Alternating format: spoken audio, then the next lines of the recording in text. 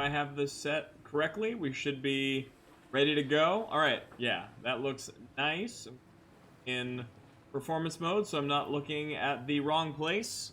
Hello and welcome, everyone. This is Level 1 Adventuring. I am your host and Dungeon Master, Wolfe Scott. If you have never been to our stream before, welcome. We're happy to have you. If you have, good to see you again. What is this stream normally if you've never been here? Well, that is a great question considering recent events in the tabletop role-playing community space, which I'm sure we'll talk about at some point on the channel, if not tonight. This channel was originally born to be a 5th edition D&D ongoing campaign channel, which we do have an ongoing campaign going on Wednesdays.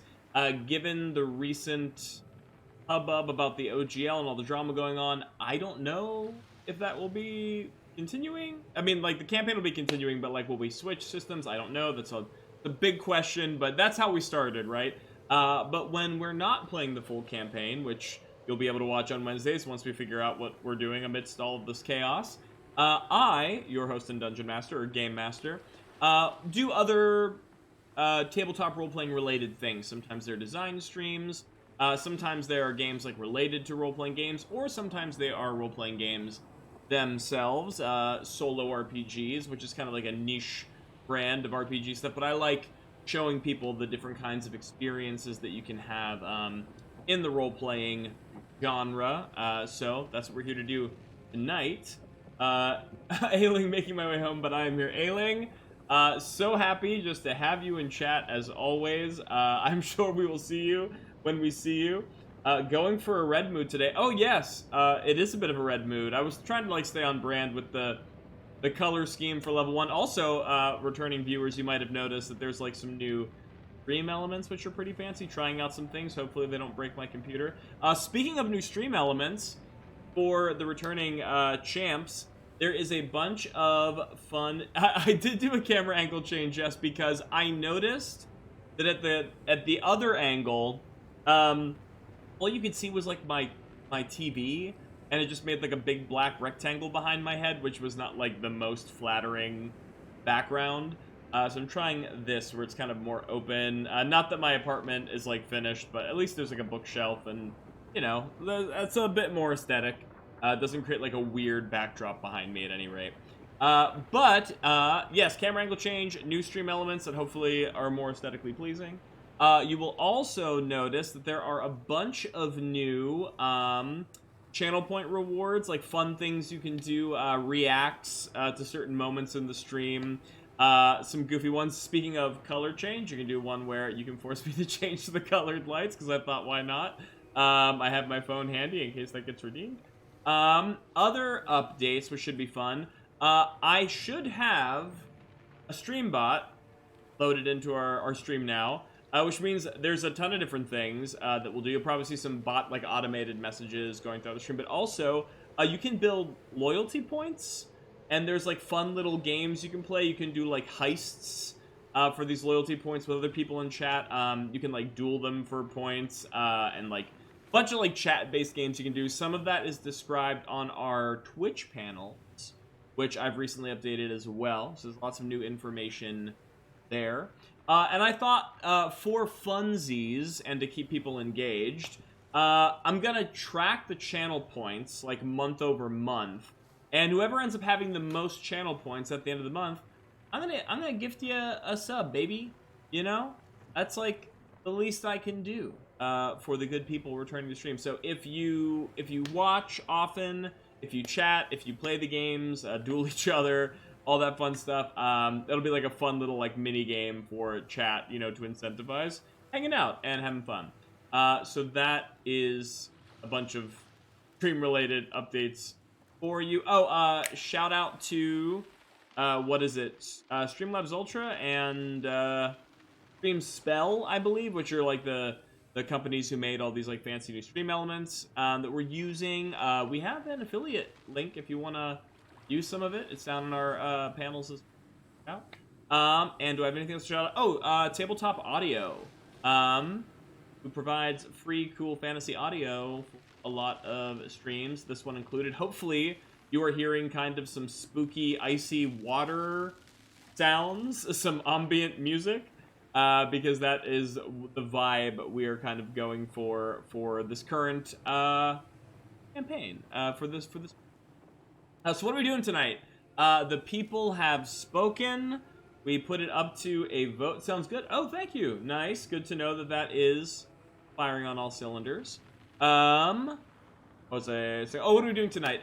So the people have spoken. I had it in our Discord poll, which, by the way, if you're not on Discord, check us out. All of our socials are linked. We're still trying to figure out what we're doing with the Discord. I was trying to turn it into a Ailing, please refrain. Ailing, you're being yelled at by the stream mod. I don't know what you said. LOL. 3 messages deleted. Wow, you got really yelled at. Maybe I'll have to tune the stream bots. Maybe they're a bit too stringent. We'll play that by ear. But for now, I guess you might have to. Oh, hey, Mochi, what's up? Good to see you in chat as well. It's so weird. I can never, like, see who's truly in chat until they, like, speak, but, you know, that's a... Well, oh, but Mochi got through. Wow, okay, hilarious. I don't know. Apparently, Ailing, you're just getting picked on by the level 1 construct. But the Discord was originally... we were gonna make it a, what's the word? The bad butt word. I'm being bullied by the bots. I'm sorry, I have, the bots, they are, going through their own AI uprising at the moment, so they are want to do what they will. But yeah, because of all the OGL stuff, I don't know if we're gonna do a 5th edition play-by-post thing. That's still up in the air. We might do a different system. A lot of things are up in the air there, but we won't talk about that right now. What instead we will talk about is what we are doing tonight, which is Rune. What is Rune? Rune is a solo RPG, a tabletop RPG, that is created by... I always start the name and then I forget the name halfway through. Spencer Campbell. Created by Spencer Campbell, who also runs a great YouTube channel. Well, obviously designs games, so kudos to him, but also runs a great channel talking about other solo RPGs that you can play, some that I'm researching myself to get involved with. But this one that he has designed and that we will be playing through is meant to simulate the experience of playing a Souls-like game. So if you're not familiar with what a Souls-like game is, you probably are, being that, their incredible popularity these past couple of years. But they're like a very specific brand of like very hard video game. Mostly they're in like a sort of fantasy medieval setting, where the prevalent themes are like you are cursed, you are like cursed to be born and die and reborn and die again to like these terrible, horrendous beings. And then, like, through your perseverance and your struggle, eventually, you succeed. And it's all about kind of, like, beating your head against the wall and learning how to, like, get good before you can ascend, right? So it's sort of meant to replicate the feeling of those games. And we've played one game of it so far. And apparently, like an average Tuesday, yeah, exactly. Just constantly be tortured by, eldritch horrors and fallen gods, and then have your soul cursed to feel the pain all over again the next day. But we did one stream of it, and it got, like, a lot of pop. Like, people were really into it. And, in fact, it won the vote for tonight, so people obviously are into it. So, yeah, we're going to continue our adventure. Let me pull over to Solos. Hopefully that switched over without much issue. So I have a bunch of different like little transition. I know, you see that transition? Like, come on now. Like the production quality is increasing at an alarming rate. Oh, it's playing battle music right now. I don't know if I want battle music for this moment. I just want the save move. I believe it. Anyway. Eventually we'll have battle music knowing this game. But, okay, so now we should be on stream view. Okay, so this is kind of the look and feel of Rune. I dig the art style of this minimalist, like, black and white with, like, splash of red. Really hot stuff. This was, like, my little homemade map. Also, I was going to say earlier that the ambiance in the background really fits with the wet and dreary, awful rain. Oh, I'm sorry, like, I don't mean... Hey, 20th OD! I just, 20th OD, I saw you just joined. Thank you for joining us again. Happy to have you. I think, our level 1 construct greeted you in kind, which that means the bot is working. That's great. Ailing, I'm sorry that you have to walk home in the rain. I promise I did not choose this track because I want you to feel like you are suffering further. 20th OD's Dylan. Okay, from Discord. Nice. Good to know. Mental note taken and hopefully not forgotten because this brain can only hold so much brain juice at a time. Yeah, I picked this dreary, wet atmosphere because if you remember, we are adventuring along the Grim Coast, which is sort of the starting adventure location. To give you kind of like a brief, what's the word? Rundown of the lore so far. So we are what is known as an engraved. That is what the people of this universe are called. An anonymous gifter gave to... Whoa! Hello! Oh, hopefully you just saw my my notification for the subs, which like has like blaring guitar track. I picked like the most metal one I could find. Oh, that's another update that I forgot to mention. So you can see that we have a sub goal right now, and the reason why I wanted to set a sub goal is because I found out, so like you can have custom emotes in your streams, right, which I haven't set all the way up yet. As you can see, I'm slowly but surely making lots of progress. But I realized that the current custom emote slots we have is not enough to represent every member of the party. I think like one person would have to be left out of like the custom emotes, which like, you know, no fun. Everyone should have a cool custom emote that people can like spam in chat. And like other characters too, like maybe Percy. Percy seems to be a fan favorite. Granted, there's only been so many NPCs introduced.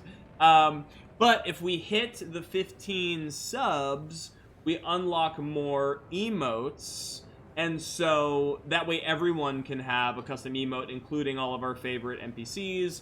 So that's kind of the goal right now. Thank you, Anonymous Gifter, for giving away that sub, so I remembered. I appreciate that. LOL, it's okay, I suffer with John. I just saw that alien. We all suffer with John, with Johann. Do it for Percy. If anything, fans of level 1, you should know that we're always doing it for Percy. Percy... That sweet boy. So, what was I saying here? Oh, yeah. So, the Grim Coast. So, in the picture in the bottom right here, you can kind of see the vibe of the Grim Coast in the description here. Icy wind blows against your grave-marked skin. A heavy weight hangs in the air of the Grim Coast. Atop a hill in the distance, a singular keep stands above a desolate land, carving the sigil into the ground you pair. So, that's why I picked this, like, a spooky, wet... ocean atmosphere. So anyway, wow, there's so much going on. I love that chat's like popping. It's a lot for my brain sometimes, but it's fun. So we are engraved. What does that mean? This world, kind of like Elden Ring, runs on this magical system of runes. We've sort of learned that these people who control the various realms called rune lords, that like have a grand rune that like ties them to the island, and we are unique in that we are able to recarve our runes, right? Which means that are like bound to our soul. So that can change our powers and things like that. But it also kind of makes us this dangerous outlier because we can sort of change our fate, where other people's runes are like bound to their realm and their world, and to keep it sort of like ever ongoing. The Dark Moist Island. Yeah, that was the playtest name for the Grim Coast, was Dark Moist Island, but they wanted something a bit snappier, so they went with Grim Coast.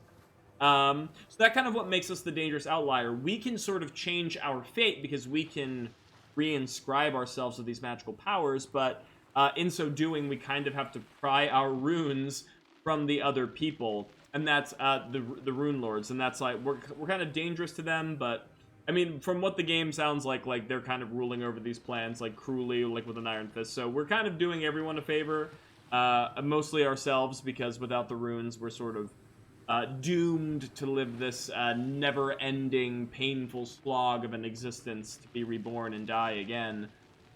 So this is our map. And I'm quickly remembering how this game works. So this is the map of the Grim Coast. This is Johann. If people don't remember our main character, this is Johann. Look at that. Look at that brave sunlit boy. Johann is here, represented on space 1 of the map. Who else did we meet in our last adventure? Tendrick the Ferryman, who's a character I just purely made because every Souls game has like that like one character who like shits on you all the time. And it's just sort of like, fouling grave. You've done nothing but fail. You know, so that's like kind of Dendrick's whole point. We met a spectral ferryman who brought us across the water to fight the Lost Knight. I didn't put the Lost Knight art in here. No, the Lost Knight art is so good. I'll have to find it. We fought like a really badass knight boss who almost whooped us, but we got him in like the last few turns. And so our big thing right now, I took a note. Dendrick, we meet again. Oh, fouling grave. Nothing you've done will ever amount to nothing. Let's see here. Oh, I put a compass rose on the map because I literally always forget which way is east and which way is west. I know that's such like a kindergartner thing to forget. Like I know my right from my left, but I don't often know my east from my west, which is shameful, I know, considering how much like fantasy like role-playing content I ingest that have beautiful maps. But okay. So if I remember correctly, I made a little note. So point 1 on the map where we are at. Do you want Johann to get lost? I mean, a couple of friends were talking about forgetting east and west. It's strangely hard to remember. I don't know why. I mean, like, I get why if you're like in 3D space and you don't know which way is north, then obviously it's hard to know anything, right? But like when you're just looking at a flat, like a 2D surface, why is it so hard to remember east and west? No eating sour worms? Is Dendrick eating worms? Is that part of the lore now? I'm okay if it is. Just a mouthful of sour worms. I'm directionally challenged. I struggle to figure out left and right without looking at my hands. Yeah, that I always got like the L trick, you know, and then after that I was like, oh. But yeah, so point 1 on the map, which is where Johann is at, this is where the sigil of the world, one of the sigils of the world, is carved. So if we die in Dark Souls fashion, this is where we respawn, where we come back to sort of regain ourselves and head out into the fray. And then all the other map points are various points of interest. We've discovered actually quite a bit in our last session. We cleared out a lot of the map. We fought through this forest like twice with this like cursed tree that like I had to give I was like looking at my character sheet and I was like, why do I have a -2 maximum health everywhere on the map? What is that? I had a habit of getting port and starboard confused when reading ocean-related stories. Yeah, you've just added a whole other layer of me not knowing things in my brain. I wouldn't have even thought, like, I guess it makes sense, yeah, if I'm like reading a fantasy story or if I'm like playing Spelljammer or something, it would like behoove me to know what is port and starboard. I've never had to think about it until this moment. So yeah, that's gonna be something else I'm constantly worried about, especially if I ever get myself into a naval campaign, which I did once actually, with Garrett, who is Johann Byrne on the stream. He's an excellent DM. We played like a pirate campaign. That's pretty cool. But I was like, yeah, why the hell do I have -2 HP all the time on the coast? And then I forgot I had to like give my blood to the tree so that like I could learn about the world and it's like a permanent debuff. Like there's weird shit happening. I did. Thank you. Ailing remembered instantly. Like, you fed a tree. I had to comb through my notes. It's like, what was happening there? But, so the story so far, at least what I remember... Oh, we're back to the... I feel like there's got to be a way to keep this looping. Looping the third, you know what I mean? The Blood Hungry Tree. Oh boy, yeah, there's... Well, here's the thing. We rested at the... I almost said the Site of Grace. LOL. The Sigil, which means the tree is back, baby. I don't think we ever have to go back to the tree zone because we've discovered... I've been taking notes, right, on everything that we've seen on... Yeah, we've done everything on the tree. So I don't think we ever have to go back to the tree. That's good for us. But there are a few points of order. Because I have the Necromancer's Key. I have 2 health potions, which is great. So the Necromancer's Key specifically says use in the Graven Keep. Now the Graven Keep is presumably the big bad boss area in 5, right? But there are still a few things that we have yet to discover on the map, which is actually in points 2 and 4. Because we cleared out this island, I'm pretty sure, of everything. Of, like, day and night cycle. We, like, get past... Oh.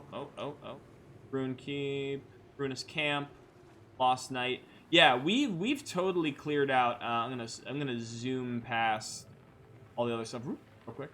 So I think the only thing we have left to do is explore 2 and explore 4, and it's mostly the village at night.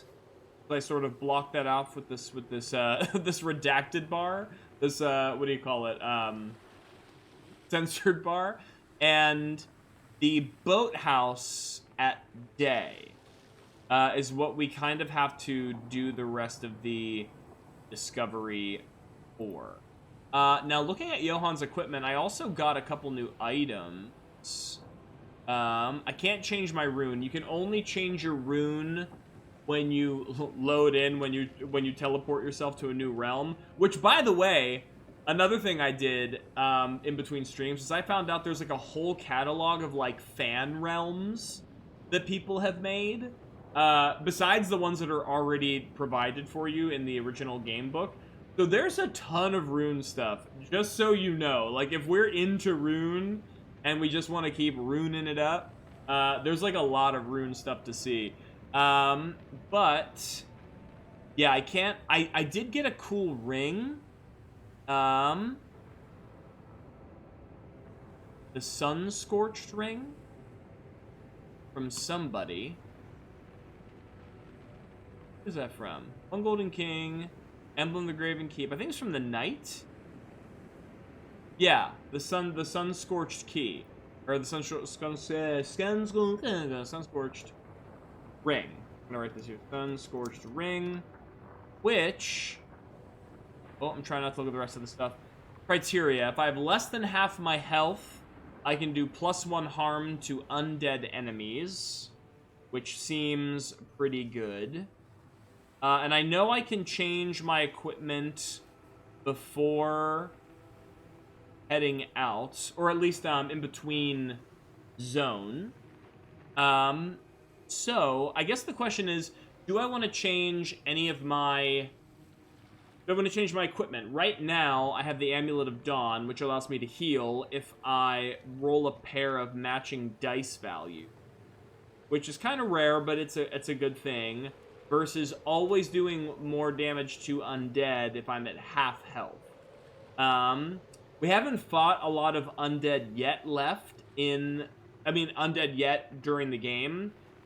Which kind of makes me feel like the enemies that we have to face yet, especially because they're fights at night, may be undead. So, what does chat think?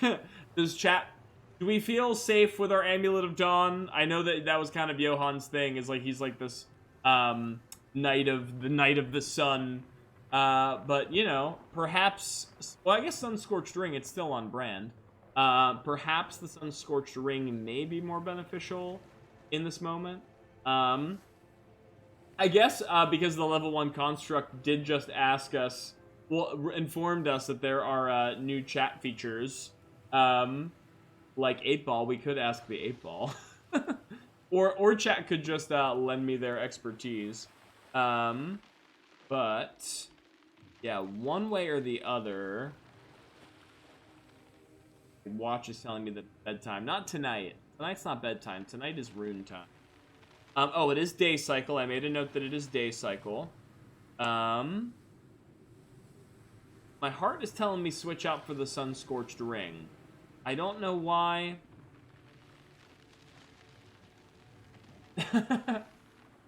Is ring better? Your request has been denied. I guess not, says 8-Ball. Aw, sad face.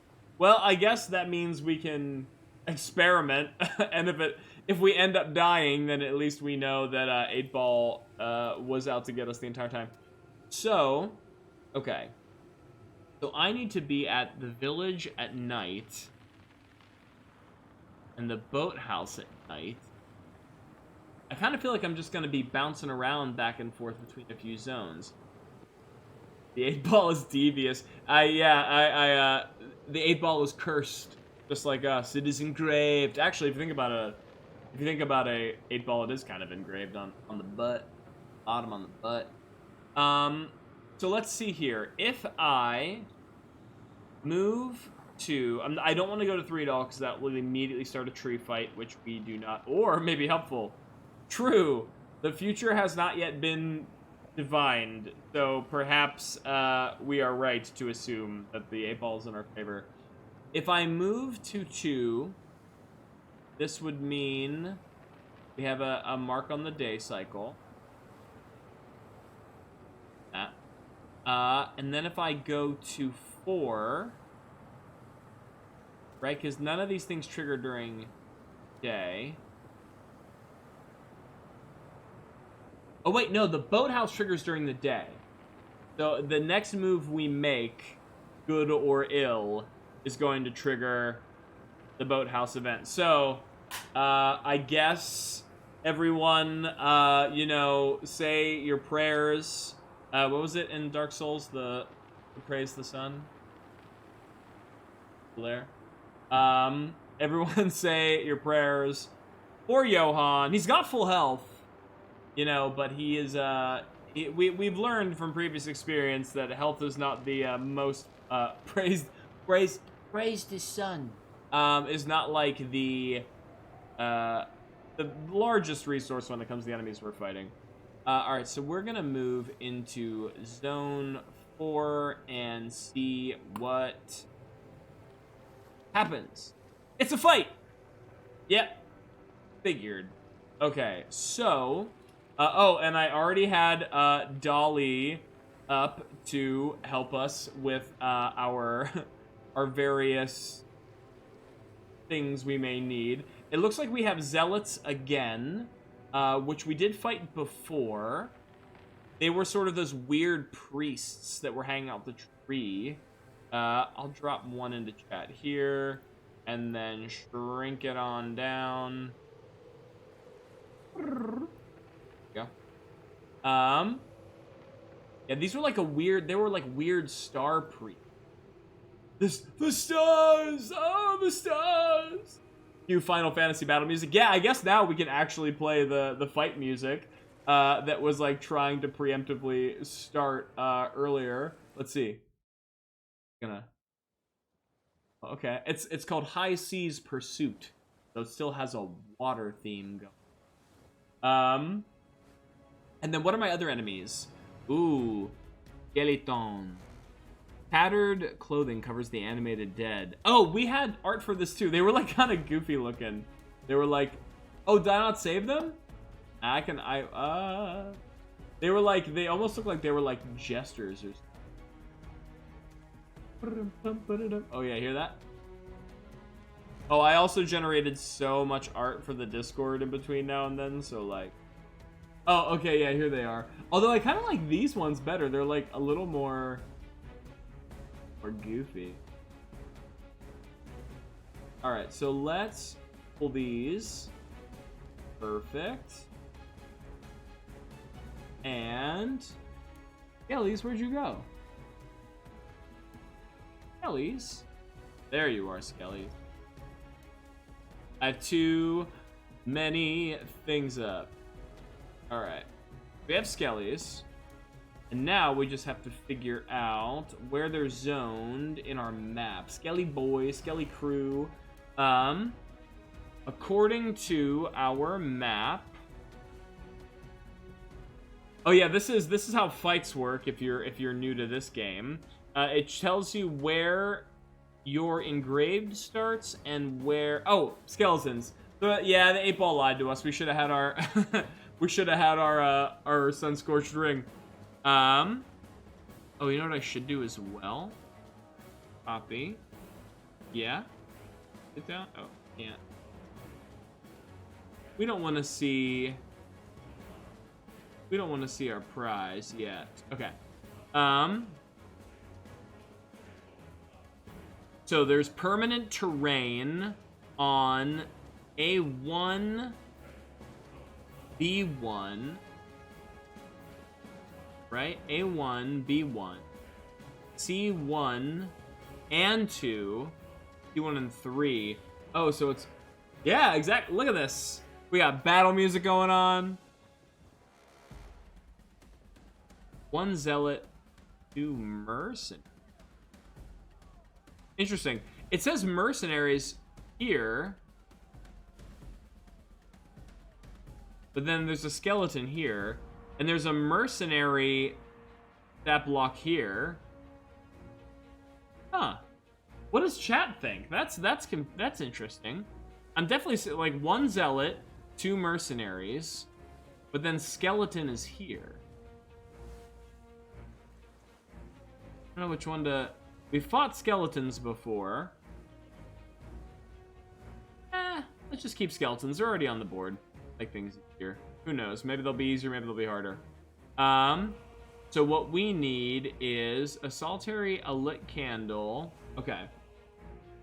How about we play solitary structure along a craggy coast? Let's let Dolly do some magic. So we'll say spooky was the keyword to make good art for this game last time. A spooky boathouse covered in frost. Maybe that's all I need. A spooky boathouse covered in frost. Fantasy, digital. You know? Boom, boom, boom, boom, boom, boom. And then we'll see. Maybe that's all we need. And then we'll be able to add our terrain. Ooh. I don't like this one. It kind of has like a... It kind of has like a... mystical doorway kind of feel going. Okay. So, that is at A1.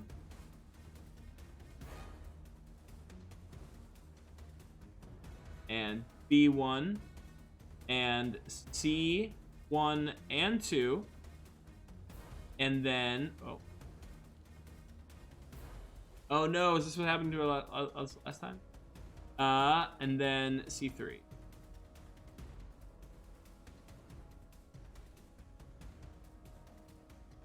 Oh, it's doing that dumb thing again where it like wasn't letting us hit that.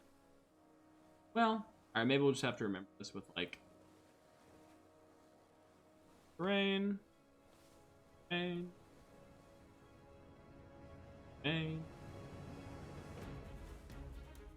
Error. Yeah, right. I know that. And then terrain. We'll just do that for now. And then we had 1 zealot, 2 zombie. The zealot starts at A2. The zombies, or I should say are at B2 and C3. There we go. And where does Johann start? Engraved is at A... Right? Perfect. Perfect. Oh, you know what? Made the boathouse again. Perhaps I can still make...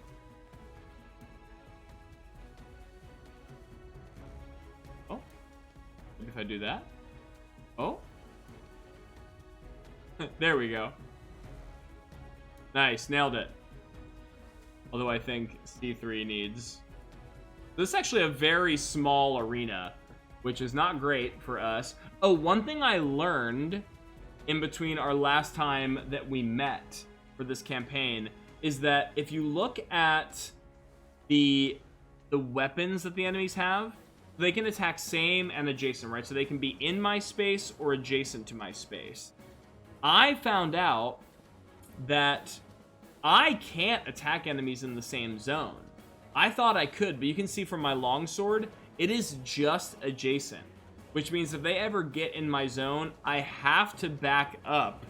Otherwise, I cannot fight them, which adds like a whole new dimension to combat. It's a lot more evasive. I guess like it's emulating the dodge rolls of Dark Souls, and it's also emulating like getting swarmed by a bunch of enemies at once and getting like stagger locked. You know what I mean? When that like you're just like taking hit after hit after hit and you can't do anything. So we come to the boathouse during the day. There's a zealot who's, oh, the stars, and out of the ground, the skeletons begin to rise. Johann draws his blade, and we begin combat. So, yep. But to say, one thing I knew that I was gonna need to do is refresh myself on the combat rules. It's been a while since we've battled. Yes. Yes. We're gonna have to roll everybody's dice. Yep. This is the rounds. Determine enemy actions. Okay, so we need to roll 3 dice for each enemy. So left to right, zealot, zombie, zombie, zealot, zombie, zombie. Okay, so zealot is move 3, harm 1. So he's just gonna get right up in my zone. Okay. And then the zombies, I keep calling them zombies, the skellies. They are gonna go 1, move 1, harm 1, 6, move 2, harmed. Yo, they're about to just swarm. They're about to just swarm the hell out of me. Okay, so we've determined their enemy actions. Move enemies and non-harm actions. So they have to move closer to me. That's like their stipulation. So he only needs to move 1, but he can move 3, so he has to move into my space. So I cannot attack him in my space. I have to move out of his zone to be able to do any damage. Number 1. Now, Zombie 2 got a 1, so note 2, 1. Skeleton 2 got a 1, so it's going to move 1, harm 1. Now, this kind of saves us a little bit because they cannot attack adjacent. So good for us. But if we end our turn adjacent to... Or, sorry, they cannot attack diagonal. But if we end our turn adjacent to it, it's going to be able to do harm 1 to us, which is not great. Now, the last skeleton is going to move 2. So 1, 2, harm 2. So pretty much immediately, Johann just shows up and everybody is on him. Just on him immediately. Okay. Now that we've determined the enemies, we have to determine our engraved actions. I have 2 stamina, which means I can roll 2d6. Here we go. Boom, boom.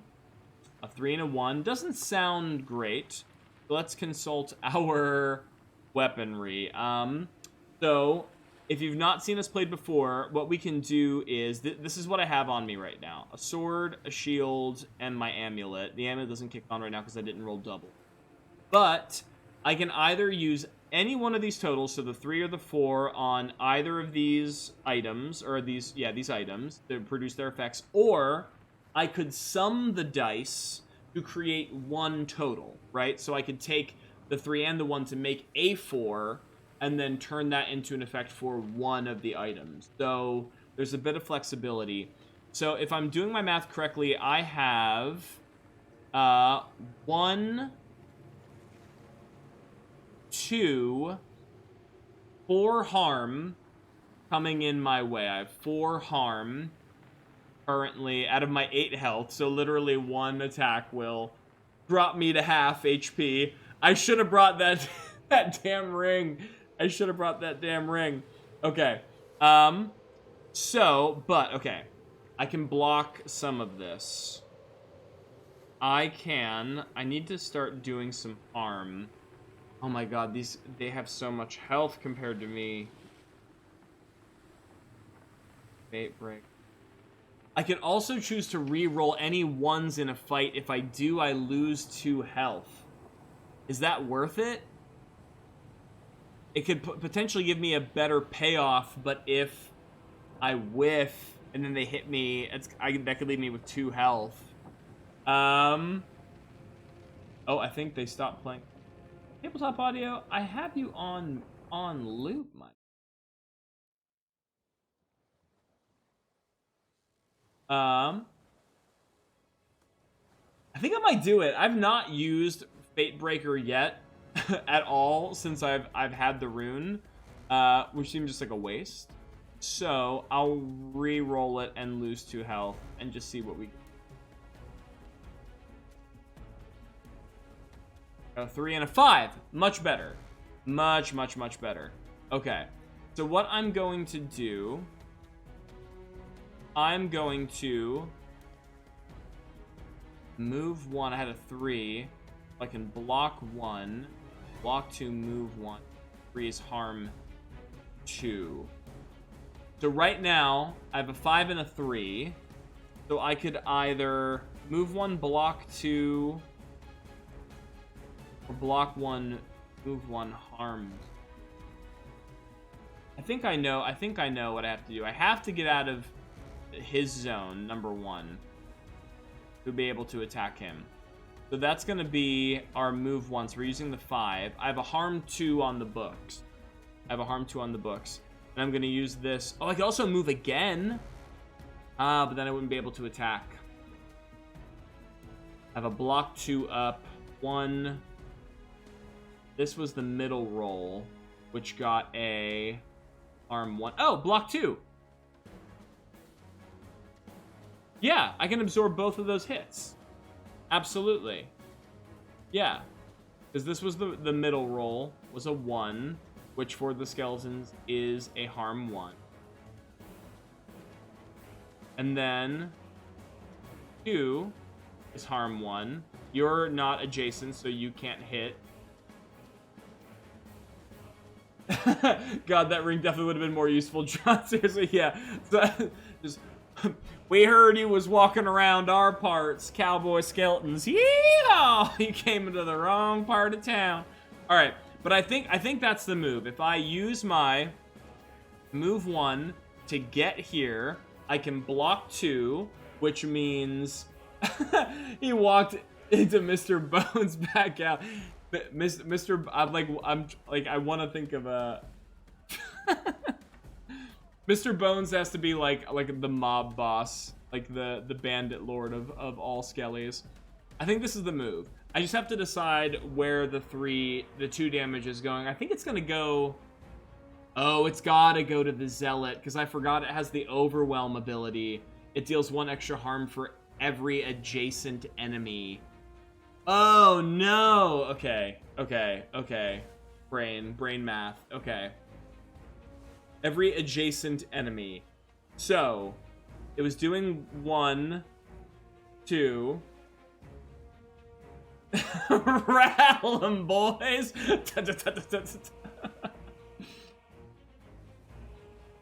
Sweater like... What is that word they keep telling you not to say, Loki? Is it badgers? I don't know. Okay. So I think I'm actually gonna take an extra damage in this because there's an extra adjacent enemy here.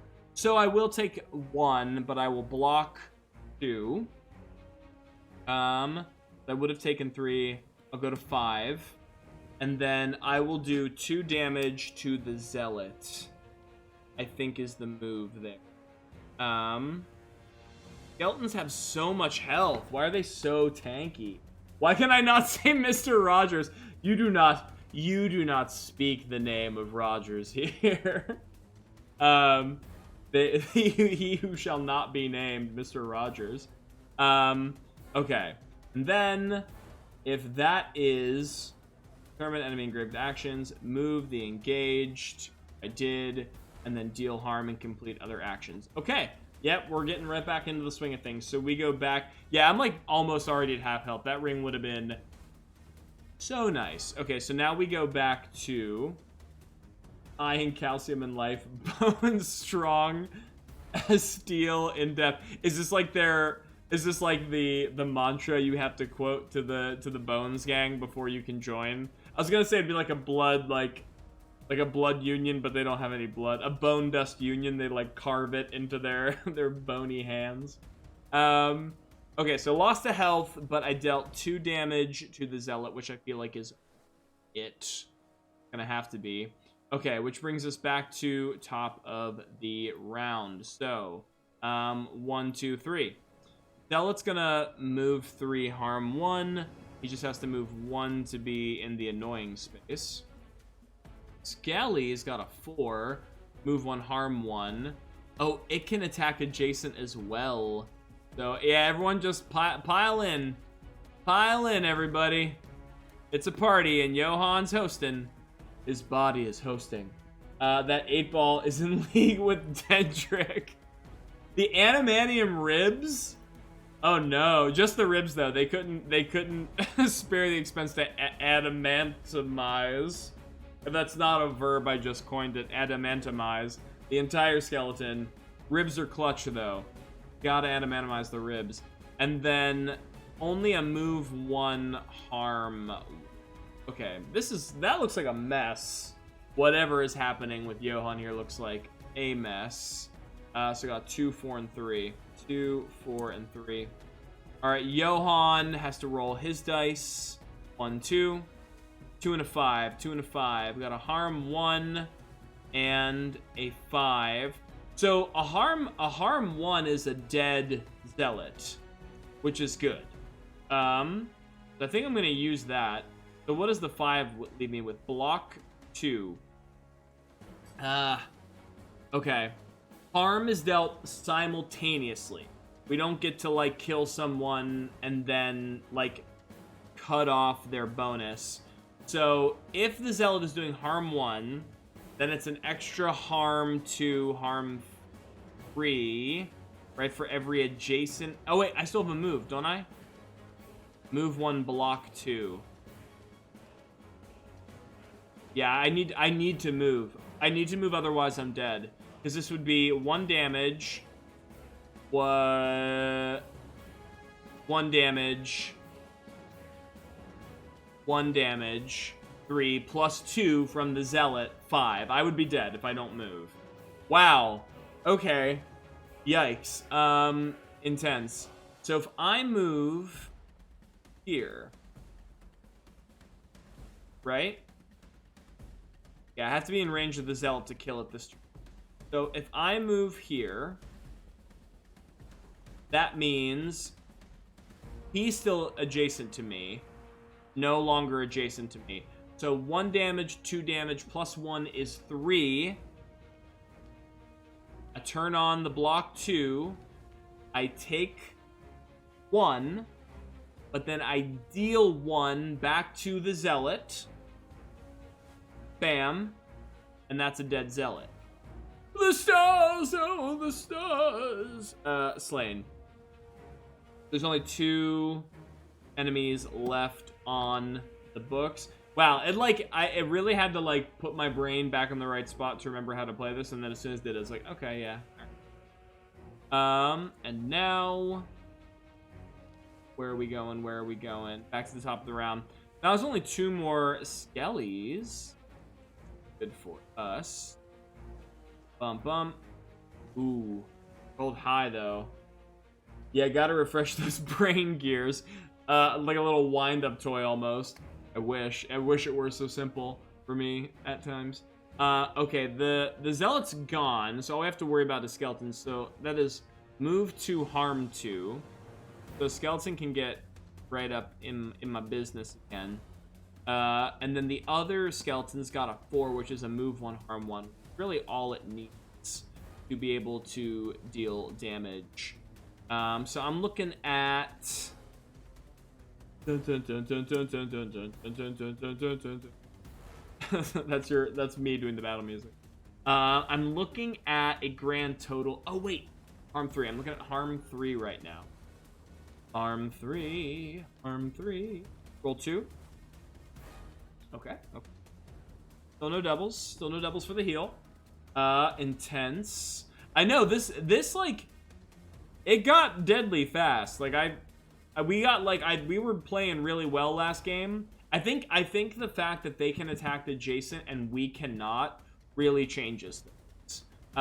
Because it just means that they have much more opportunities to corner us or get us into, like, we haven't really moved. We've moved like 1 space. Remember, like, kiting enemies before? Battle music just turns into the trumpet cover of E1 M1 from Doom. Ooh. Wait. I'm hearing. Oh, I think it actually looped this time correctly. Good job, Tabletop Audio. We love you. Okay, so I got a 3 and a 2. What am I doing with that 3 and that 2? I have. I just saw they drink milk from so long ago in the chat, and I was like, who's drinking milk? Oh, zombies drinking milk. Wait, the skeleton's drinking milk? I kind of feel like. I was gonna say that's cannibalism, but that's not exactly true. I mean, calcium is good for your bones, but it doesn't come from bones as far as I'm aware. It still is, you know, hey, I don't know how they drink it. Recalcification, yeah, they just like bulk up. It pours all over the... That's what I was saying, they can't really ingest it, they just like... It's like that meme of, like the guy in first place, but he's really sitting on the bottom shelf and he's like shaking up the soda and like spraying it all over himself. It's just that, but they're dumping milk all over their heads excitedly. Alright. A 3 and a 5. I got a harm 2 on the books. Armor made of bagged milk. Okay, first of all, that is a horrifying visual. But you just reminded me that bagged milk was a thing. I haven't thought about that since middle school. A lot of people don't know what bagged milk is, too. I'll talk to people about, like, school lunches when you were, like, a kid. And they're like, oh, no, we had the cartons. Duh. And I'm like, nah, dog. You had to have that little flimsy plastic pouch that you stabbed, like a Capri Sun. And you stabbed it through the other side 50% of the time. So you just had this bleeding out puddle of bagged milk in your tray. So you always remembered to put it in the slot on the tray that had like the divot in it, so like your milk would just pool there safely and wouldn't touch any of your food. Because I'm one of those people who doesn't like their food to touch. Only got it once, but blew my childhood mind. You know what'll really blow your childhood mind? Not only bagged milk, bagged strawberry milk. Yeah. Bagged regular milk, F tier. Bagged chocolate milk, like B to A tier. Bagged strawberry milk, S tier, a rare find. Okay. God, sorry, I just went on a milk tangent. All right, so what am I looking at here? I'm looking at a harm 2. I'm looking at a harm. I'm looking at harm 3. Looking at harm 3. Mind blown sound. The Tim and Eric awesome show meme. All right, so I rolled a 3 and a 5. What am I doing with that? I'm definitely moving 1. Yeah, I'm definitely moving 1. Because now I can attack. And I got a harm 2 on the books. And then I can use the 5. I can also move again, but I don't think I want to. Because I got a block 2 on the... And the first... This skellies hitting me for 2, and I'm blocking 2, so it'll be a net 0. So I move there. Harm happens. This skelly's got nothing for me. This has got 2. I'm blocking 2. We cancel each other out. I swing in for the harm 2 on my strike, which means now that thing is at 2 health. Bada bing, bada boom. What is this? And once they had root beer flavored milk? There's a lot of things I don't like. Root beer, like candy, I dig. Skeleton milk gifts in off topic. Yeah, please flood chat with as many skeleton milk gifts. I'm not going to be able to look at them because I'm afraid to run Discord while my computer's running the stream, because I'm pretty sure it would melt, especially with all my new stream elements. They had maple syrup flavored milk. Yeah, actually maple syrup milk, that I would mess with, but root beer flavored milk? Ooh. Also, shout out to those new stream elements, right? At least I hope. I actually can't see them right now because I'm on performance mode. I think they look pretty nice. Banana milk, also a good get. I'm wondering, like, I'd like to imagine in this world where the skeletons drink milk to empower them, that like each flavor of milk is like a different power up. You know what I'm saying? Like banana milk gives you a different ability to like maple syrup flavored milk. You know, it's the worst milk. Durian milk, like durian fruit. Like, is that that's like the jackfruit, right? The one that's supposed to smell like rank. I've never tasted it, so I don't know. It could be delicious, but what I've heard is that it doesn't smell great.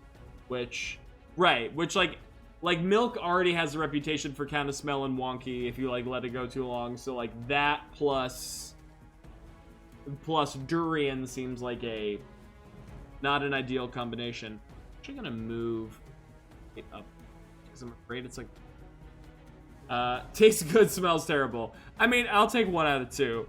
Okay. So I moved, I attacked, dealt 2 damage, blocked 2 damage, which means I'm still at 4 health. Still at 4 health. And that skeleton is at 2. So now we go back to the top of the round. Roll for the skeletons. Bump, bump. Okay. This skeleton got a 1. And other skelly got a 3. Like banana plus pineapple, that just sounds like a fruit punch. Well, I guess fruit punch is like red. It has like some sort of maybe watermelon element. Well, like I do that. I've never actually tried to eat a skeleton. I don't know why I read chat out loud. I mean, I guess because there's a lot happening. I guess also in case you watch this on YouTube later, you can hear it. Never tried to eat it. The skeleton that can drink that milk gets +10 in intimidation. Oh, that's good. That's good. Lactose intolerant skeleton just takes acid damage, I feel like. Just takes a huge amount of acid damage and melts instantly. Oh man, that's very funny. The charisma bonus and malice is a good bit. All right, so this skeleton's got what? On a 1, it's got a move 3, harm 1. 3, harm 1. The other one's got... Oh no, move 1, harm 1. I'm looking at the Zealot again. And the other one... Same thing, move 1, harm 1. Okay. Move 1, harm 1. So, move 1, harm 1. Adjacent, move 1, harm 1. I'm looking at 2 damage right now. It's just super short and squeaks when it walks. You mean after it drinks the milk? Yeah. It's like a transmogrification potion. The skeleton just becomes tinier and more higher pitched, but it is a fearsome shrill pitch. All right, so now I got to roll for Johann. Johann, what you got, baby? Oh, doubles! Doubles in the chat. You know what that means? The amulet of dawn gloweth upon my chest, and the light of the sun doth proclaim me blessed. I heal 2 harm at the end of the round. So remember that, heal 2 at end. We love to see it. All right. Make a note of that. So, but I still got 3 3s. So what do I got here? I could move 1, harm 3. I'm looking at 2 damage. I would love to be able to do the harm 3 and just kill one of the skeletons, but I think that would put me too precariously low in health. Feel confident about that. What I think I'm gonna do, I got 2, 3, the 3, block 1. This is remove 1. What I think I'm gonna do, because the one skeleton still has 2 health, so I can still kill it. I'm gonna back up. I'm gonna move 1. So it's a move 1, harm 2, and the other one's a block 1, which I don't even. No, the harm. Once again, I have to remember the harm is simultaneous. So if it rolled a 1, it's still gonna do harm 1, but I'm now blocking 1, which means we will trade for 0. I will strike for 2, which is this skeleton's remaining health, which means that skeleton is bulleted. And then I heal 2 at the end of the round because of my amulet. Listen, Johann, everything's coming up Johann, baby. We came into this fight thinking we thought we were gonna get rattled. We thought the Bones gang was gonna strike again, but turns out those bones were rattling in fear. They were rattling in fear of Johann, the Sun Blessed, as he strides into the Grim Coast and tears them asunder with his. Skeleton got bonked. Yeah, not even slash, just bonk. I want to do the song, but I don't know if we'll get copy struck. They don't know how long you can go. I'll just be like, I'm afraid to yell. And another one bites Duster. There you go. I think I can say that much without getting copyright stricken. All right. So now it's just me, Mano y Skeletano. I think I got this. I got 6 health. I'm feeling good. And clipping that. Thank you. We'll take all your clips. Thank you very much. All right. So we got 1 more Skelly on the books. I think we got this. All right. 1 Skelly is coming in for a move 1, harm 1. Pretty much right here. And then Johann's got some rolls. But. A 6 and a 2. Oh, I'm definitely. Oh, no, wait. A shield can't block on a 2, so I'm gonna take damage if I don't move on harm. It's only 1 harm. Only 1 harm, but I don't know what else is gonna happen today. We have a whole other fight probably at the other camp. All right, so I got a 6 and a 2. Maybe I use the 6 as a move. 2 is a harm 1. Maybe I just keep the block 2 and do the harm 1. It's not a lot of damage, but okay, block 2, it's doing 1 damage. I totally absorb it and I knock it down 1 point. Not the flashiest move, but sometimes you just have to and another one bites at the bone dust. What was the character in Spider-Man? Bonesaw! Bonesaw is ready! That character? Remember that guy? Is that Johann's canon voice? No, it hurts way too much to do for any extended period of time. Alright, Skelly goes. For a 2, move 1, harm 1, so it's gonna go into my space. Because it wants to swarm me. Johann rolls twice. 2 and a 3. What do we got with a 2 and a 3? We got a harm 1. 3 is a move 1, harm 2. Okay, I think that's what we do. We move out so that we can attack. Harm 2. A block 1, which will absorb the 1 that it would be doing. And then we knock it down to 1 HP. Okay. Alright, this might be the final round. I've been rolling good blocks, so I think we should be able to take this one out. Skelly goes. A 4, which is a move 1, harm 1. Gets back into my space. You're not quick enough, baby. You're not quick enough for the Johann.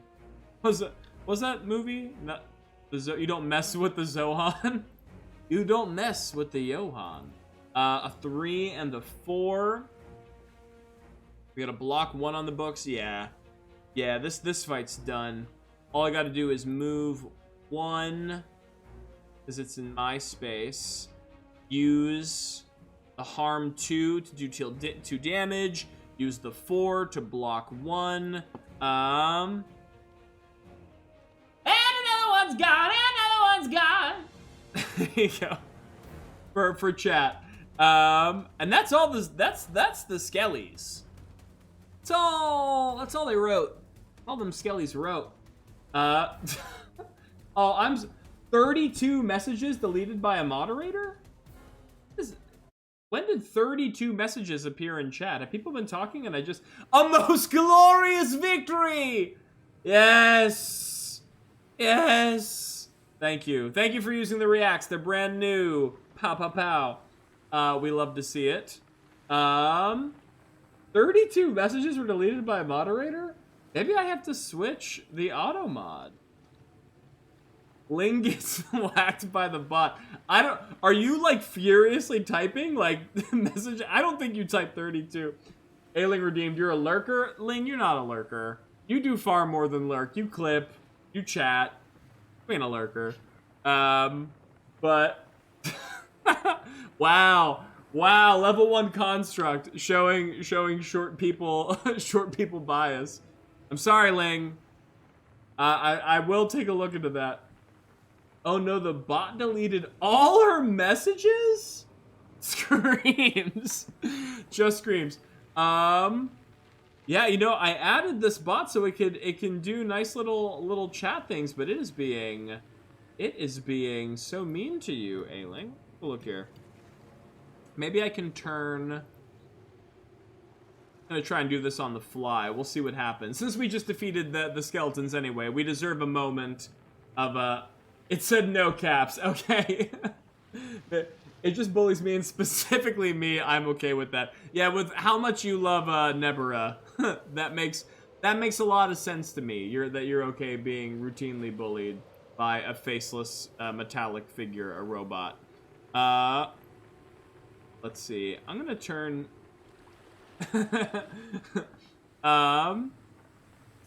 Link protection, caps protection. Yeah, I can turn this down. It's gonna say none. Why do we need caps protection? I'm not mad about it. All right, we'll see how that works. Turn it off. I don't know what the settings if it'll switch midstream like that. Hopefully it will. Okay. And now we're back into the sea of moving ice. Yeah, that battle, that got harrowing for a second when I was dropped to half HP, but luckily we rolled the amulet heal. So maybe, now I don't know, because the ring would have been sweet, but the amulet heal did get us back into a really good position. I feel like they're kind of even-keeled. Yeah, that escalated quickly. But now that we finished the fight, let's see. When defeated, a note is left that reads, "Meet me on the island to finish the hunt." So, we know we've been to the island, chat. Another cool thing about this game is that the lore is kind of mysterious, right? The lore is kind of very Soulsian, that, like, you don't get a lot of the story just in the PDF. You have to, like, kind of piece it together from all of the descriptions. So we've been to the island. We know the only two things on the island were a necromancer with skeletons. That was our first one with the skeletons, and the Lost Knight. And the Lost Knight actually has beef with undead. So this is a note that says, and we presumably, assuming that this means us to fight skeletons since they're here.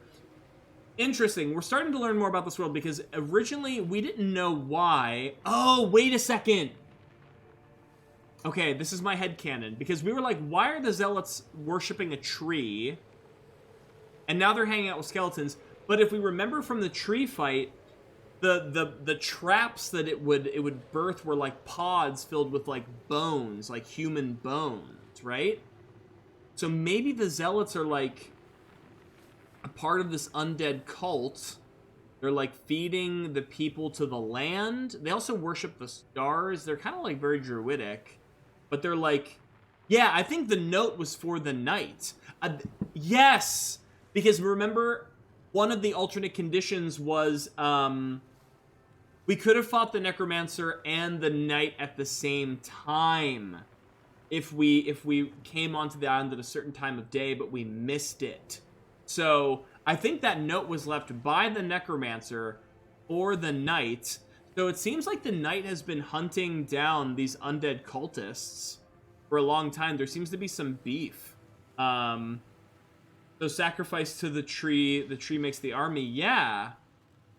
Why would they need an army? What do they... Maybe we'll find answers in the keep. But why would, like, these cultists need to make an army of skeletons? Interesting, though. That is really interesting. So we finished a fight, which means our day tracker also goes up. We're like midday right now. Now let's see what this other secret thing is right here. Oh, we can do a search, which we're gonna do, and search also takes up a day action. We're almost to night, which is perfect because we want to be at night for the village fight. So we get +2 lore. Hey, we love that lore, baby. Give me that lore. Nom it up. Now I'm at 6 lore. And star charts. 2 identical maps of the stars, a moon compass on one, a sun compass on the other. How fitting that I made the day and night cycles. Stars. Well, why no villagers? Did they try to revolt? Got turned into skeletons? I mean, yeah, yeah, that's true. When we went to the village in the daytime, yeah, no, the star charts are sick. I mean, they would have been better earlier in the campaign. I mean, I guess that's why this game is kind of fun and unique. Depending on your journey through it would have ended differently, because the star charts allow us. Normally, the ferryman. The ghost ferryman, which takes us across to the island, can only do it at night. But, if I'm not mistaken, if you have the star charts, yeah, right here, you can travel during the day. So this would have been a much more useful pickup had we done it earlier in the adventure, because then we could have taken the boat whenever we wanted. But, like, still, I'll take some cool star charts. Honestly, I'll take the lore. Because the lore is what unlocks secret things in the game. So I'll take some free lore. But yeah, that's true. When we go back to the village, there were no villagers there. It was abandoned when we went there during the day. So maybe they are being grind me bones to make me bread. It gives a lot. I know we just made up Dendrick. But, like, the fact that Dendrick is, like, the only other, like, living soul on this. Nocturnal villagers. Well, hopefully nocturnal and not, like, bloodthirsty, but knowing this game, they'll probably try to murder me. The fact that Dendrick is the only other living creature on this island, even though we totally made him up, does imply some things. Alright, so we got our +2 lore. We got our star charts. I'm gonna make a note on our inventory.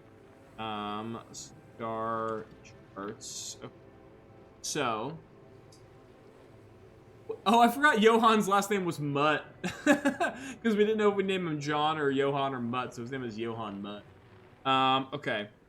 So, here's our next debacle. So, if we move here, if we move into 2, that's going to be a move action, which means it will become night by the time we get there, which means as soon as we hit space 2, if there's a fight on space 2, it's going to happen. Which means we need to be prepared ahead of time. So I guess order of business number 1, do we switch our item? Do we put on the amulet or do we keep the ring? That's number 1. And then the other thing is, we have a healing vial, which we can only use it for health during the exploration phase anyway. Because I feel like once we go to the keep, that's gonna be boss mode. right? I'm not going to be able to use the healing vial during the boss mode.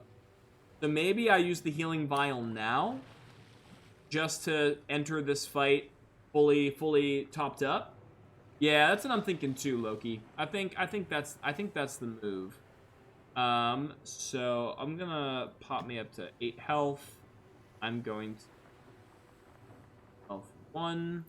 So yeah, I guess the only other order of business is, do we keep the ring or do we switch? Or I'm sorry, do we keep the amulet or do we switch out the ring? No? Yeah, I'm thinking the same thing. 20th.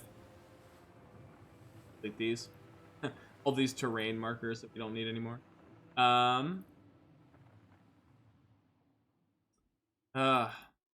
It's like such a gamble now, knowing now that I know like the lore with these like undead, you know? Could be it. Deleting all my terrain markers. Okay. All right, so I'm healed up. I got 1 healing vial. I got the key to using the keep. What do we say? Ring or amulet?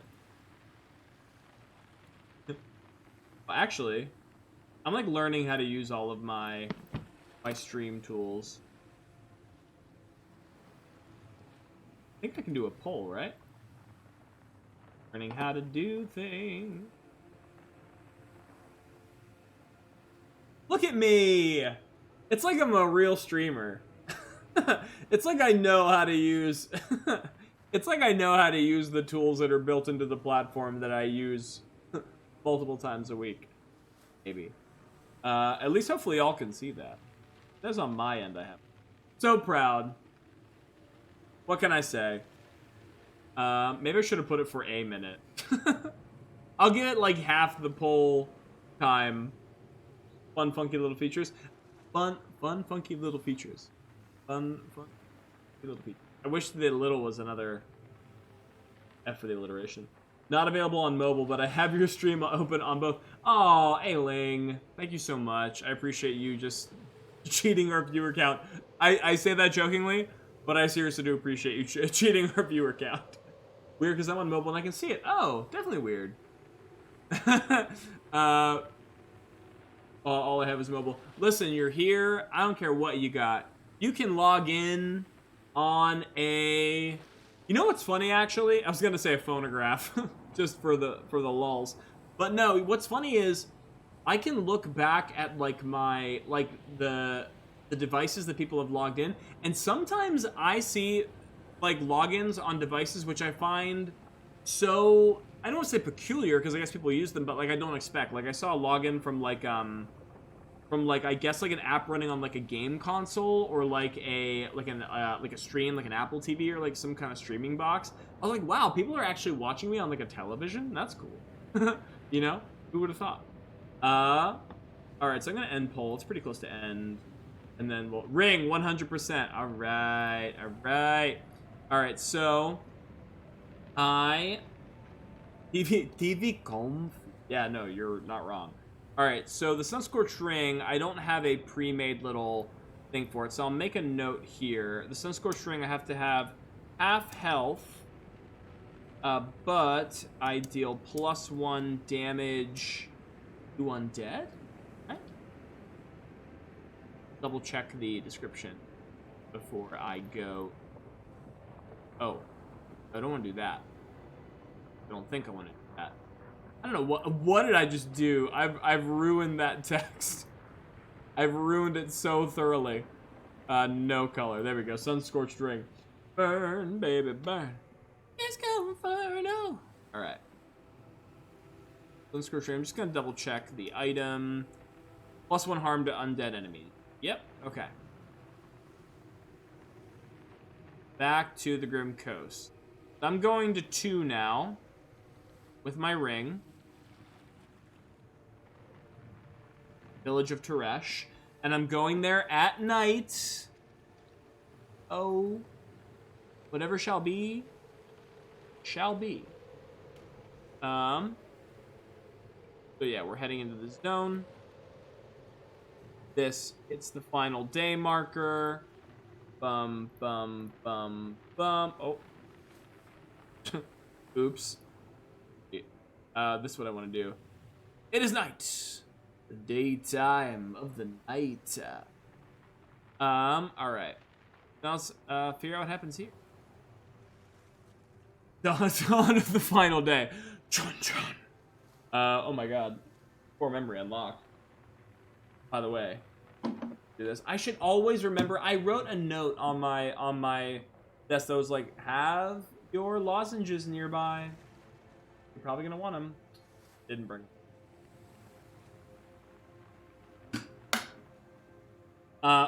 Giving me PTSD. You know, it gives me, it scares me when I think about that game. Is when like you get to like the third day and like when it gets really close, and you're normally restarting in Clocktown, and like the music just like pitches up a little bit. It's like, and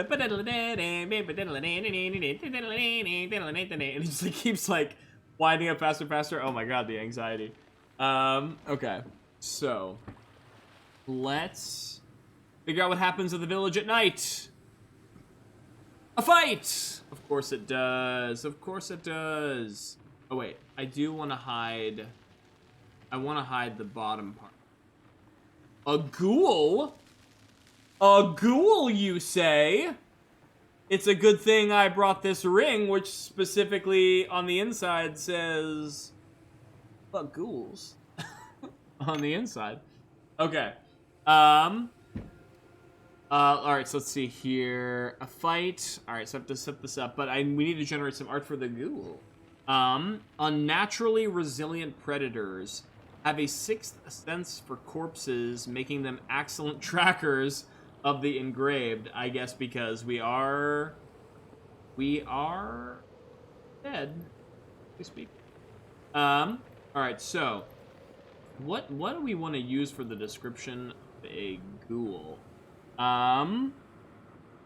Excellent trackers for the undead. I kind of, when I think of tracker and they track the undead, it makes me kind of feel like they might have a rune on them, like the runes connect us somehow. So I'm going to say, spooky, because once again, spooky makes all the best art for us. Spooky ghoul, razor sharp teeth, with a rune engraved in its chest. Fantasy digital art.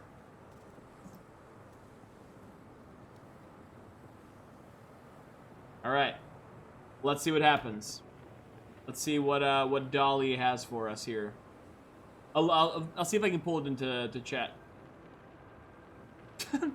That is not at all. It just gave me. It looks like a necklace. I'm gonna say spooky undead humanoid creature. Maybe it doesn't know what with razor sharp teeth and a rune engraved. It like literally just looks like a necklace of teeth, which is not exactly what we want for this moment. We want a being of some kind. All right, and then, ooh, I kind of like this one on the right. I mean, not what you traditionally think of when you think of ghoul, but like, I mean, I definitely like that has a symbol on its chest. I think this one might be the winner. That thing. That's the one. Make sure I still have the skeleton art ready to go. The skeletons now look so goofy compared to everybody else. Everybody else looked like really scary. Like it did say in the description that they were wearing fanciful clothes, but it like makes them look like jesters. Kind of looks like it's wearing alien lich robe. Yeah. All right, we're gonna use that one. Perfect. So now we got to figure out what our battle map. Oh, I'm opening the wrong thing. We got to figure out what our battle map looks like. There's one ghoul at B3. There's no terrain. All right, so this is B1, 2, 3. Nice. Got a ghoulie. And then we have skellies. How many skellies? 2 skellies. A1 and A2. I should have just kept the skeletons that I killed from last fight. It would have been easier. All right. Skelly in there.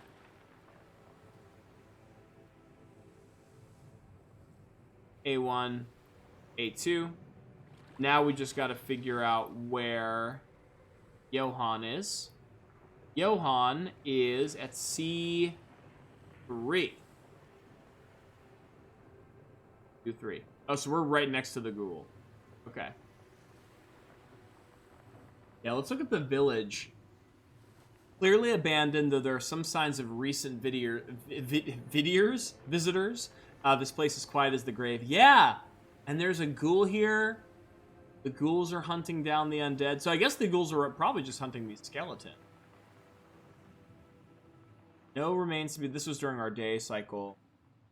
The valuables of every home are still in place, waiting for their owner's return. So, that's interesting too. Because it's not like this cult came to the village and, like, took everyone. It's like the villagers left one day and never came back. Huh. That's peculiar. Maybe they were led out by the cult, you know, like tricked, maybe to the forest, and then fed to the tree. Resident Evil 8 vibes. Yeah, no, for real, like untouched, as if they're waiting for their owner's return. Like it sounds like they were tricked, which I guess would make a big reason for the night to be so, what's the word? Like haunted. I mean, imagine if you were a knight, like sworn to protect your people, and they all were like led astray and like sacrificed. The lore deepens.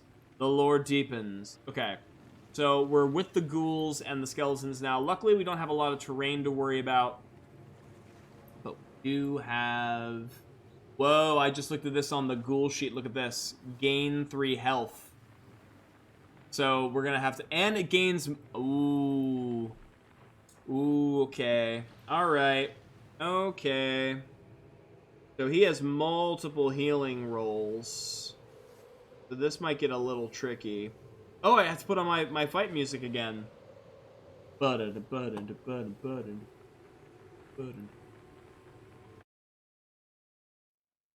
All right.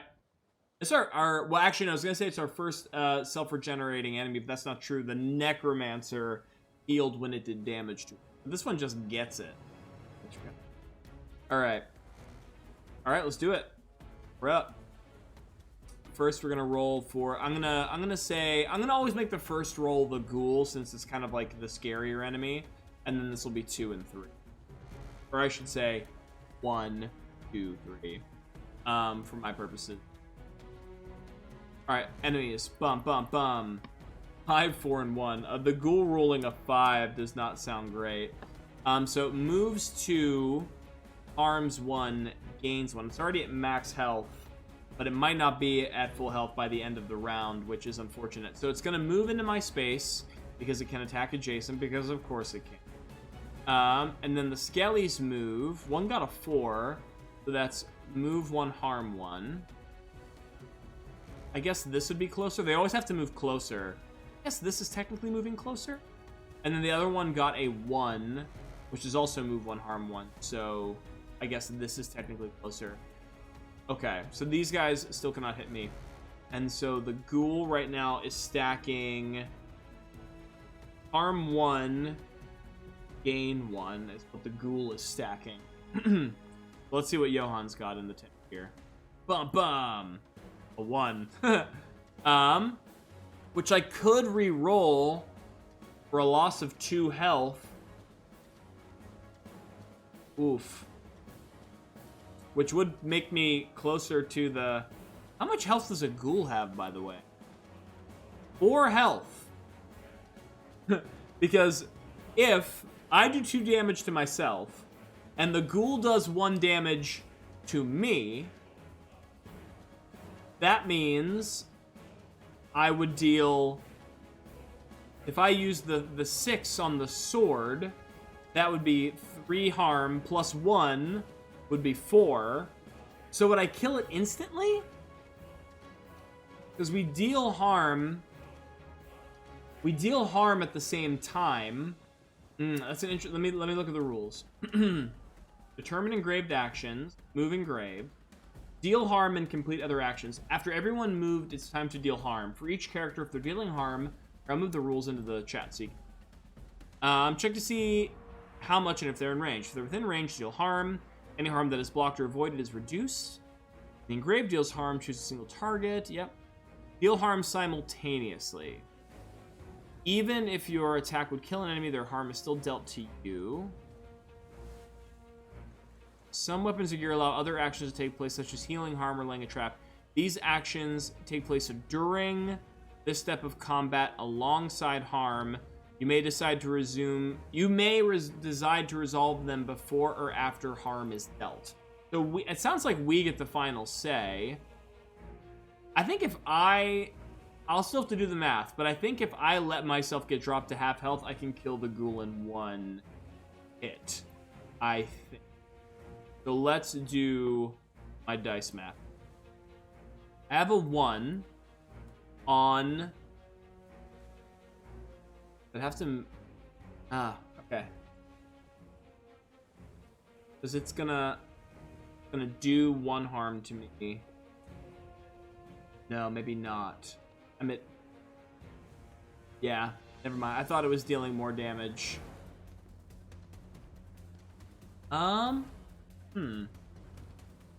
The 1 is absolutely useless on all of my items.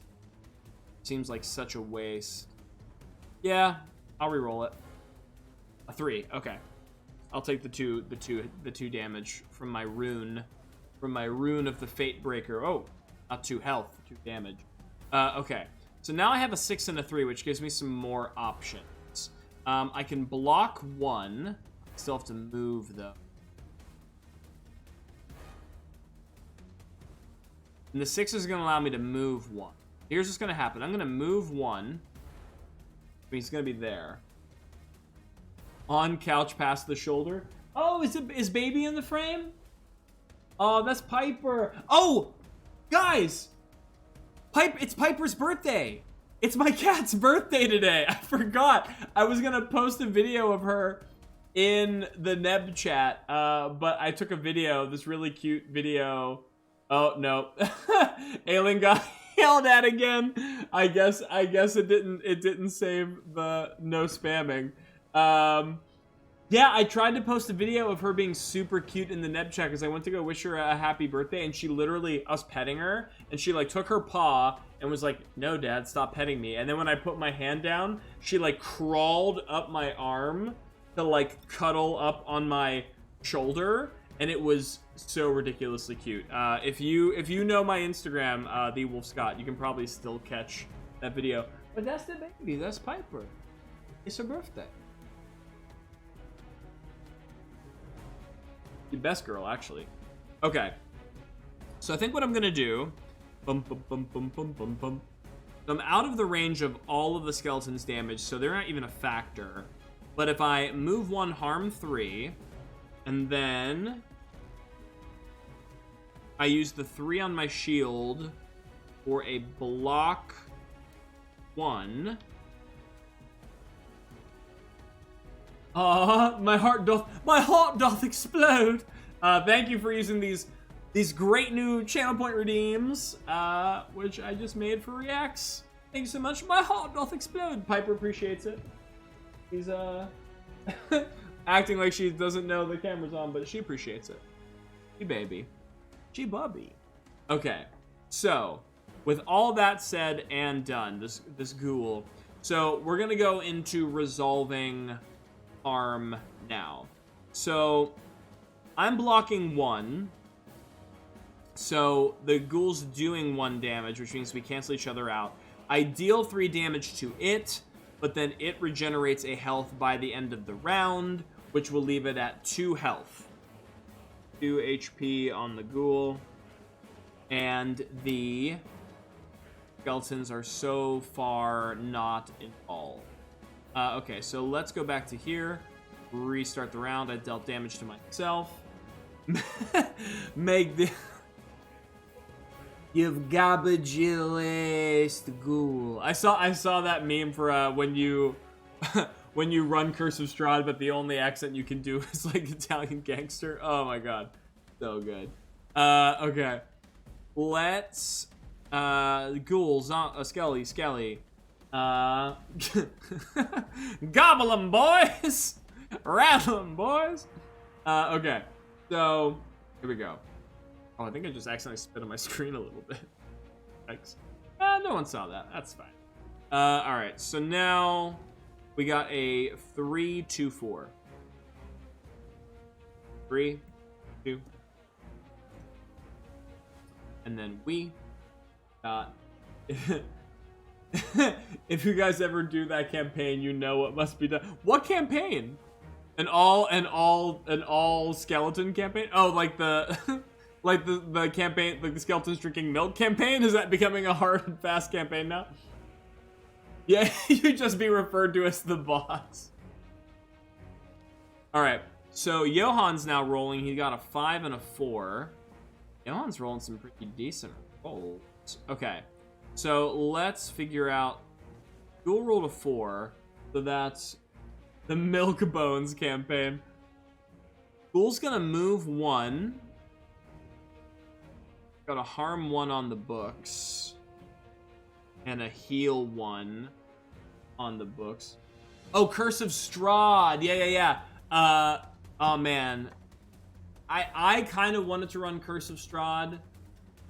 Because Strahd is such like a cool, infamous, famous, you know, villain for the D&D universe, as much as like the D&D right now is under fire, and like I don't know how I feel about that right now. But my buddy Garrett, who's also on stream as Johann, is also, I think, maybe planning on running Strahd one day if he doesn't feel totally betrayed by Wizards of the Coast. And I'm sure it'll be a great game. But Strahd is the OGL. Yeah, I know, sad. I don't want to think about it. I know I have to. I'm having a meeting with the rest of the streamers on the show, hopefully this week or next, because people are on vacation, and then we'll figure out what we're gonna. So much to think about. All right, this skeleton got a 2, which is a move 1, harm 1. So probably won't be able to attack me. The other skeleton got a 3, which is also a move, harm 1. These skeletons ain't keeping pace, buddy.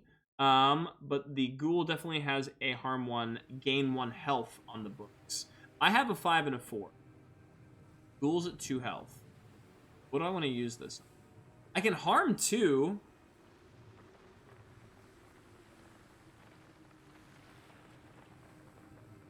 So I think I can kill it because we choose how the effects resolve. So we would choose to what's the word? Resolve our attack before it can resolve its healing. That makes the most sense. But we still have to see if there's any other thing we can do to prevent damage being done. What's a 4? A block 1? Yeah. So, oh, do I have a move though? Yeah, I do. Okay, I'm gonna need 1 move. So I'm gonna move here. That's my move 1 from here. I'm going to harm 2 and block 1. So we're blocking each other's damage. I'm going to choose to resolve my damage before it's healing. So I'm doing 2 damage. Yeah, that's how I read that. That makes sense to me.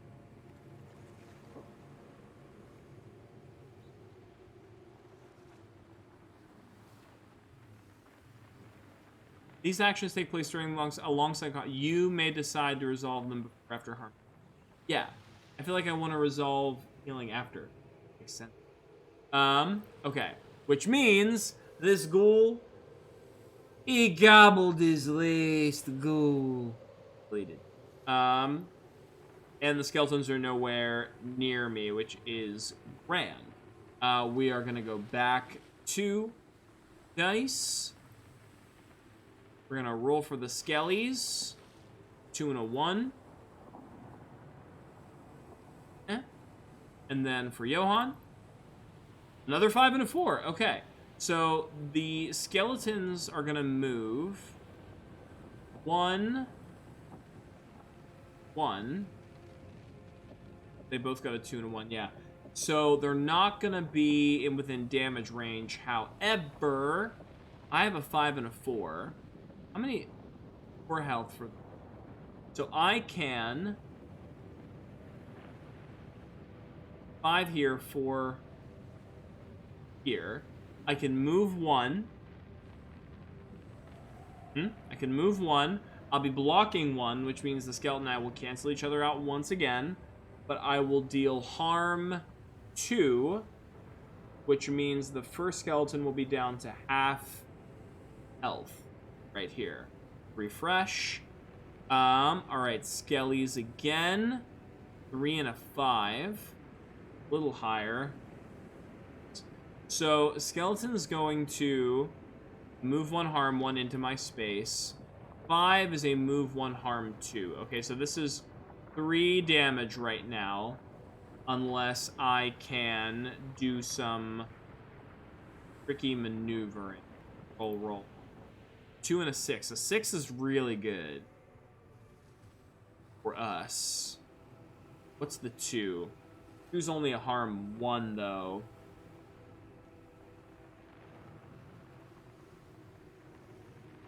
Okay.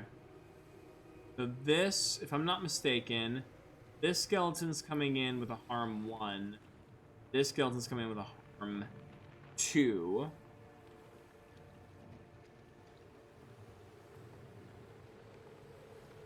Two and a 6, sorry.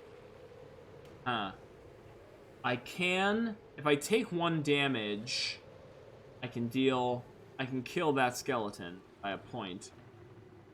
I think that might be worth it, taking the 1. I think that may be worth it. Because otherwise, this is 3. What's my other option? If I take the 6 to move 1, harm 3, I can kill this thing but take a damage. If I use the 6 to move 1, block 2, then I'd be using the 2 to deal 1 damage. So I would take no damage, but still leave it with a health point. What's wiser? Taking a damage and outright killing the skeleton? Or taking no damage but leaving it with a health? You know? What's Johann's vibe? Is Johann a person of self-preservation, or is Johann all YOLO and blood spatter? I mean, he is like a Knight of the Dawn. That sounds pretty defensible.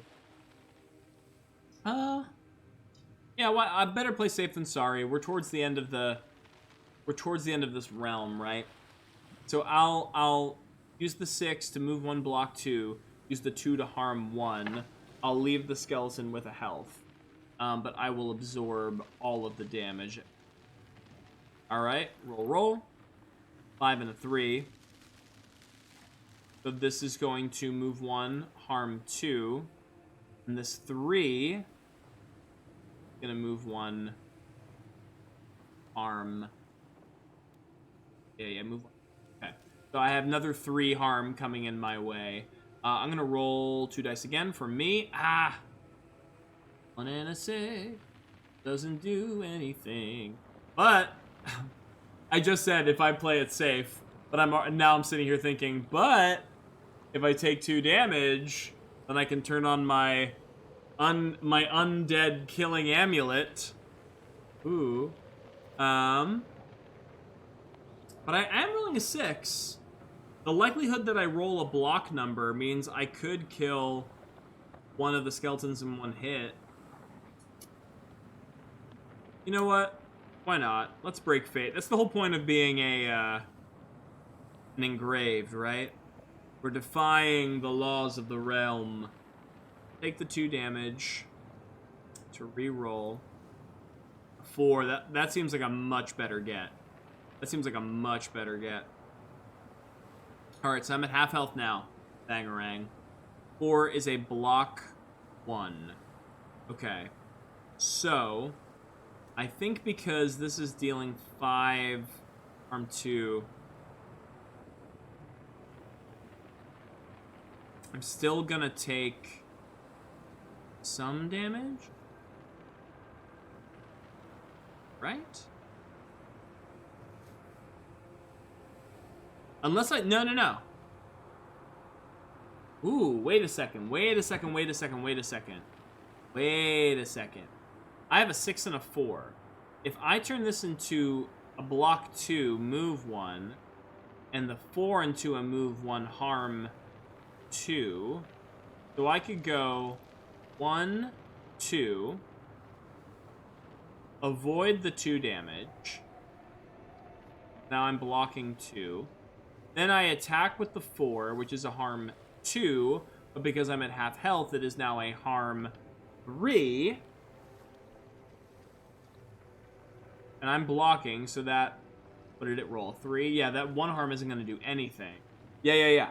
Yep. So now both skeletons are at 1 HP, and I'm at half health. Alright, that seems about on brand. Let us roll for skellies. 4 and a 1. Alright, move 1, harm 1 into my space. 1, move, harm 1. They're just on me. Alright. Roll 2. 5 and a 5! Had we the amulet. Okay. So, I'm looking at... Oh, I just cleared out... It was a 4.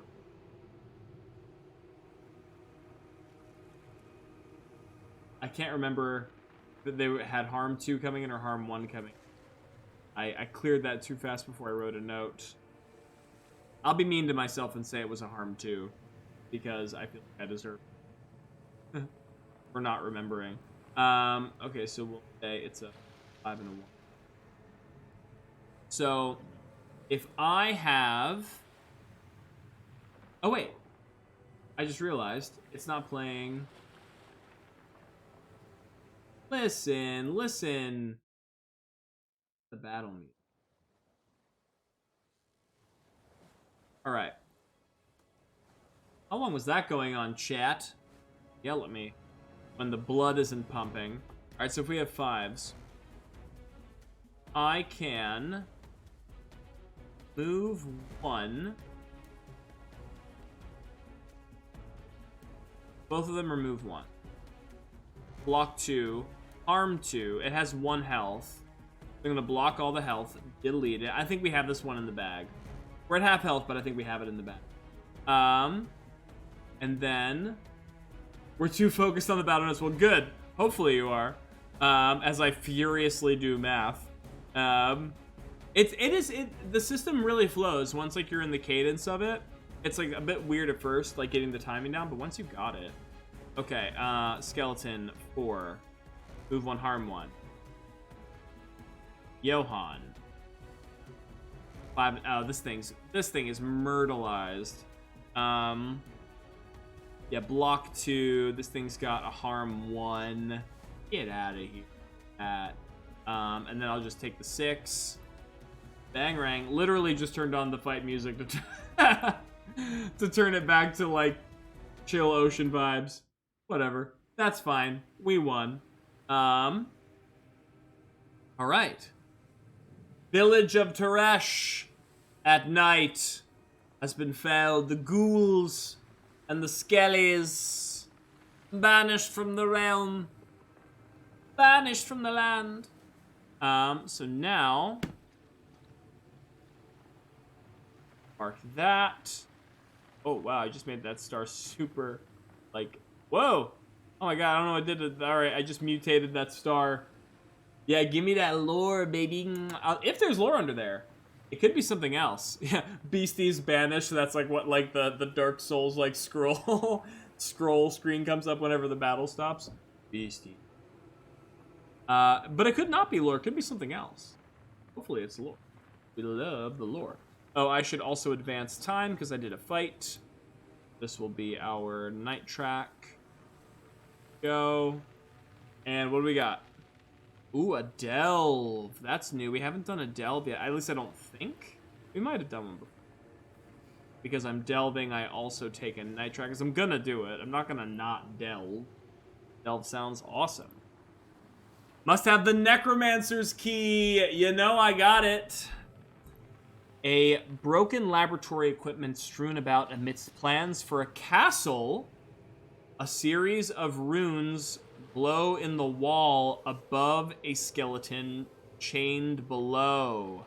Ha ha ha. Ha ha ha. Oh, tree was one. You're right. Tree was a delve. You're right. So, Wow. Okay, also I get a spell, which is very cool. I can't wait to see what that does. That might be something we equip. But first things first, I'm gonna map up my lore. I'm so full of lore. Called it, yeah. All right. That's interesting though. Broken laboratory equipment strewn about amidst plans for a castle, a series of ruins glow in the dark. So, if this is the Necromancer's key, so the Necromancer lived in the village, right? And it had plans for the castle.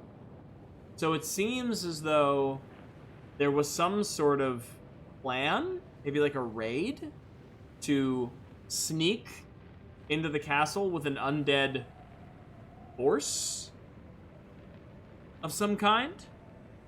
It has plans for a castle, and they're doing experiments to make undead. Interesting. And yet everyone here seems like they just abandoned it. Huh. Alright, well I want to see what the siphon spell does. Necromancer trying to start a rebellion. Maybe. What would this Rune Lord, who we have not met yet, you know, what would they have done to cause such rebellion? I think I can delete this block on the... We've done everything with the tree, right? Yeah. We've done everything. Oh, yeah, that's the... Siphon spell. Drain 1, drain 2. Oh, and I can use this when someone is in my space. Drain. Deal harm equal to drain to enemy and then recover that much health. That's cool. That's kind of like the Necromancer's spell. But you have to roll really high for it to be useful. You have to roll at least a 4, a 50% on the die to get the effect. Oh, but wait, you can use it at 2. Oh, hey, how fitting that the question of the day is answered when we literally find a siphon spell. So we know that Johann's Johann's wish was, I wish I could have a spell that could literally suck the souls out of my enemies and replenish my health. He's got his wish granted. But yeah, Loki, you could have one magical power. What would it be? In chat, you gotta answer it now. You can't wriggle away. That's tempting that I can use drain at a distance, but I don't know if it's better than my shield. Because I either would have to do... Give me healing abilities. I want to be able to fix my spine. Talk to animals. That reminds me of, what is that? Divinity Original Sin, when you pick up the Talk to Animals skill, and they have, like, the best lines. Well, here with I want to teleport at least once a day. Oh my god, yeah, teleport would be such a... If I had a real answer that's not from Johann, I think teleportation might be mine too. Because I am perpetually late. I'm so bad at planning, like, getting to places when I need to be.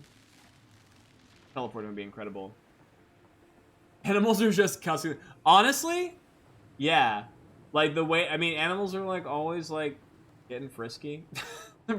Like, you know when you hear, like, a bird, and you're like, oh, man, like, that beautiful bird song. But, like, really, they're just like, who wants to make out? I'm trying to get weird. I am a bird. Like, that's what's happening the entire time. Like, man, I just want to visit my friends far away. Yeah, that's true. Yeah, I have friends back home in Pittsburgh that, like, I wish I could see more often, but it's really hard to do when you live in New York. Teleport to my friends. Wink, wink, nudge, nudge to Ailing in the chat. All good answers. Teleportation, I think, would be my personal pick too. But talk to animals. I would love to be able to talk to Piper. I would love to be able to talk to the baby. He would say, "What is that? Look at that! Look at. She's sleeping right? Just like keeping her head levitated like an inch above the ground, but also. Imagine what kind of thoughts are in there. Imagine the mysteries contained within that fuzzy little head. Oh, she's loafing. She's so good at loafing. If I could, I would watch the new Puss in Boots. I hear the new Puss in Boots is incredible. I know that my dog has nothing in its head. Rocks for brains. Look good. Look good, dog. Good rocks. Good rocks, good dog. No, I hear the new Puss in Boots is incredible. I've not seen a Shrek movie past Shrek 2. Shrek 3 was like, I think this horse is well and truly beat, and I didn't really care enough about Puss in Boots to see like Puss in Boots 1. But I don't know. I'm hearing really good things about Puss in Boots. My elderly cat Diesel probably knows. Oh yeah, yeah. Diesel's got lore. If anybody here has the highest lore score, it's Diesel the elder cat. All right. So we're heading. I should write that. I should write that down in my inventory that I have the siphon spell now. If I want to use it. And I've used the Necromancer's key. It is gone. I don't have to remember it anymore. Okay, so I was gonna say if there was some way that we could all watch it together, but I don't think it's on like Netflix or anything. Did anybody ever used to do the Netflix watch parties during the pandemic? I remember when that. I don't even know if that feature is still around. During the pandemic, not that, the pandemic is, over. I get it. COVID's still around. It's still serious. And take it seriously, everybody. Stay safe out there. But, when we were in lockdown, I should... Actually, should I even say the word? I know, back in the day, people were the streams will be muted or whatever. I don't know anymore. But, we did watch a movie in Discord a few months ago. I got plans to movies on Wednesday. Yeah. During lockdown, I was doing stream parties with friends and stuff and coworkers. One of the old Barbie movies. That's cute. Well, hey, maybe if Puss in Boots 2, Electric Boogaloo, hits a stream, maybe we'll watch it. Okay, so here's what's left. We've pretty much cleared every part of this island. Oh, I remember y'all talking about watching a movie in the Neb server. Yeah. Oh, that's great. I love that the Neb server has blown up in the way it has and making friends and. I have plans. I've been working on some more. Doing that. I feel like I'm trying to juggle so. But it's hard when you're kind of like a one-person team. Well, I mean, Mr. Video Freak does all the modding stuff. Godsend. Oh, now we have battle music when we don't need battle music. Tabletop audio. I don't know how. Maybe I can. No, I don't want to turn it on. Wish I knew how to actually work. But the creative stuff. Oh man, and the recording stuff. Help yourself. It's a lot. I love when people get to experience Neb and all the great things flood into the chat. Hey, it's cool. No rush with Nebs. Aw, y'all are so kind. Thank you. I personally always want to rush myself because I want to do everything. I have too many goals and not enough time. That is my personal problem because I have a Capricorn stellium in my chart, which means I am the most Capricorn. Okay, so we're headed into the end game here on the Grim Coat, right? We are headed to the Graven Keep. The last thing we have not experienced. What's my health at? 4. I have one more healing vial. If I move back to here and heal, that's a move. I take an action. It'll be day. I might be able to travel back here, turn it into daytime, because I don't think there's a fight. Discord tends to throw a fit about the streams. Yeah, that I mean, I know that feeling of trying to run too many things at once on your computer. I am there with you. We might be able to head back to the sigil before a fight, because during the day there's no fight, and it's nighttime right now. So what we might be able to do is go back. It's a nighttime thing. Heal. It will become day. Then move 1 into day. Move 2 into the keep. So it'll be daytime. I don't know if the keep will have different events during day or night, but maybe arriving at the keep during day would be better with full health.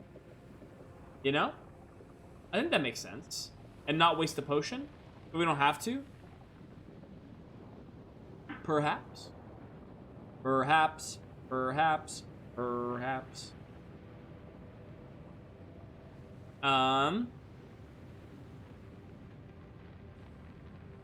Maybe? Yeah, maybe? Yeah, I mean, like, it's either we go there at either the day or the night. If I arrive now at night, I have to use a potion and still be under max health, right? Still be 2 minus max. If I go back to day, I will be changing the day cycle, but I will have full health. So I think it's worth the experiment at any rate. All right, so then that's what we'll do. We'll move 1, so that's another night. We'll heal at sigil, which will be our last night counter.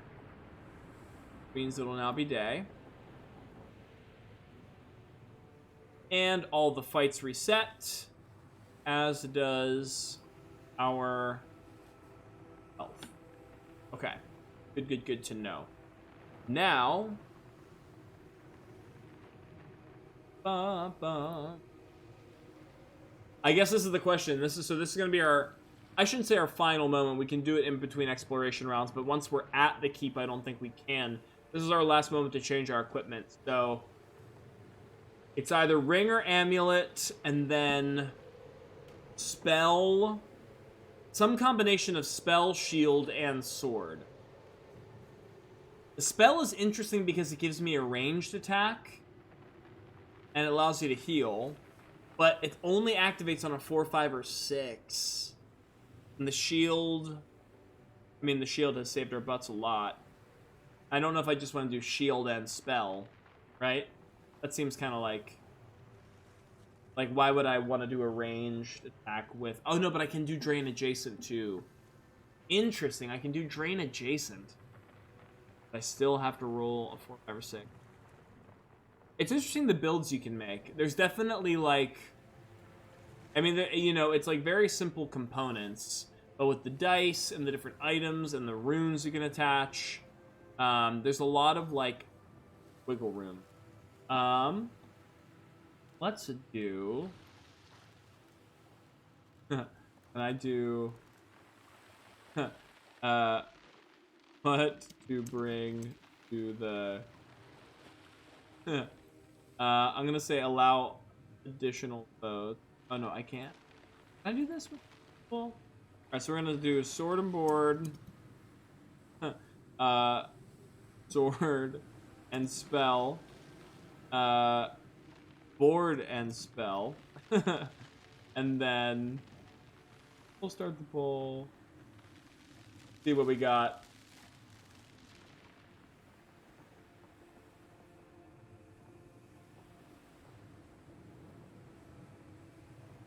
I wish I could see the, like, progress on the...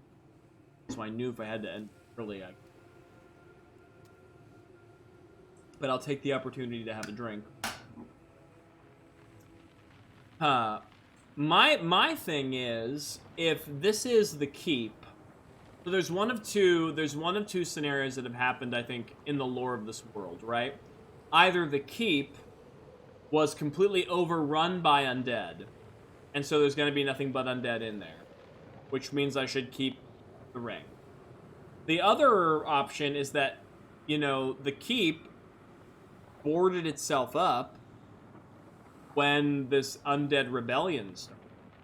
And it's like completely shut off from the world, which means there are no undead enemies in. Board and spell. Interesting. Okay. Alright. And then I'll do one more. I'm going to call this one Bling. Either the ring or the amulet. Because the other option is perhaps there's no undead in this keep. Perhaps they've boarded themselves up and they are like completely... They just like let the village be taken, right? By this like undead scourge.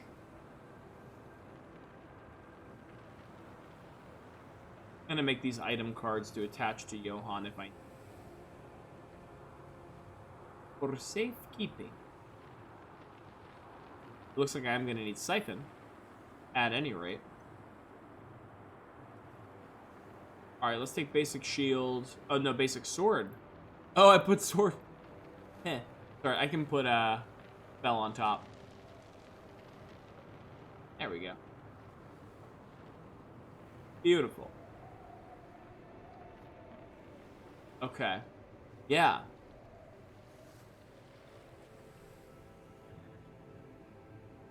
Oh, where did my amulet go? Oh, I deleted it. I am a fool. Amulet. Okay. All right, that's a big change up for Johann. This is probably the most... Oh, I didn't want to take an entire screen. This is like a very different gear set for Johann. This will be a very different fight. This will be interesting to see. Switching it up. Here. Okay. All right. This is our setup. Siphon, basic shield, and so we have a lot of healing, actually. We have a lot of healing, so maybe we'll just survive this fight by virtue of the fact that we just cannot die. We'll slog our way through to the end. Okay. So now... So we're in day cycle. So I moved to the village of Teresh, which, if I'm recounting this correctly, village of Teresh during the day, there is a search and a learn, no fight. Which means... Bum, bum, bum, bum, bum. We're going to the keep. Here we go. Moment de piece de resistance. Happening at the keep. Okay, so there is a during a day and a night. Oh, interesting. Okay. So there is a day and a night cycle here. So this could have very different implications. Alright, I'm gonna try not to look and paste this really quick. Don't look, everybody. Don't look. Oh no, this is during day and night. Interesting. Looming castle on top of a hill, so this is here.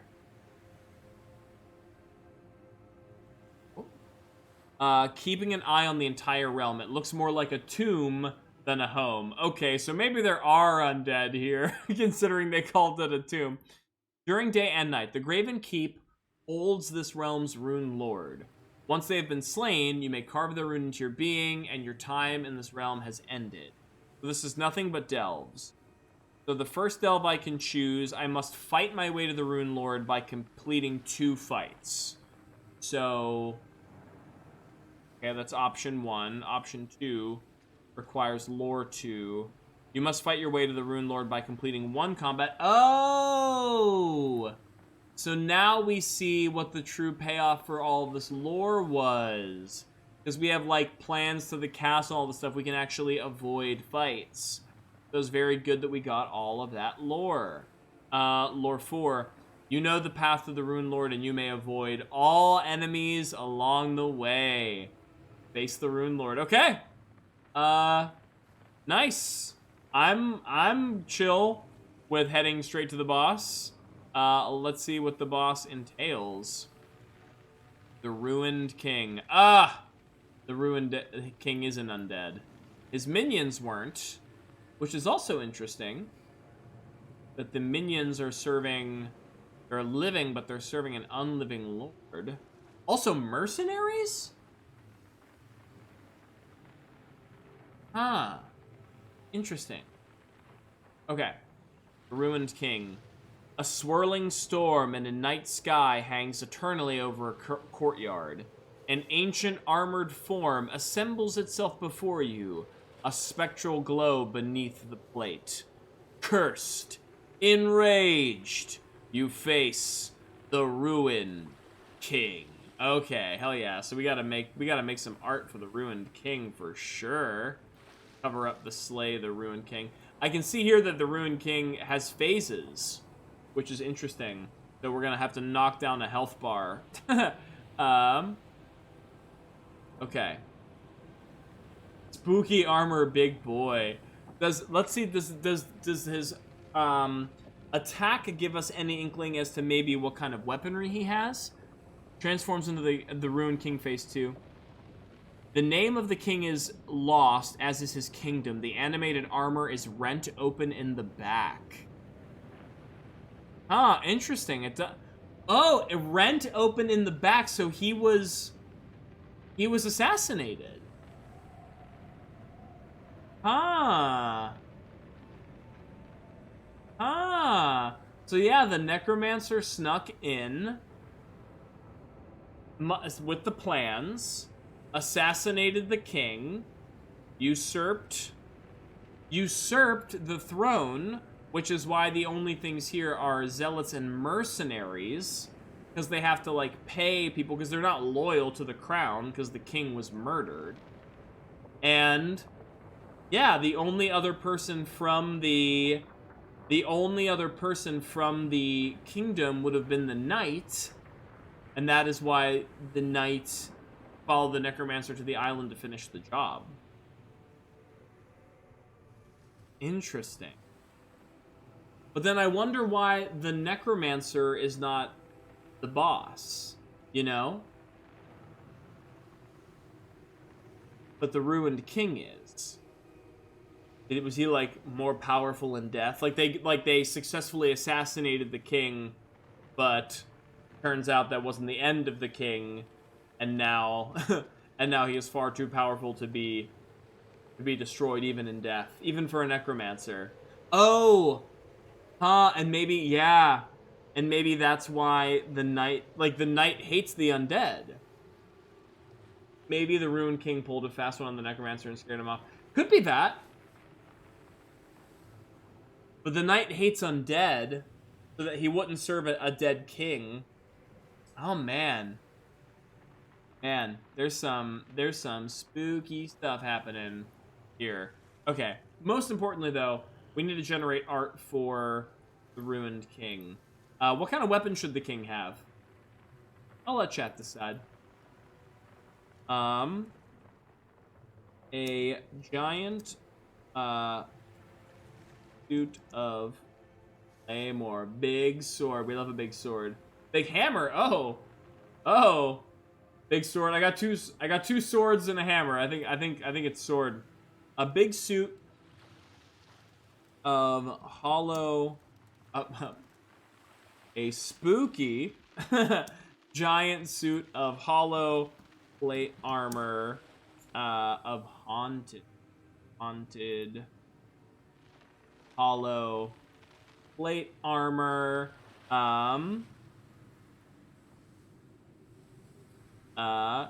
Glowing symbol carved in chest, wielding a massive sword, blue glowing eyes. I'm just typing all these descriptors. We'll see what happens. Fantasy digital art, my favorite. Glowy, big glowy eyes. They're scary.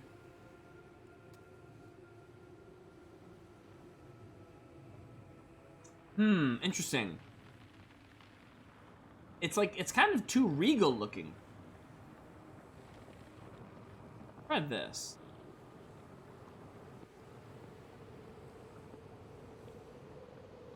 I'm gonna change some of the words around before I post it. Because it kind of looks like a mage almost with a sword, which isn't the vibe I think we're going for. Ooh. I think this is more it. I think maybe middle. I mean, it's obviously showing it, or this one with the horns. I think it's one of these two. This one has like a shield thing going on, but like an axe thing going on, but it has like a very defined humanoid. This one has some spooky ambiance about it with the horns. Left, yeah, I was thinking left too. All right. All right, so now I have to set up the fight with the ruined king with his 2 phases. All right, go. Putting on the right music. Ruined King, permanent terrain. Brave. Oh, you know what? Do I still have? I do. Battle axe. Yeah, it has like an axe and a sword, which is kind of cool. I mean, like, imagine a floating, like a haunted suit of plate armor. One hand wielding a giant sword, the other one wielding a giant axe. I mean, I don't want to mess with that. I think I actually still have the art for the keep as well, which we can use in the map. Or we just have to replicate it now. Bum ticka bum bum bum bum. Bum ticka bum bum. Okay. Yep, I do. Alright, so this is our permanent terrain. So it's just kind of cutting the field in the middle.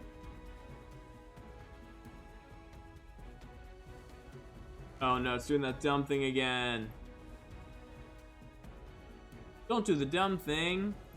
You were doing so good at not doing the dumb thing. Alright. We'll worry about that in a second. Let's get the king in here. Actually, if I just drag this again, will it? Aha!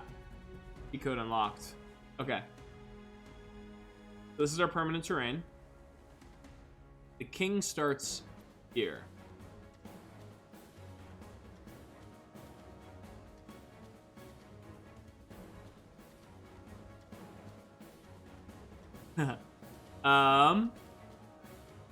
Perfect. Oh, and then our engrave starts on the other side of this. Okay. Holy shit. A whole new weapon setup during the boss fight. This is gonna be interesting. All right, so yeah, so we walk up, we sneak through the castle, right? We're evading the mercenaries and the cultists at all turns.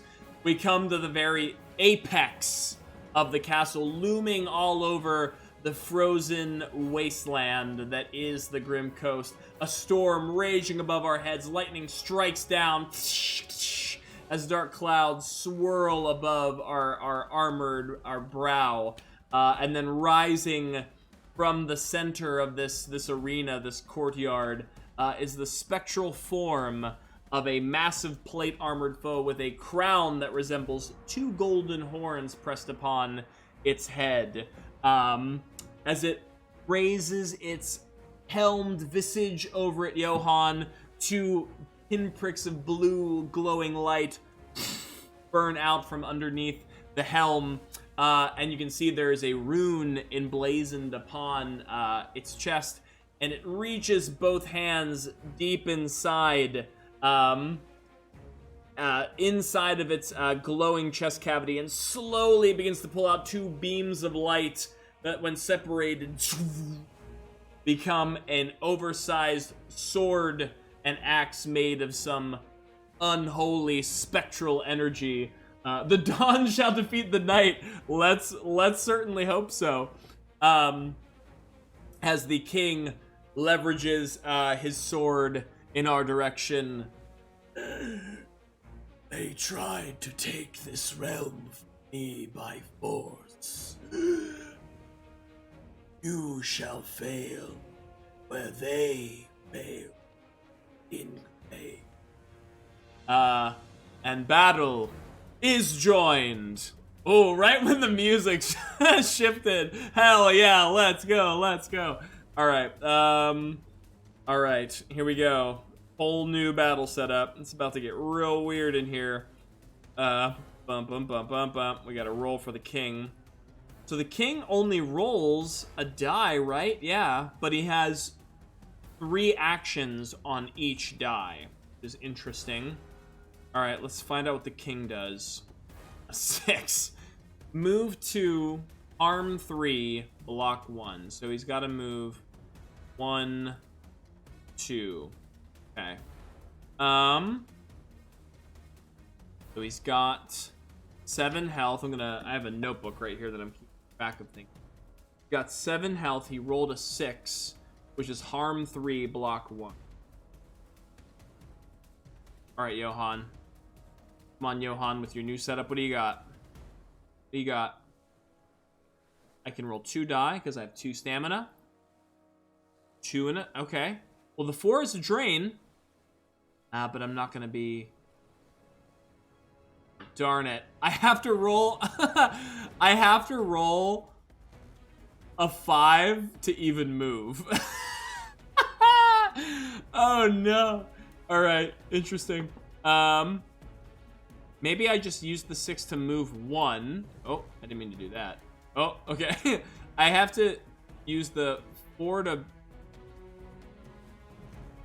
Oh, boy. This is gonna get wild. I don't even think I can move. I think I just have to stand here, block, right? 2 and 4. 4 is a drain 1. Or I could sum them into a 6. Move 1, block 2.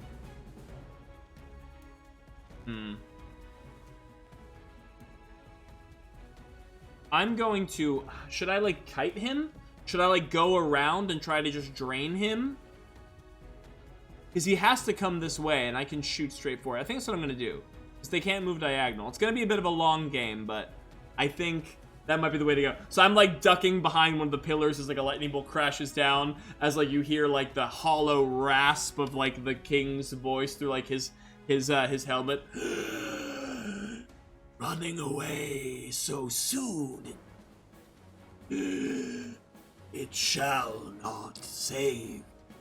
The king will roll again for a 5. A move for, yeah, playing Mage Hawk technique. Just circle, shoot, circle, shoot, circle, shoot.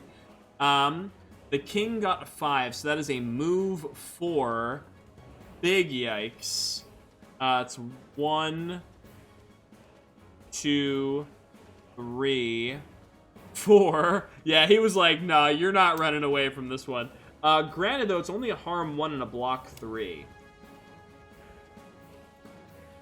But a 3... Oh, I don't even think we can do damage to it with drain on a harm 3. Okay, let's roll our die.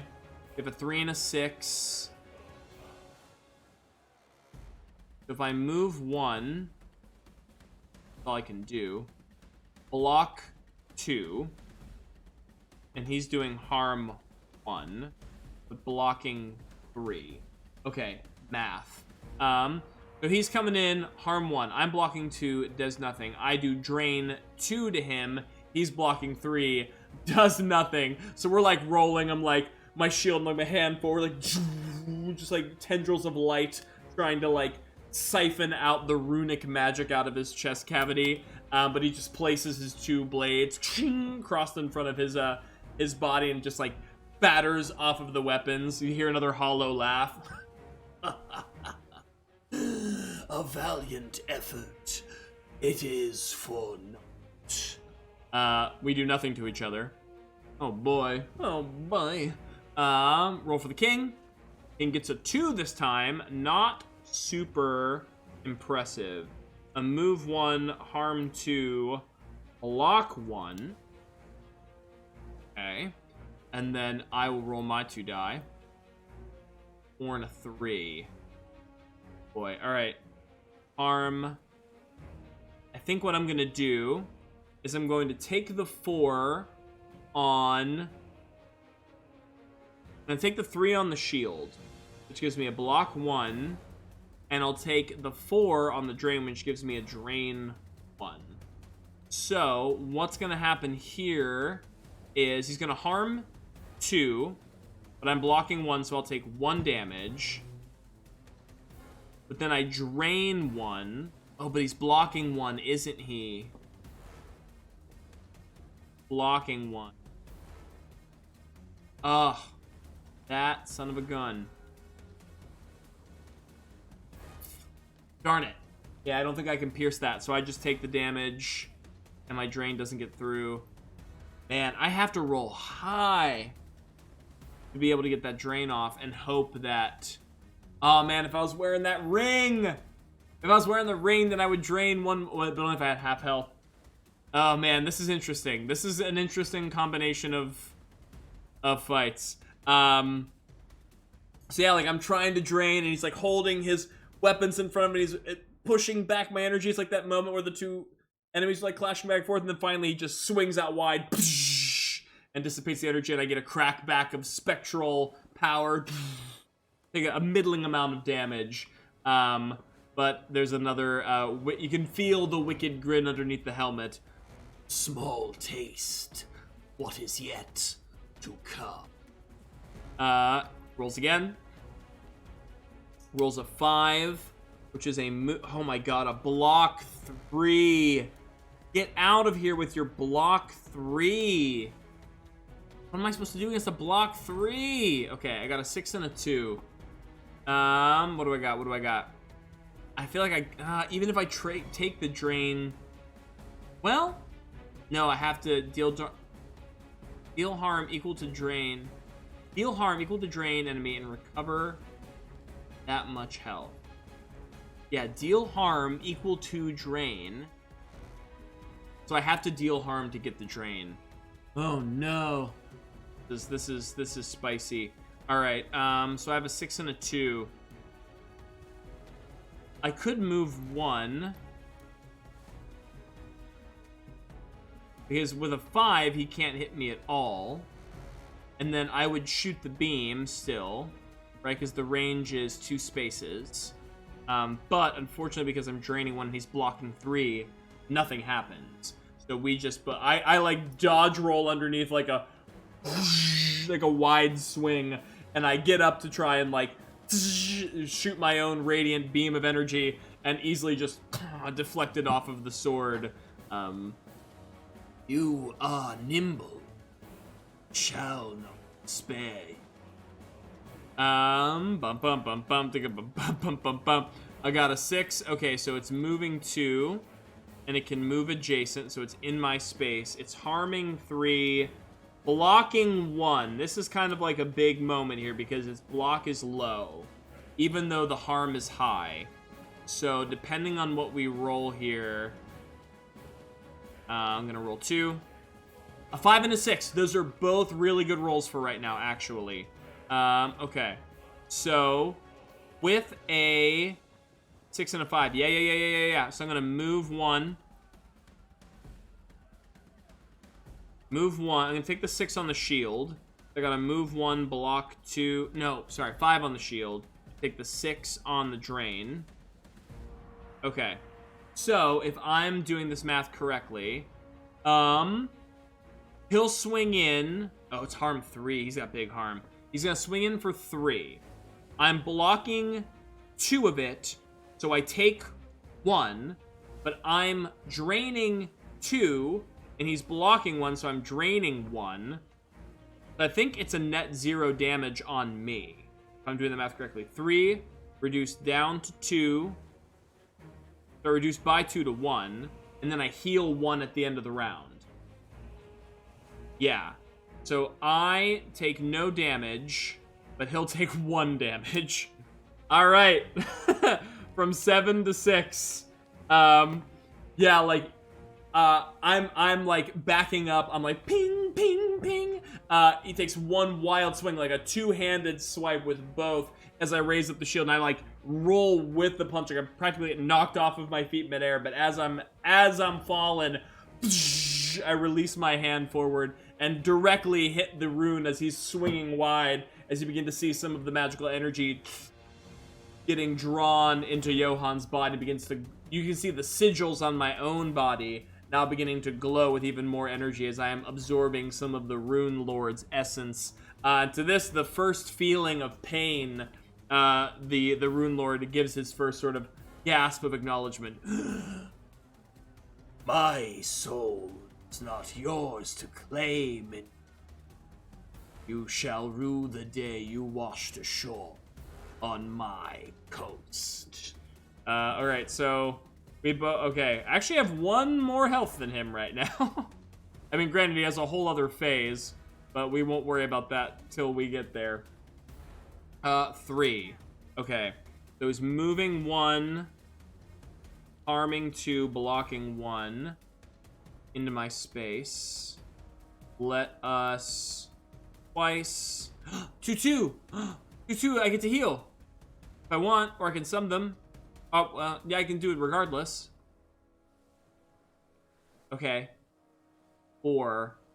Rain 1. Oh boy. Feel like what's gonna happen here? Let me do some more mental math. So he's coming in with 2 harm and 1 block. I don't think I can produce any damage on him, because even if I do the drain 4, it's just gonna be blocked by him. So I think what I do is I take the 4 on the block and take the 1 harm, but then heal 2 at the end of the round, which will put me back to maximum health. I think that's what we do. So no damage done to either of us, but I regenerate some health, and I can't move on that. Nope, I just gotta stand there and take it. Oh no. Oh no. This is gonna be a battle of attrition. Unless his second phase has less block. Oh my god, I wish I would have brought that damn ring. Well, we live and we learn, you know? But boy, this is gonna be a spicy one. Alright, the king rolls a 4. Okay, moved, same thing. So now we're gonna roll. Come on, give me something good.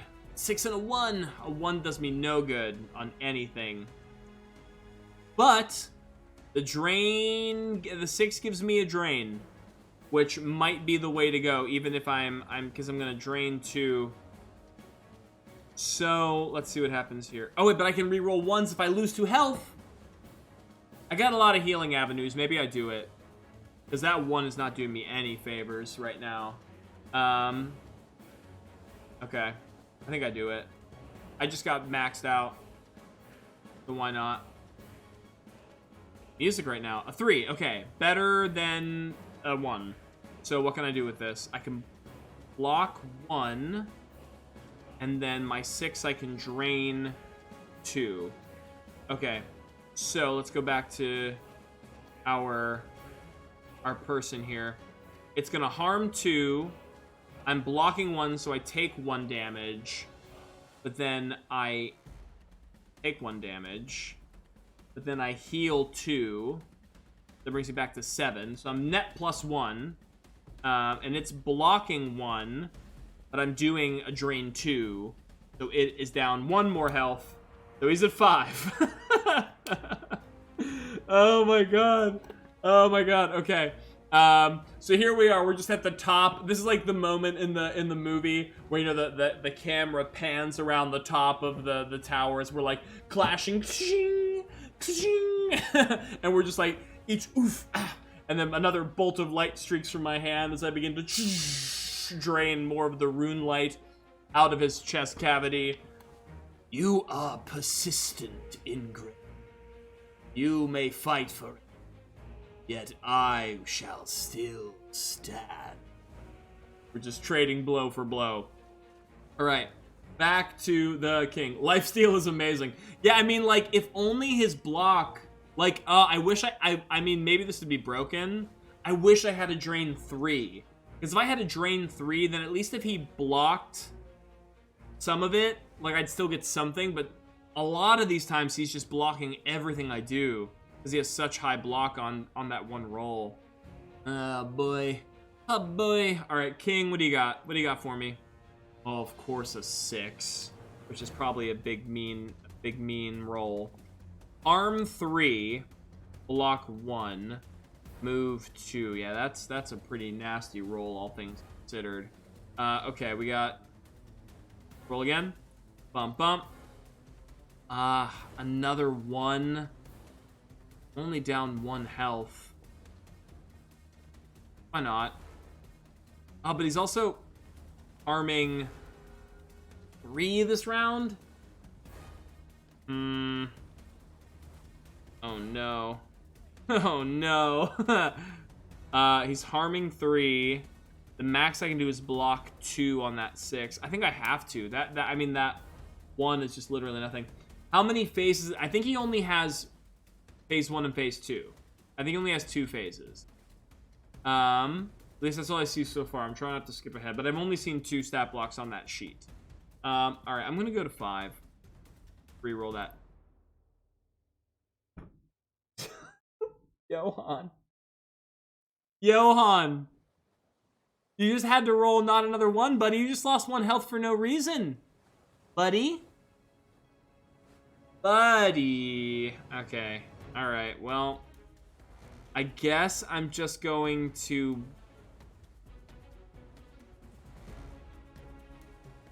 Well, it's blocking 1. Oh, that sucks. Johann, you really beefed it, buddy. You really beefed that roll. Okay. I guess I'm gonna take the block 2, take the harm 1, and go to 4. Gosh. Brutal. Alright, I guess it makes sense. He is the Rune Lord. Alright, let's do this again. We're gonna roll for the king. Got a 4. Move 1. Harm 2. Block 1. One of his, like, less impressive rolls. Johann. Alright, we got doubles. Which means we heal at the end of the round. But we're gonna have to use the 4 on something. It's doing a harm. Oh, man. I wish I would have been a 6. It's doing harm 2. If we block 1...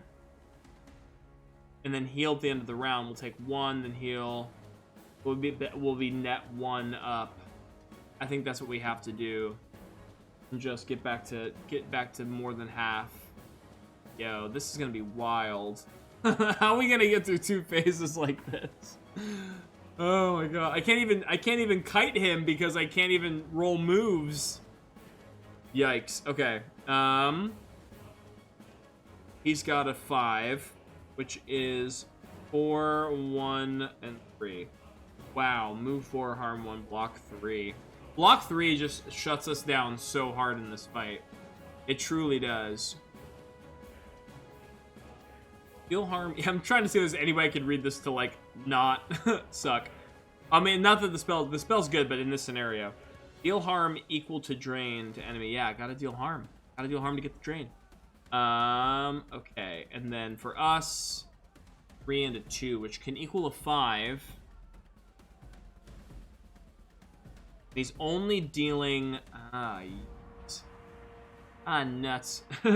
I could sum them, but if I get a 5, at least if I do a 5, it's net harm 0 to everybody, so I think that's what I do. And I can move, at least. As we're literally circling the parapets. We're like dueling across the top of the battlements, and this is just more like spectral energy clashing off of my radiant shield and like blasts of light. You quest for the power of dawn, but no light graces this place. As he rolls a 3, 1, 2, 1. Johann, come on, baby. Johann with the double 1s? I mean, it's a heal with the amulet, but it's literally nothing. No, I can't even sum the dice. It's nothing. Woof. Alright, so it's gonna harm to me, but I'm gonna heal to at the end of the round, so essentially my health just remains the same. I just pretty much get knocked flat on my ass, and I'm holding up the shield, and like, like, you know, he's pressing both of the weapons into my shield, and I'm like buckling underneath, and I'm like over the top of it as we're just imploding upon one another. Your strength is admirable, yet unwise. Rolls again, a 1, but it's still pretty good. I mean, not great for him, but it's still. All right, a 6 and a 5. This is what we need to see. We need to see high dice on Johann for sure. All right, the 6 I think's got to be a drain too. He's got to block 1 right now. We're not gonna get another one of those. We're not gonna get another one of those. I can also. Oh wait, I got a 5 here as well. Ooh, okay, check this out. I move back with my move 1 with the 5, which means I'm no longer in attack range at all. Get out of here, spooky king. And I have a blast range of 2. Can finally use the spell at range. And I can use the 6 for the drain 2. He's only blocking 1 right now, which means I take 0 damage. And he loses a health. Which means I gain a health. Yes, that's math. Nice. Johann is the... So yeah, this is like the moment where like we're rolling, like we're clenched together, and I like back and I tuck and I roll, and on the way out I'm like, I blast again.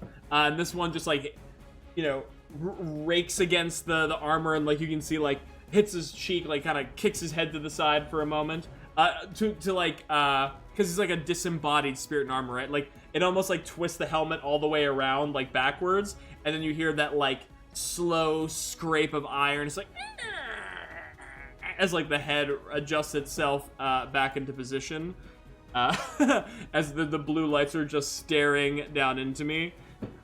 You will. As it begins to like hover back in my direction. We're gonna roll a 3. Okay, that's the same result, which can be really good for us, although it does move up 1. Okay. What do I roll? I'm really nervous. What do I roll? I'm really nervous. A 5 and a 5!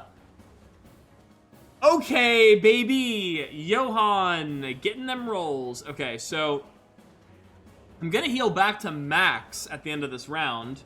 Gonna pass it. Oh, Loki, have a good night, Loki. Thanks for sticking around. You'll for sure hear by the morning if if Johann fells the king or not.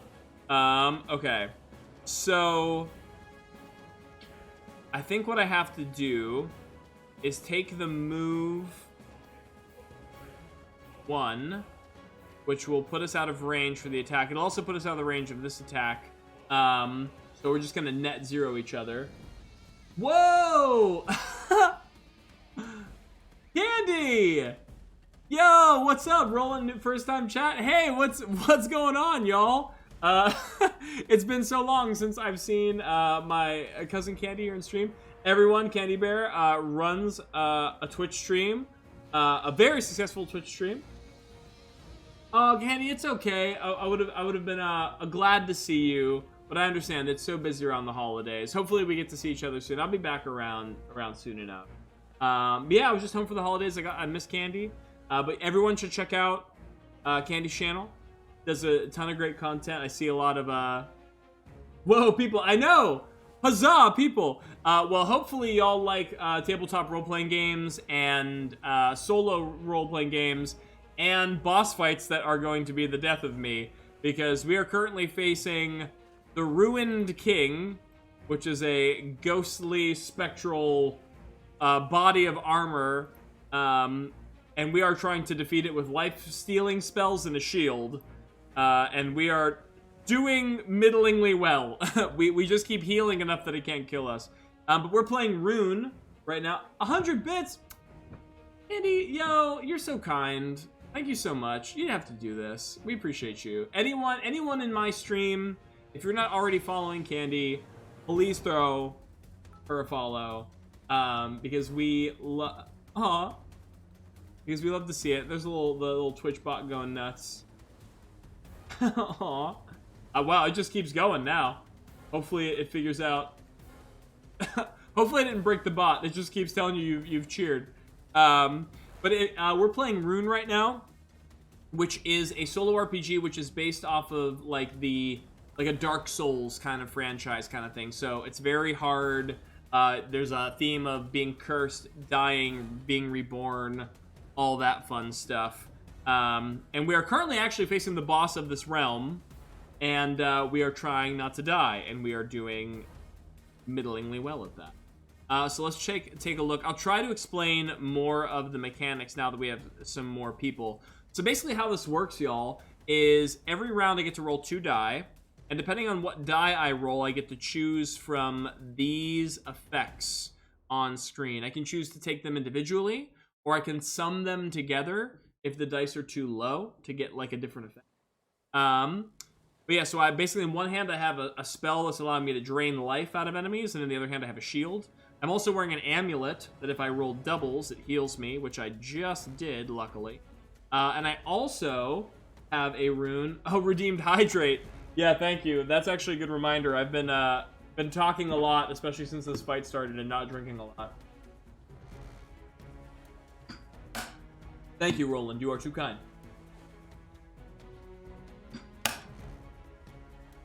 But, and I have another item on me that allows me... What is the name that you introduced me to forever ago? You remember playing it with me. Candy, can you describe? I know, really specific and helpful. Yeah, give me like a theme. Give me like a genre. Maybe like a character description. I might be able to get it from there. We were in a cave with goblins. Okay. That sounds like something I'm into. Do you remember like what era, like what console this was on? Was it like a recent console, or was this like old? Or was it not on a console? Also, my one eye is probably so bloodshot I can feel my contact like raging against me. Old. Okay. This is gonna be a weird call out because this is a really old game and I've not played it since. Sounds like Oblivion. I mean, like, if it was, okay, not Oblivion. This is gonna be a really weird call out because I've literally not touched this game since the PS2 era, but I've used to play this a shit ton, and I know it was multiplayer. Was it Champions of Norath? That was like a, what was, I think it was Champions of Norath. It was like a top-down game where we each had a character. Nah, would know to hear it. Damn it. I mean, how many games did I play that had goblins and caves? Probably more than I care to admit. I'll have to do some research on every game that I've ever played with a zombie, a goblin, and a cave in it. There was one called Legends of Dragoon. Yeah, Legend of Dragoon was a JRPG. It was only one player. Did we play it together? Was this a single player game or was this a multiplayer game? Yeah, Legend of Dragoon was so sick. It's one of those games that like desperately needs a sequel, whether or not it ever will actually get one. It's been years. But yeah, but was it single player or was it multiplayer? Oh, sorry, Candy. My whatchamacallit mod doesn't like caps. I'm trying to fix it. So I apologize that if it yells at you. I told it not to do that. I got bullied too, says Ailing. But Ailing says it only bullies short people. Oh no.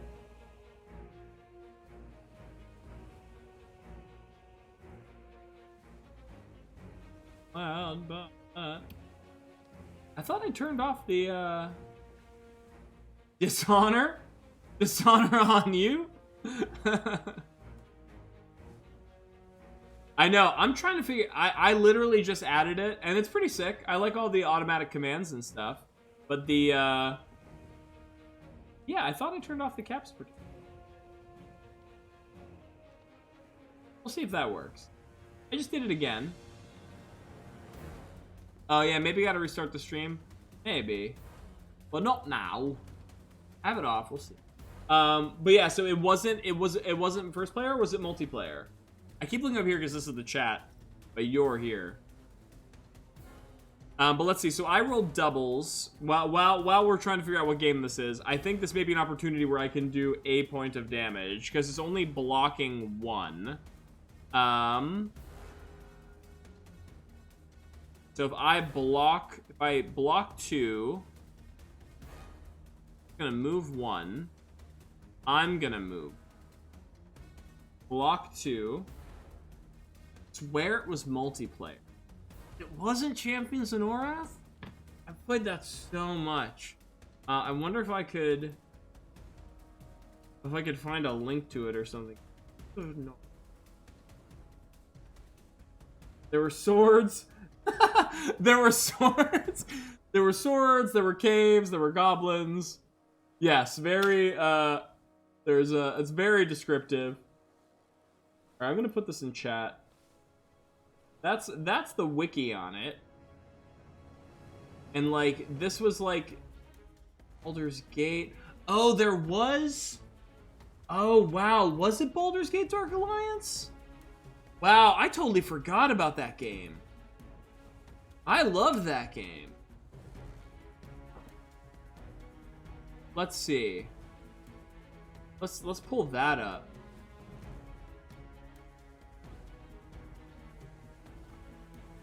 Or no, wait, what am I thinking of? Maybe I'm not thinking of Dark Alliance. There was a D&D game where it was like an action, it was like a third-person action game.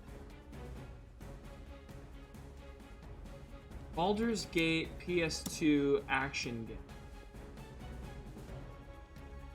I still have a copy. Maybe it was Dark Alliance 2. Maybe that's what I'm thinking of.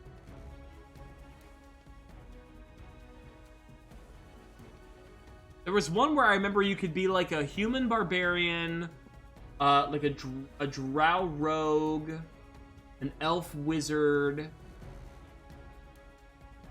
and you had to like use teamwork to defeat the enemies. It was like a third-person action game.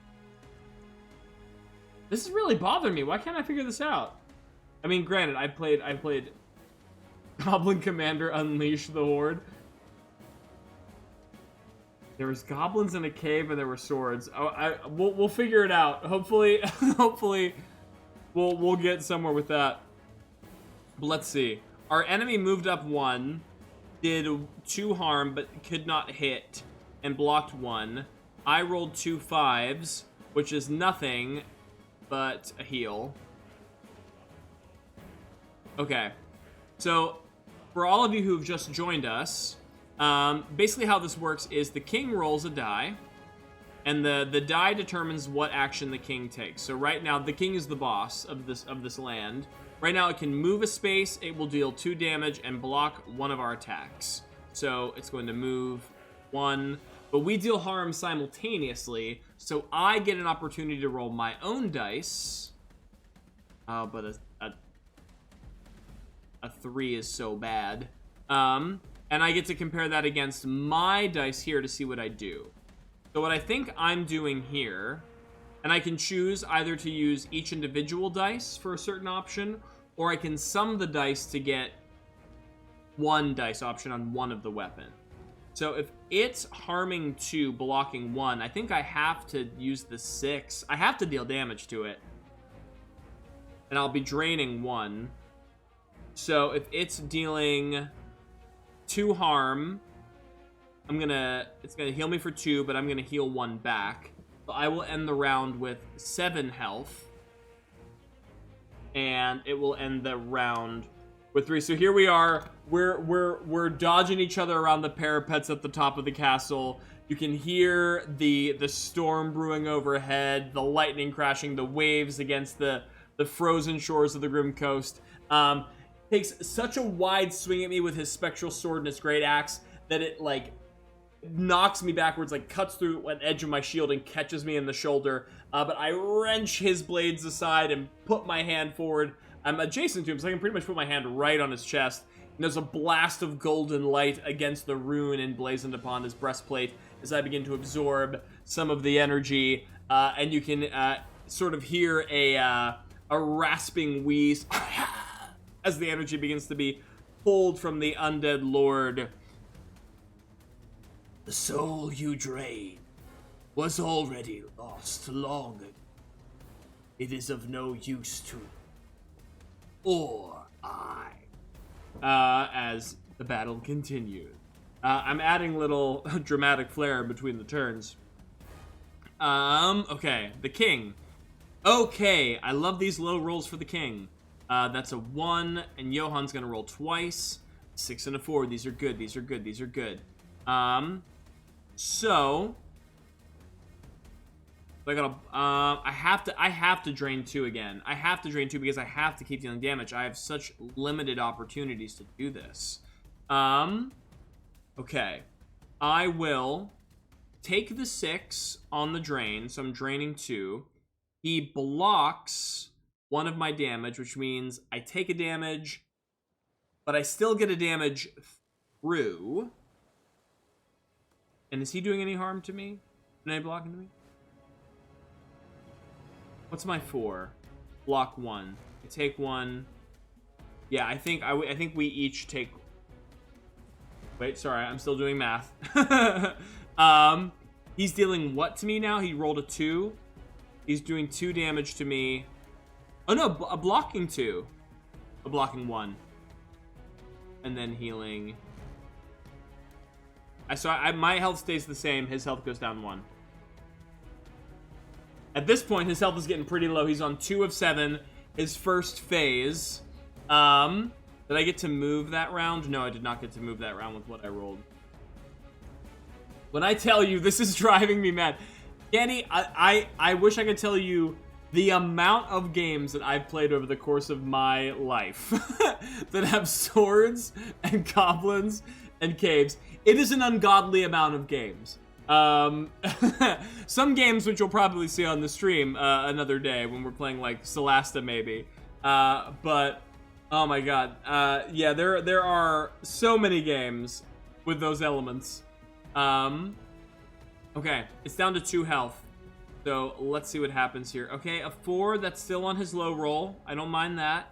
And then for us, a 3 and a 4. They're like, okay, they're like middling. I think this is one of those things though where I don't deal any damage though because he's blocking 1. So I will use the 4 to block 1, which means I will have to take a damage. And yeah, I don't have enough damage to pierce the block. Does he move at all on that? He does, so he's in my space. Also unfortunate. So yeah, he's like looming over me as I'm continuing to try to drain the energy, but he just bats my arm away with his sword. You can see another little splatter of blood. Blesses the cobblestones as another lightning strike above our heads. Your time has nearly come to an end. We're gonna roll for the king. Another 1. I love these low rolls. I just need to keep rolling high enough to deal damage. His defenses are so... And I rolled a 1. You gotta be oh, wait. I'm gonna invoke my rune of the Fate Breaker so I can re-roll a 1 and lose 2 health. Because why not? I have all the health drain and I need better die rolls. So I have a 4 and a 4! Okay, this is good because my amulet allows me to heal on doubles. Okay. Okay. So okay, so he's blocking 1. So my drain doesn't get through, but I'm blocking 1 and he's harming 2. I got down to 3. But then I heal 2, so I'm back to 5. So I'm just like slowly ticking up 1 health per round. You can hear sort of the iron grit of what would be the spectral teeth of the ruined king from the spectral form behind his plate armor. You struggle against the inevitable. Your death was foretold, delivered by hand. Roll for the king. Okay, same low roll. Johann, a 4 and a 5. Once again, we really need 6s. We really need 6s for those drains. I can use the 5 at least to move back 1. And hopefully start, what's the word? Dodging him again. And I'll block 2, so I'll negate all of his harm. Yeah, but that drain isn't doing anything with his own block. So once again, this is just us chasing each other around the top of the castle. I think this is the moment where, like, the edge of my boot, you know, like, begins to, like, careen, like, teeter off the side of the castle. I, like, with my shield blocking his weapon, I look behind my shoulder and I can see that, you know, that endless fall, that tumble off the top of the castle down to the crashing waves below. Scooby-Doo music as you run around in a circle. Yeah, cue up Benny Hill. You can almost feel the sickening grin of the king behind his helm. That fall has taken the lives of many a challenge. Yours will be added high. Yeah, I think we just net 0 each other on that one. Ugh! This combo, the shield and the siphon would be so good against any enemy that doesn't have routinely decent block. Alright, so 3 for the king, which is good. And now for us. Oh my god, 4 and 5 are such good rolls, but I need a 6. I need it. Alright, so he's going to move into my space. I'm going to use the 5 to move 1 block 2. This is just us dancing again. Oh my god. This is going to be the longest boss fight, but I will see it through to the end. But yeah, I have a whole other phase. I'm hoping his other phase doesn't have as many blocks in it, because this one is wild to me. Alright, so,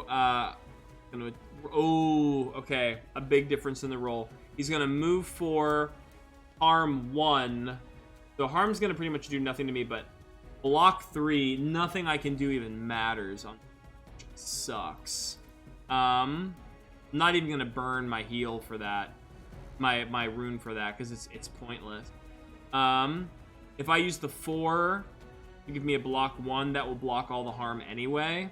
So that, like, this is just me spinning around on my heel, trying to push myself off of the cliffside fall, and just he swings his blade at me, and I catch it with the shield, and I just like skid across the cobblestones. You can see like a splash of water from all the rain dropping around. Her head kicks up underneath my heel as I'm like literally forced around almost in a semicircle by the centrifugal power behind his blow. But I stand on my feet because Johann doesn't back down. He can't actually. This is his destiny. The king rolls another 1, which we love for us. Come on, Johann, we need a 6. You've got it? Candy, I cannot wait to hear the name of this game. Please tell me what it is. The entire chat has to be on the edge of their seat for this. Yo. Oh, Gauntlet. Yes. Wow. Gauntlet Legends. Blue Wizard needs food badly. Red Warrior needs food badly. Yeah. It has to. I played Gauntlet Legends so much. I played it with Nick. I remember up in his room too. That had to be the game we played. Gauntlet Legends, for those of you, I know you've seen a Gauntlet game, because Gauntlet is actually that every arcade has it. It's so old. It's like that one arcade game where it's just like a beat 'em up where you use like the joystick and just like A or B to just spam attack. And it doesn't really matter who you pick. Like you can pick the wizard or the warrior or the archer. They're pretty much all the same. Even the warrior just throws his axe. They all have like a ranged attack. It's just like it looks different. I think the only difference between any of the characters is that their B is like a special move, which like acts somewhat differently. Like I remember the wizard does like a lightning thing in a big area. I think the archer just shoots a bunch of arrows. But yeah, it's literally just a game where like endless enemies will spawn out of like a hole in like the map, and you have to like kill your way to the hole and then like destroy the hole. And just pretty much repeat that. Like there are puzzles sometimes, and like some enemies are slightly different, so there's like different things you have to watch out for. But it's pretty much just like a beat 'em up with like a ranged attack. And then there's usually a boss fight. Yeah, 20th OD, I'm pretty sure, like, that was, like, the memes from those games, is the announcer would just, like, say the color of the character and the type of the character and just be like, Red Archer needs food badly. That was, like, when you needed health. And the food was, like, cheese. Yeah, I'm pretty sure you played Gauntlets, and Candy, I'm pretty sure you've nailed it. It is Gauntlet. Oh, man.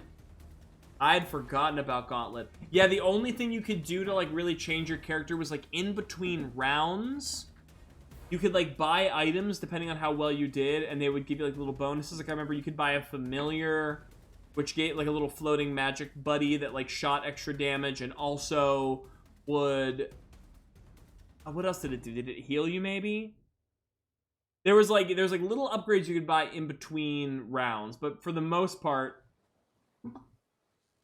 there was this level or field. There is a level in that 20th OD where there's like it's like all undead, and I'm like the fields. There's like fields of undead, and I'm pretty sure the boss is like a Grim Reaper knockoff clone thing. So that, yeah, literally so long ago we were children. We were but wee little babies, and I'm older than you, so I was compared to now I was very much a wee little baby.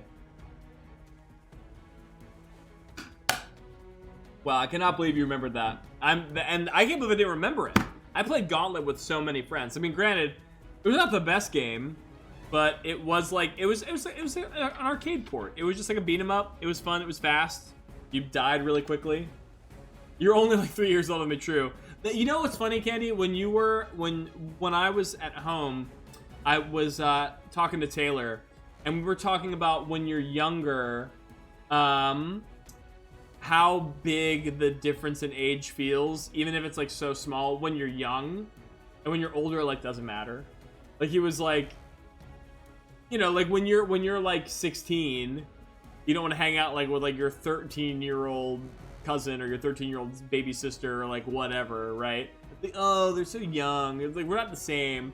And then like 30 and 33, you're like, what is even that? Like. Okay, you know a few more TikTok trends than me, I guess.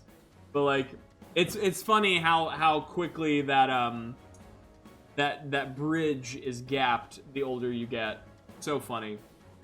And I thought it was funny that Taylor brought it up too, just because I'd never heard him talk about something like that. And he was actually, I don't know if Taylor's close to my age. He might be the same age as. Is he the same age as you, Candy? I can't remember. But even he was talking about it, and to me, Taylor was always.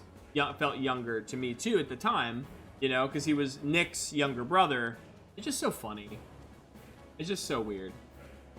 All right, back to trying not to die to the Ruined King. Oh, not doing a great job. Doing actually a terrible job at not dying on that one might be.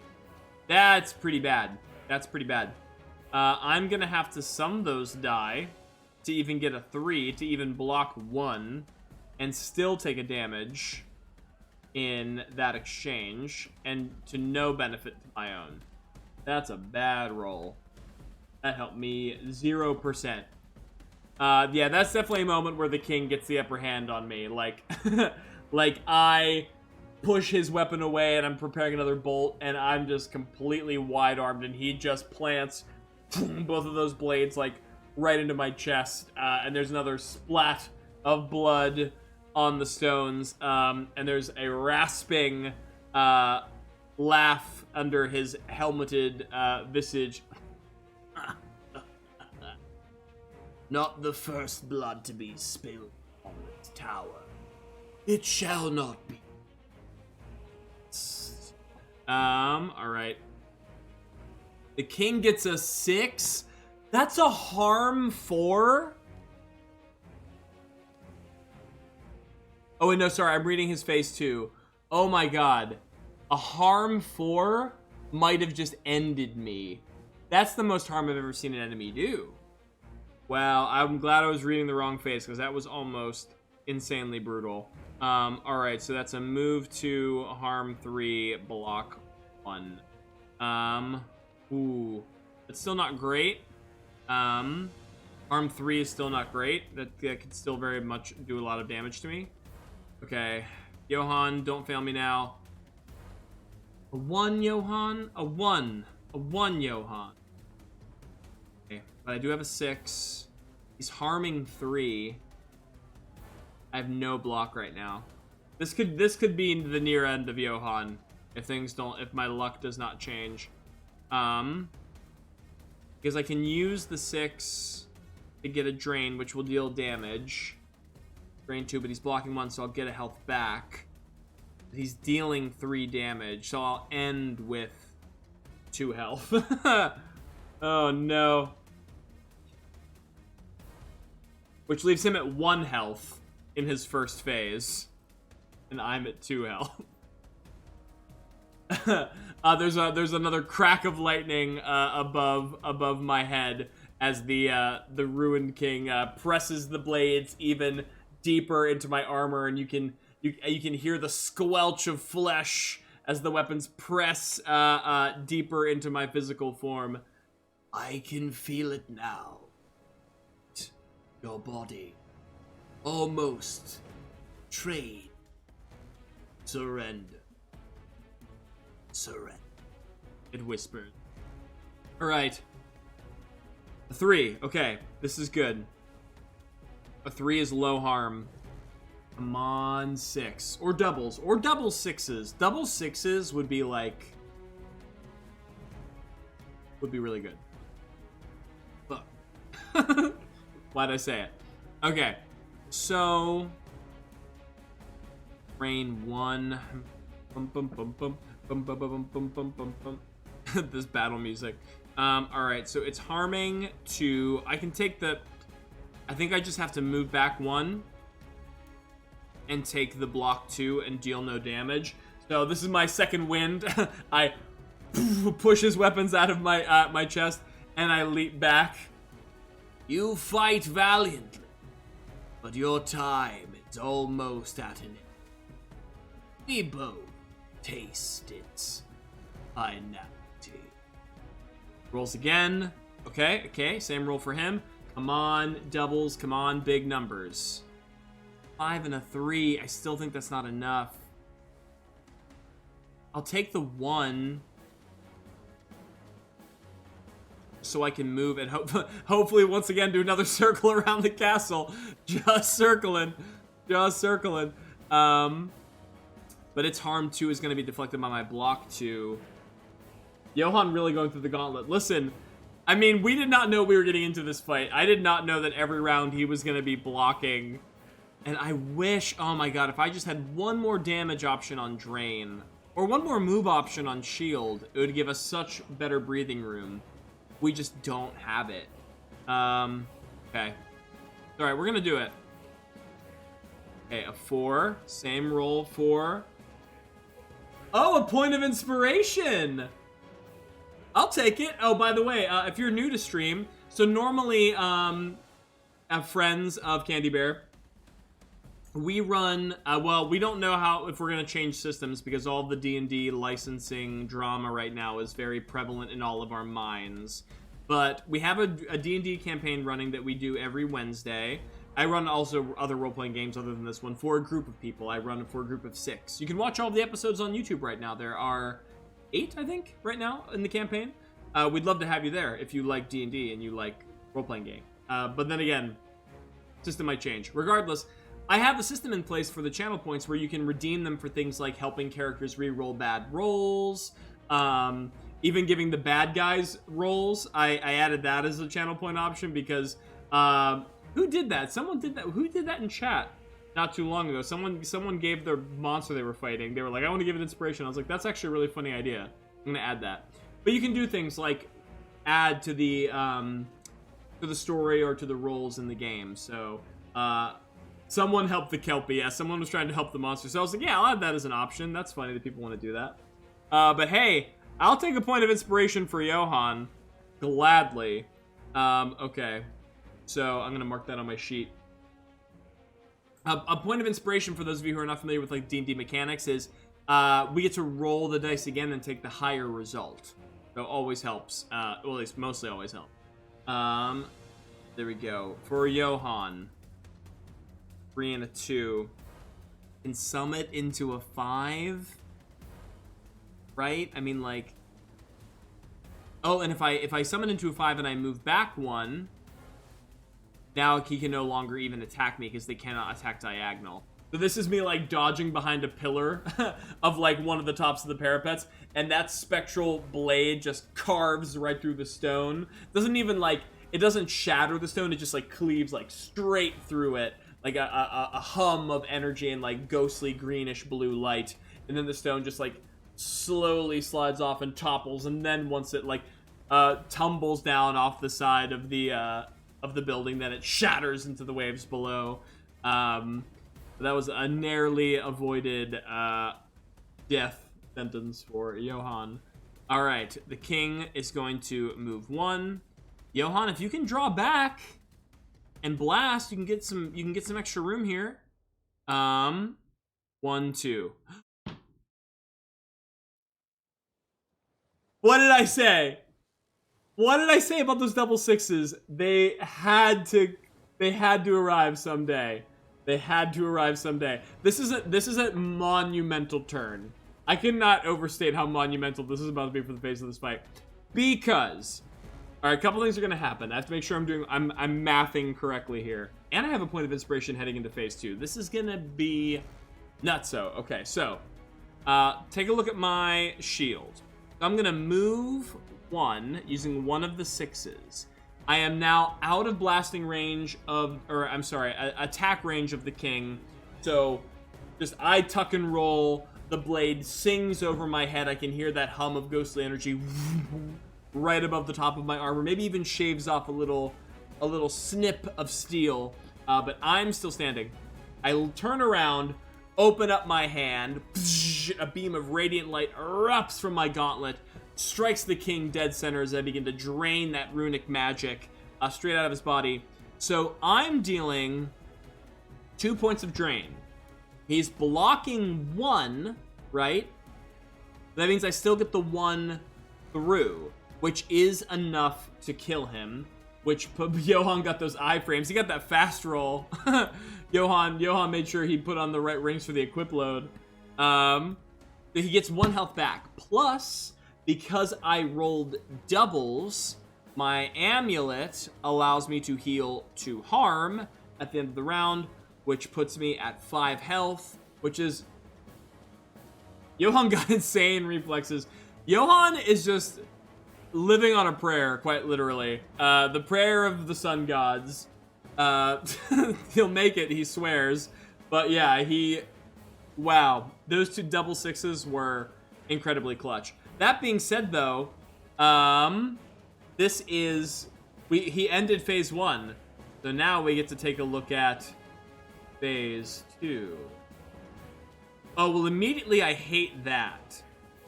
Health 12. Oh my god. Okay. I'm not seeing a lot of block. I'm actually seeing no block. I'm seeing no block in his stats. Okay. Interesting. A lot of harm, though. Big time harm on everything. He summons skeletons. Oh no. Oh no. Oh no. He's got ads. This phase has ads. Okay. And then what else here? Yeah, he's like defense is down, but putting all points into strength right now. And what is this special rule? Roll 2d6 and choose the highest when resolving action. Oh no. This is brutal. Okay. This can go a lot of ways because the skeletons are obviously, that sucks. This map is going to get really crowded with the skeletons. But they also might be easy ways to gain hit points depending on their blocks. This is going to be a bit of a wild card round. Okay, so what does phase 2 look like? I blasted him in the chest. I'm draining some of the runic magic so you can see the rune on his own chest, which is what binds him to the Grim Coast. He is the rune lord of the Grim Coast. Begins to disintegrate, and it begins to widen the hole in his armor until you can see, because in his description, he has a big hole in the back of his armor from where presumably he was backstabbed or he was betrayed. So now you can see like a clear hole straight through the king, right from where Johann has been draining his magic and from the blade which pierced his spine and took his first life. And you can see he like collapses down to his knees for a moment. There's a ragged breathing, although it's just a hollow wheeze because there's no physical form here. It's just the facsimile of life that the soul is trying to replicate in this moments of weakness. And then there is sort of like a sick chuckle, like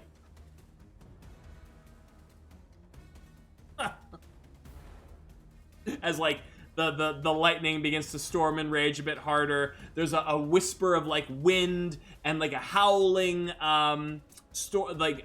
breeze begins to spin around the castle until those dark clouds begin to form a vortex, right? And you can see in the swirl of darkness of these dark clouds, you begin to see these ghostly visages, these skeletal faces forming in and out of the smoke and like reaching forward as if trying to grab Johann, but then like sinking back into the smoke before they have a chance to fully materialize. You have fought well. It has been some time I have flirted with my head. But many more before you have tried to claim this room. They all now swarm this castle under my... He stands back up, clashing the weapons together. You hear like a ghostly chorus echo from all of the souls, which are like spiraling around the castle. You will join them, one way or another. As he tilts his head down, there's another glow of blue light, and then we'll use his quote right here. They say you are deathless. I will be judge of that.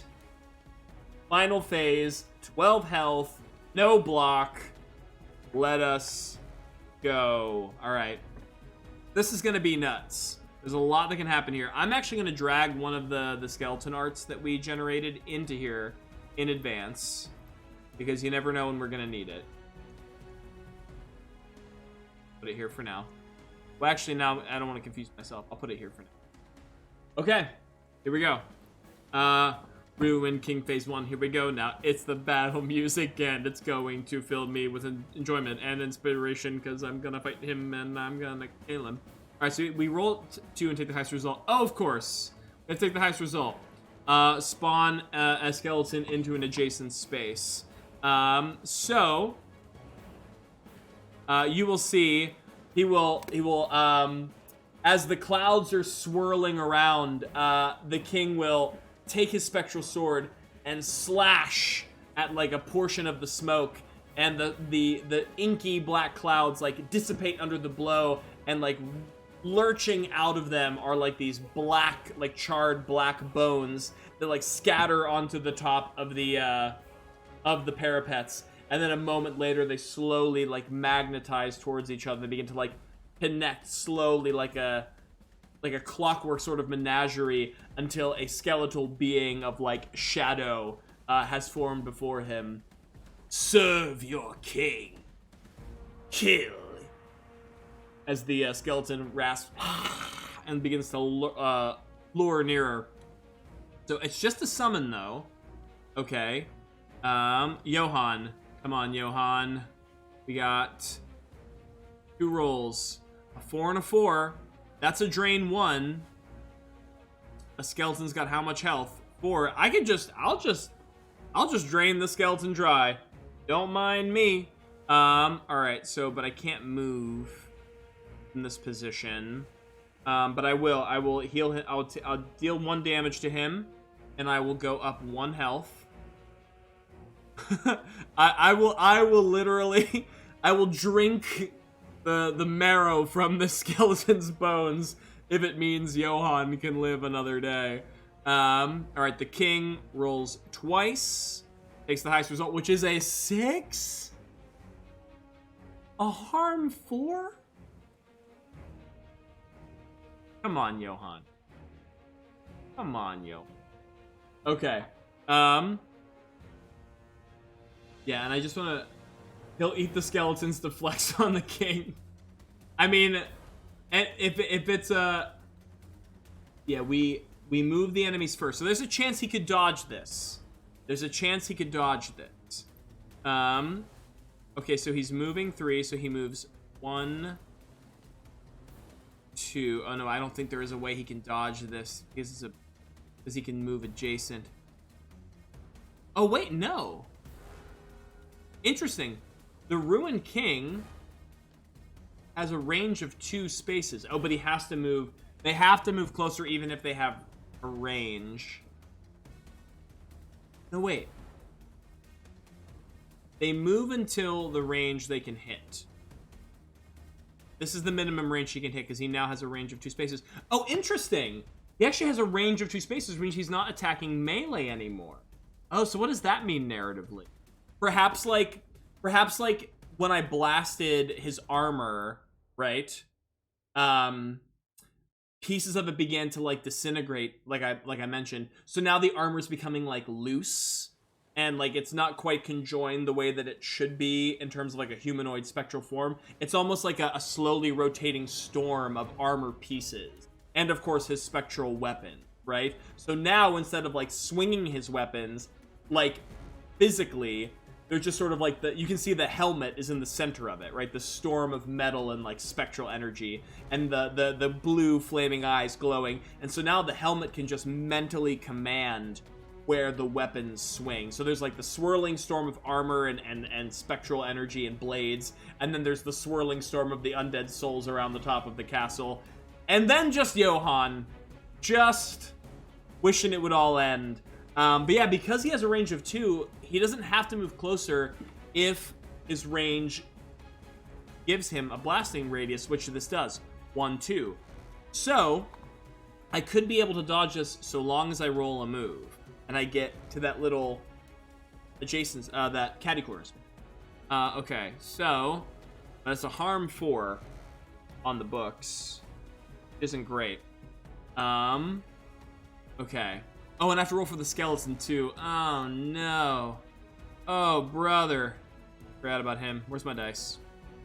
Skeleton got a 4, which is a move 1, harm 1. So he's gonna move space. Oh god, I have to keep track of ads now. This is nuts. This is nuts. Alright, so now I'm gonna go back to my dice. I'm gonna roll 2 for Johann. Those aren't really what I wanted to see, I gotta be honest with you. I can, although, if I sum the die, and I take a 5, I can move here, right? It'll still put me adjacent with him. But the skeleton's only harming 1, and I'll be blocking 2, which means the king's weapons will swing in this direction and completely miss me, and then the skeletons will reach forward and try to claw at me, but I will raise my shield and batter them away, which will deflect their damage. Engraved. You cannot run from the dead. They do not tire. The king will now re-roll 2 because he gets to do the highest of both. Rolled a 3, which is a move 1, harm 3. So he can only move 1. He can't attack diagonal. So I'm actually safe from the king in this moment, which is pretty good for me. As long as maybe I can do something to the, oh my god, if I would have brought that ring, y'all, the ring that did the extra undead damage, I would have gobbled they last ghouls. Alright, so I'm going to roll. God, where are my dice? My brain is like firing at 900 miles an hour as I'm trying to configure all of this. Yeah. Oh, did I roll? No, I just rolled for, I didn't roll for the skeleton yet. Skeleton gets a 5, which is a move 1, harm 2. So it's going to move here. Harm 2, I don't love that. Alright, I'm going to roll 2 dice for Johann. 2, 1. Which technically is a heal, but I have to take 2 damage. Actually, I take 2 damage and then heal 2 damage at the end of the round, I'm right back where I'm at. It kind of, because the amulet gives me a heal on the... I mean, that kind of sucks that I'm not doing anything with the damage, but I don't want to waste the inspiration point. Oh, but wait. No, but I have to... Or, I spend 1 inspiration that Ailing gave me and a reroll. And then I get something out of it. I think that's what I do. So, I'll go to 4. And then if I re-roll and it sucks, I won't get the heal. This is so tough. Risk it for the biscuit. A 3. Block 1. Yeah. That's gonna put me down. That was not a good gamble. Probably shouldn't have taken that. Oh, no, but I rolled 1, and then I got a, what do you call it? An inspiration. So I can... 4 and a 3. Okay, so that might be better. Yeah, and a drain 1. Okay, so I block 1. It was doing 1 damage, so I take 1, and then I heal up. So I'm right back to normal. So, I mean... Maybe it wasn't worth it. We had to try. We had to try it. You know, who knows. Thank you, Ailing, for that inspiration. Alright, let's roll for the king. 2 5s. Oh, you're kidding me. The king takes another swipe, into the smoke as more skeletons are wrenched from the clouds and spawn atop his battlements. These are the remnants of who have tried and failed before you. Stare into them now in your final moments. Jesus, this guy's insane. I know. He's a lot. But we can, if we roll well enough, we can just milk these skeletons for health. I said milk these skeletons for health, and we had an entire joke about milking skeletons. Long story, people who are joining from Candy's stream. I promise I didn't make that joke on purpose. A 3 is a skeleton, move 1, harm 1. He's already here with me, so there's really no reason for him to move. Come on, if I get a block and I get a heal, and I get a block and I get a heal, and I get a block and I get a heal, and I get a block and I get a heal. 4 and a 5, that sounds really good. I hope it is really good for me. Okay. 4 block 1, 5 drain 1. Yeah. So if it's doing harm 1, I'm blocking 1, I absorb the damage, then I drain 1, I go up a health. Hey, yeah, no, that's how you do it. That's exactly how you do it. And that's how I get a point of inspiration to help Johann through this fight. Thank you so much, 20th OD. I'll be able to reroll a die, hopefully in the future, and not die. That also means I pop that skeleton down 1 health, which is 2. So my radiant rays are just blasting the skeleton bit by bit. More of the shadowy figure begins to dissipate under my radiant power, but the little bits of it that remain still claw their way over towards me. Still trying to get a bite. Okay. I mean, I'll take the free heal, and it's down half health. Okay. The king first. 4 for the king is a move 1, harm 3. So now he wheels the corner around the parapet. We all here sending divine influence down. You all are the dawn. You are all the god. You are the sun. Praise the sun. You are the divine being of sunlight right now, just washing it astride Johann. Actually, oh goodness gracious, the sun goddess from level 1, who I made, whose name I cannot even remember right now because I should be ashamed. Soriel. Yeah, y'all are Soriel right now, giving me divine glowing sun blessings from above. Okay, so the king wheels around the corner, eyes locked on me, finally gets a bead. You can see some of the armor and bits begin to swirl in excitement, faster and faster, getting ready to eviscerate Johann. Then we roll for the skellies. I should say a harm 2 on the books for the king. Oh, sorry, harm 3 on the books. Skellies get a 4 and a 5, which I don't love. Move 1, harm 1, move 1, harm 2. Oh god, there's a lot of harm coming in right here. So 1 harm, 2 harm, 3 harm. So a total of 6 harm. Oh boy. Agents of Soriel's Ward. 6 harm coming in. I have 5 health. Okay, what can we do? I have a point of inspiration and some dice to roll. I'm gonna roll twice. 3 and a 5. A 5 will allow me to move on the shield, which is enough to draw back.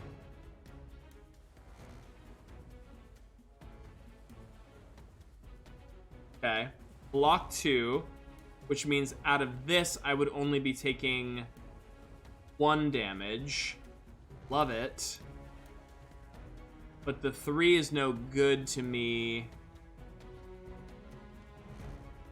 Yeah, I need something higher to drain. I don't want to spend that inspiration so soon. I think that's it.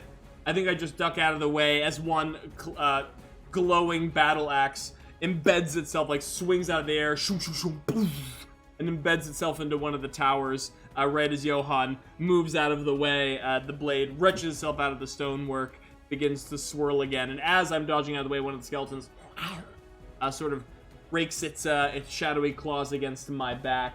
Gon is getting pushed back and forth by the skeletons. I know he only has 1 move if he's lucky. If he's lucky, he gets a move. If he can create some distance now. Alright, let's see. King. Oh my god, this king with these skeletons. Oh no. Oh no.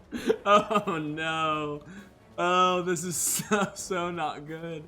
Alright, oh my god, I'm gonna have to keep track of so many skeletons. Skeletons 1, skeleton 2, skeleton 3, big boss, king, yep. If I can just get drains on these guys, they're free health. Wait, am I allowed to redeem another point? If you have the channel points, yeah. If you got the points, now is the time to give them to me. If you're not gonna spend them on any of the other redeems, because your boy is truly struggling for his life right now. Okay. The first things first, the king. Right? Oh no, he already summoned his thing. Yeah. That was that. So we have to roll for the skeleton. So 5 and a 4. Bum. Okay, so same thing. So it's a move 1, harm 1, move 2, harm 2. Oh, all right. Another point of inspiration. I got 2 in the books. 2 rerolls. Making a note. Soriel, Johann gives you his thanks. The light of Soriel doth bless me in this moment. All right. Here we go. So I got a harm of 3 coming my way because this guy just got summoned in. Sounds like attacking the king to get rid of the ability to see. Yes, you're not wrong. The problem is, I have to. I'd have to wade into the skeletons, which means, I'd just be eating all that damage. If I can kite him and get around the other side, I don't know. Because if I go here, that means I'm open to that skeleton attack and this skeleton attack. Unless, because this one just got summoned, I could move here. Depending on what I roll. This is all depending on what I roll. Could be an option, because I can occupy the same space, so maybe I could move into and then through. Be just risking some adjacency here with these skeletons. Because if I move here, I kind of break up their mob a little bit. We'll see. We'll see. There's a lot of options. There's a lot of options. Also, let me take a look at... Sure. Cool. Alright, my brain is going into overdrive. Here I go. I'm gonna roll for Johann. Yeah. 1, 2. Oh my god, that one. I'm spending a point of inspiration immediately.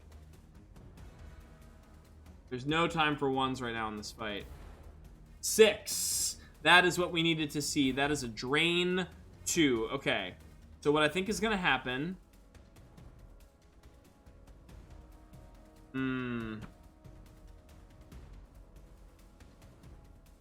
Get it together, John. John is trying. Listen. Okay, I got another point. John is like truly trying his best. Okay, if I move here, this is dangerous, but you know, what isn't when you're John? If I move here, John is sweating through his eyes. Yes. If I move here,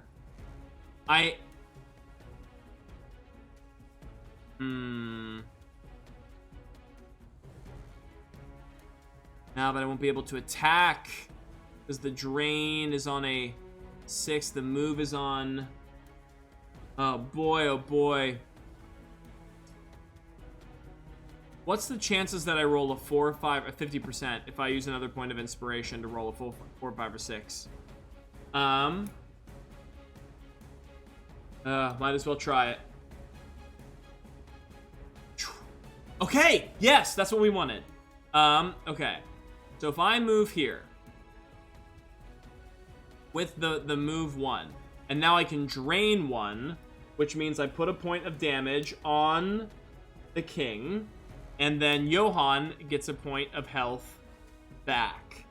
Johann's literally like holding his shield down, a glowing light just like charging through the skeletons. They're like battering off of his shield, and like behind him as they like shatter into bony fragments and shadow, like begin to reconjoin right behind him as he rushes like the swirling armored cacophony that is the king. And you can hear another a sort of a grim chuckle under the king's breath. Your bravery shall be your undoing, as it was for so many. Okay. That's a point of damage on the king at any rate. Alright, so the king first. A 3. Move 1, harm 3. So he doesn't have to move because he's already in the perfect position. Okay. And then, oh god, the skeleton. Here we go. 5, 6, and 4. So that is what? This is gonna be 5, 6, 4. Actually, no, 5, 6. Easy to remember if I go left to right, like how I wrote them. So that is 5, 6, 4. So that is move 1, harm 2, move 2, harm 2, and then move 1, harm 1. Gosh. Okay, so resolving these in order. He was here because he was adjacent with me. So move 1, harm 2. 2, harm 2. This might be Johann's end right here. I don't know. Move 1, harm 1 does not have to move. Maybe Johann's end right here. Unless I roll like doubles. I have a... Oh boy, okay. So what is this? The king's a 3, 4, 5, 6, 7, 8. There's 8 harm coming in. I have 5 health. Oh my goodness. Oh, Johann, here we go. Godspeed.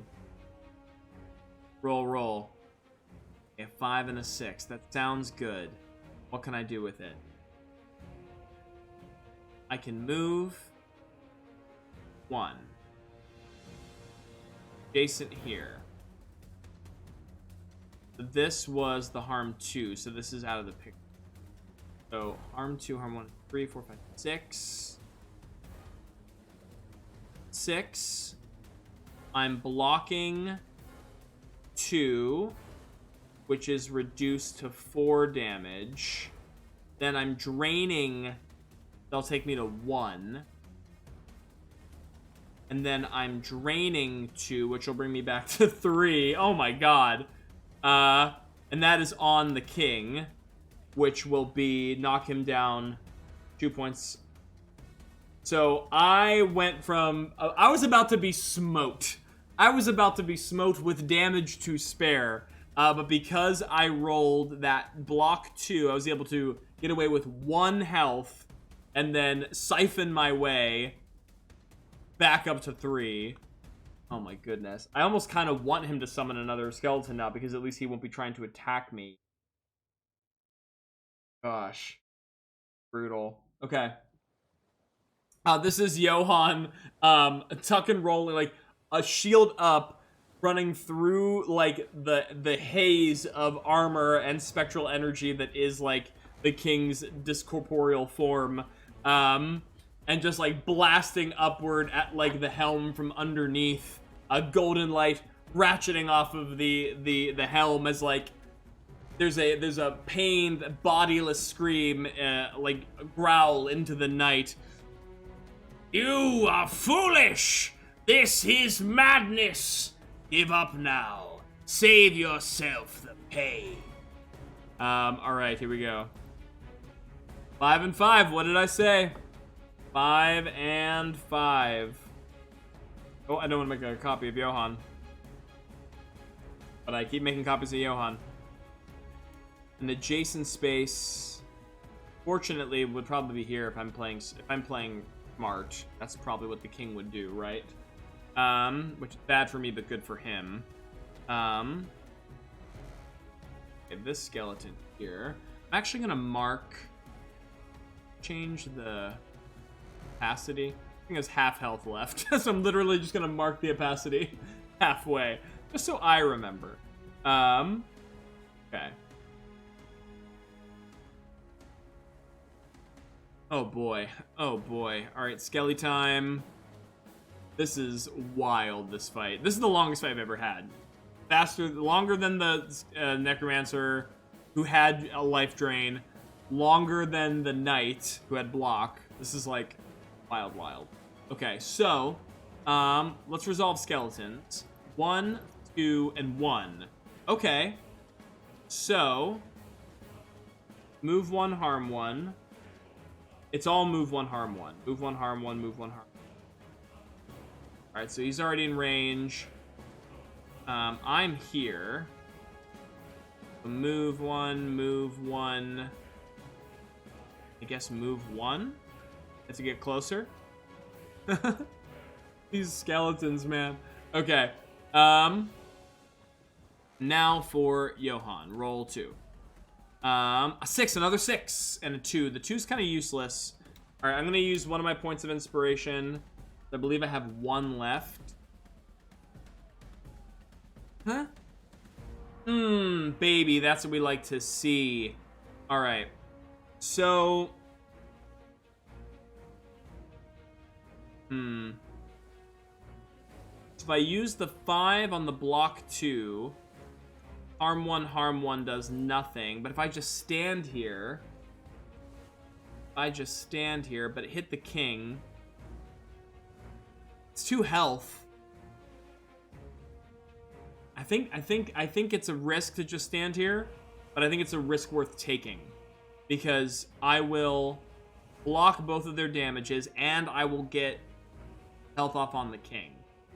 Really the important thing.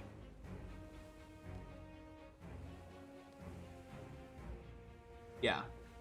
Okay. So, king's gonna go down to 8. Johann's gonna go back up to 5. Oh my god, this stream. We are definitely going later than I anticipated, but I mean, we can't stop in the middle of the fight. We just gotta see it through. Gotta see it through, my boy.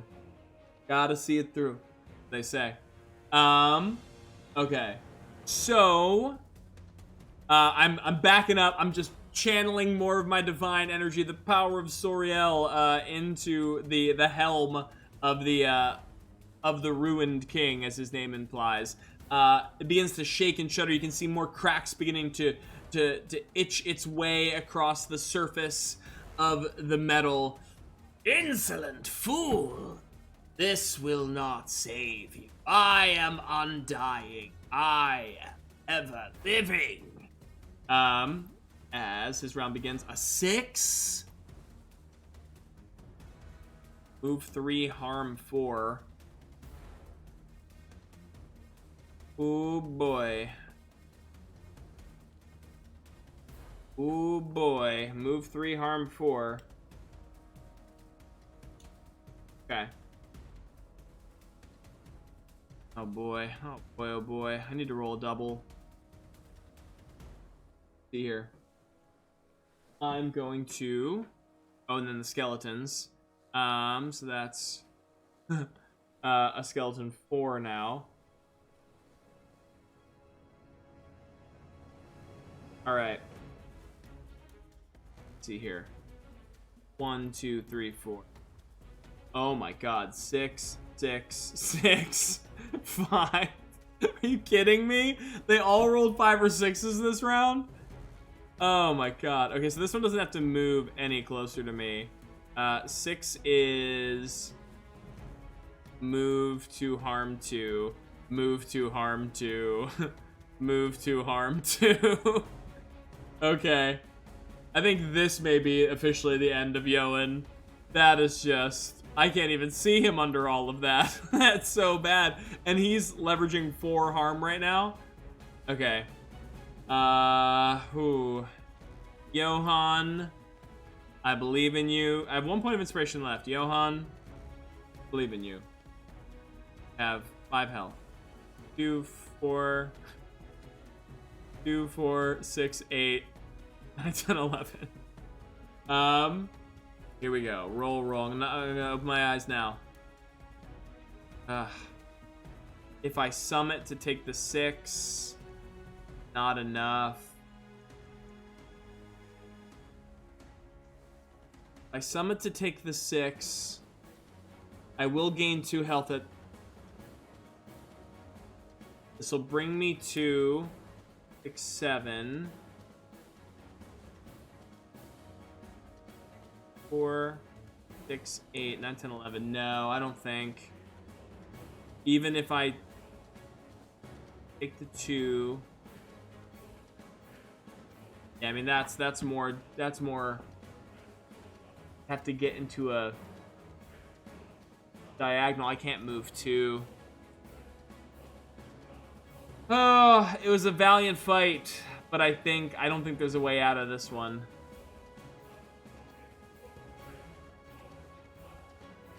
Really trying to do the math. If I would move 1 into here, they're all still adjacent to me. They can attack adjacent.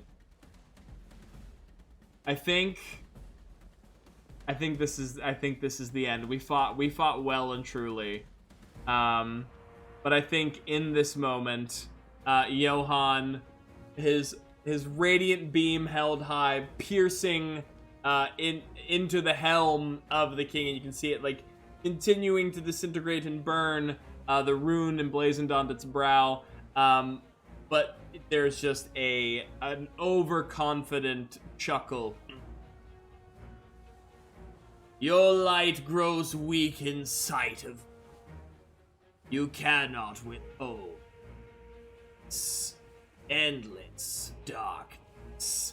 And with that, like, the clouds fall in on top of the parapet, and you just hear these ghostly wails as the wraith-like visages of all the undead pile on top of Johann, the light completely being enveloped from his hand, and the only thing that Johann can see between his armor being rended and torn piece from all these skeletal claws, aside from these ashen black skeletal faces is just the piercing gaze of the king's eyes just locked onto Johann, burning into his soul, and that echoing laughter as more of life just falls from Johann until all consciousness fades. And I believe that means that I can play this, which I've queued up specifically for this moment. First of all, Will, y'all know what it is. Y'all know what it is.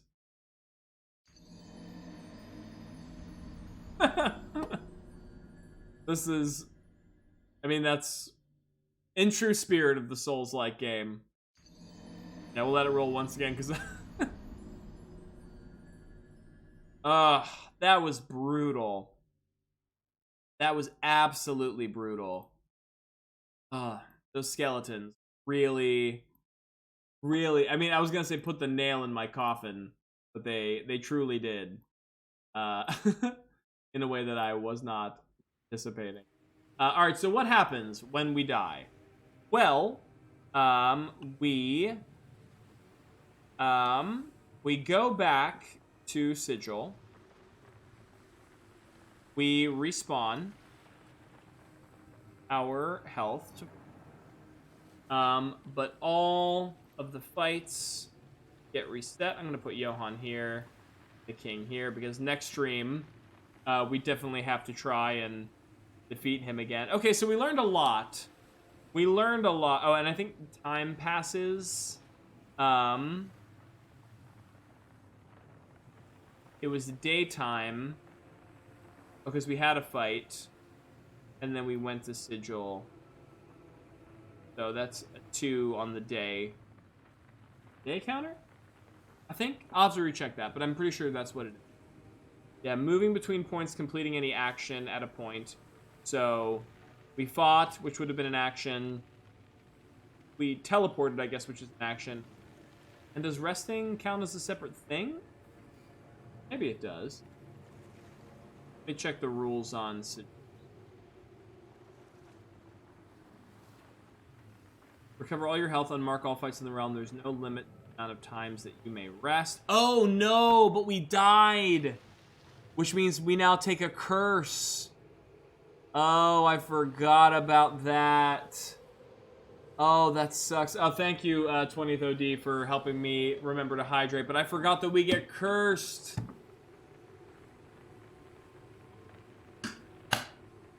That sucks. Okay, so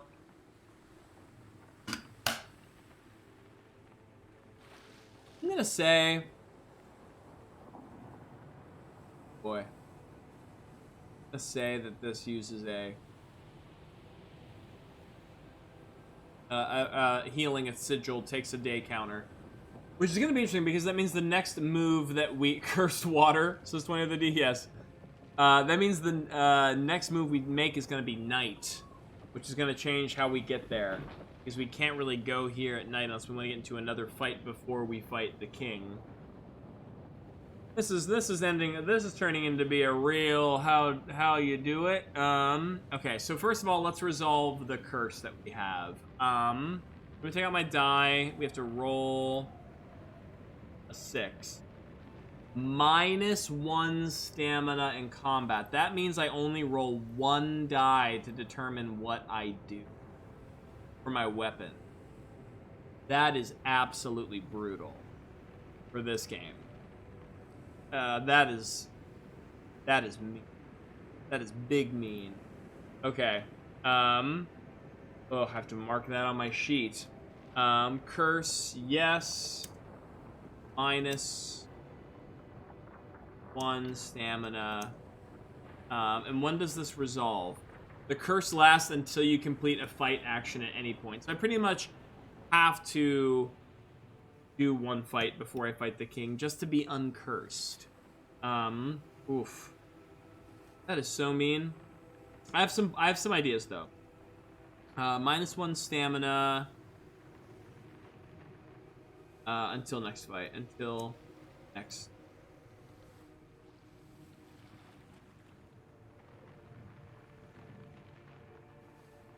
Okay.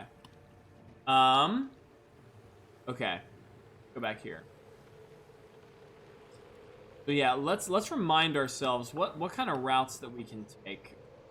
Oh yeah, oh wait, and we wash back. So okay, so a couple of things, right? Our curse. How does that manifest? I imagine because this is the Grim Coast, right? It's like frost, right? It's just like I wake up on the shore. I died, right? And I wake up, washed ashore again, on the frigid coastline, on a sigil which has been carved into the icy. I was gonna say icy sand. That doesn't make sense, but I don't know. Maybe there's icy sand out there. Why not? This is Fantasy World. It's icy sand. And like I'm Johann's blinking his eyes, looking left and right. The last thing he remembers is being entirely rended apart by smoky skeletons and the king's disembodied form. And as like he's reliving this nightmare and trying to get a feel of where he is, there's another sharp kick on his shoulder as our very favorite Dendrick the Ice Fisherman. Ah, well, isn't it the old engraved? Washed ashore again, have we? I told you you'd be back. No sense of fighting against the king there ain't. You'll just wash against him over and over until your soul slithers away like the rest of them. Oh. The old badger, Dendrick, berates us as he very much knows that we failed in our fight against the king. So, yeah, what may be beneficial to do now is not tonight. That fight was a nutso fight, but we should probably plan our next venture. So the next movement I'm gonna make is gonna turn it into night. So if I move to the village of Teresh during night, I'll have to get into a fight, which is the ghoul and the skeleton. I kind of want to get into a fight before I fight the king. What happens if I go to 3? During the night, nothing really. That would be a blank space. What happens at 4 at night? Boathouse would be a delve. Yeah. Yeah, I mean, I feel like it, although it would be night. Let's fight 6. 3 skeletons. Because the Necromancer doesn't respawn because the Necromancer is a unique enemy. So it's either we go to 2 and we fight a ghoul and 2 skeletons, right?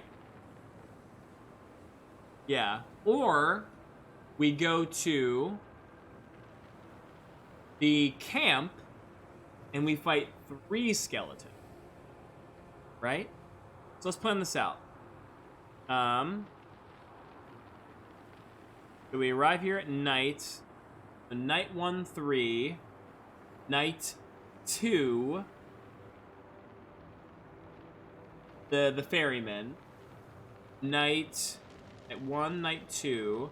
Night 3. Camp. Oh, but there's not a fight there during the night. Night 1, night 3. Or does no. Sorry. I move here. This fills in the last day counter, which will turn at night. So we'll arrive here with a clean block at night. Oh, I shouldn't have. I'll keep 1. Clean block at night. So then I move here, night 1, move here, which is night 2.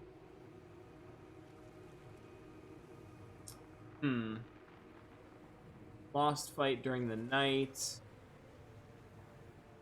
Yeah, I could just move. Oh yeah, yeah. No, wait. Yeah. I move here. Night 3. Then, by the time I move here, it'll be night 4, which will make it day. Right? I think that's right. Then daytime, we fight the ruinous camp during the day. We fight the 3 skeletons, because Necromancer does not respawn. Once he's dead, because we found the star charts this game session, we can actually summon the ferryman during the day. So then what we can do is... there's no fight at the boathouse during... is...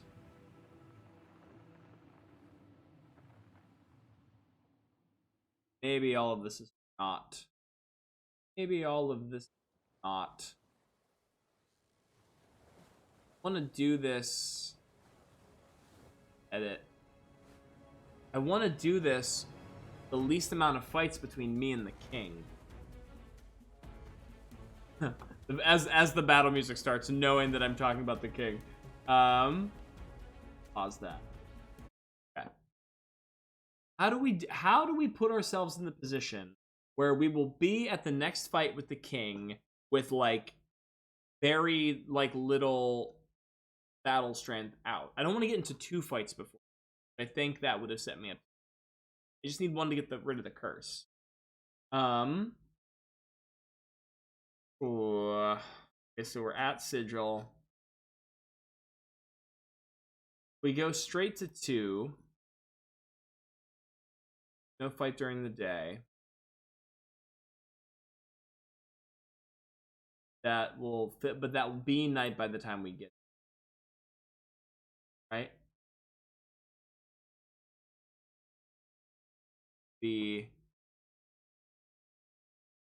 I guess I would rather fight the 2 skeletons versus the 3 skeletons versus the 1 ghoul and the 2 skeletons, but I feel like to go all the way up here to summon the skeletons, it's going to be too much, because then we're going to have to go back here, and that will summon a whole new fight. I think fighting 1 ghoul, which is kind of a harder enemy, is better than fighting 2 whole fights.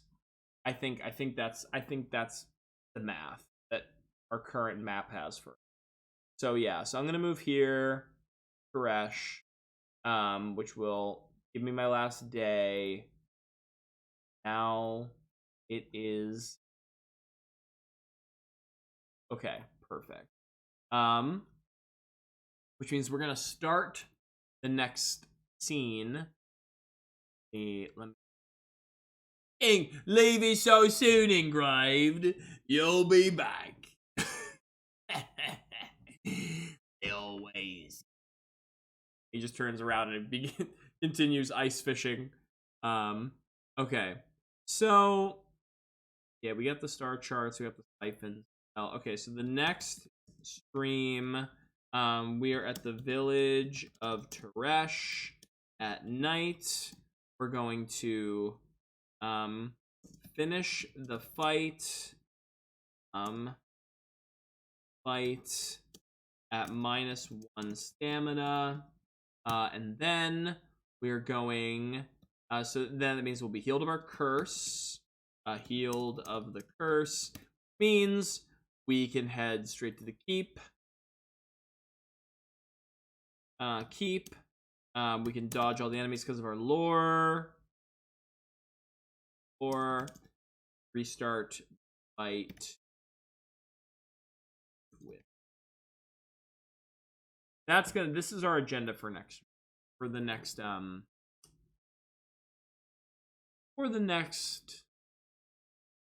okay. The other order of business that we'll need to resolve before getting here is what equipment we're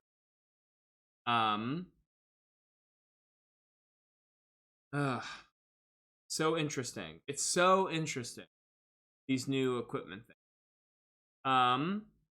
I mean, the ring obviously seems good. The Amulet of Dawn did heal us a bunch. Let's take a look at where are the starting weapons? Okay. So I don't have all the starting weapons. I just have the longsword and shield because that's what I took in. So I have the shield, the sword, siphon. I have the Amulet of Dawn, and I have the ring.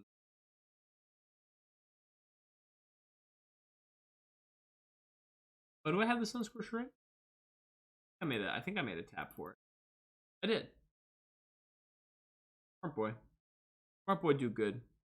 Okay. So this is kind of our equipment.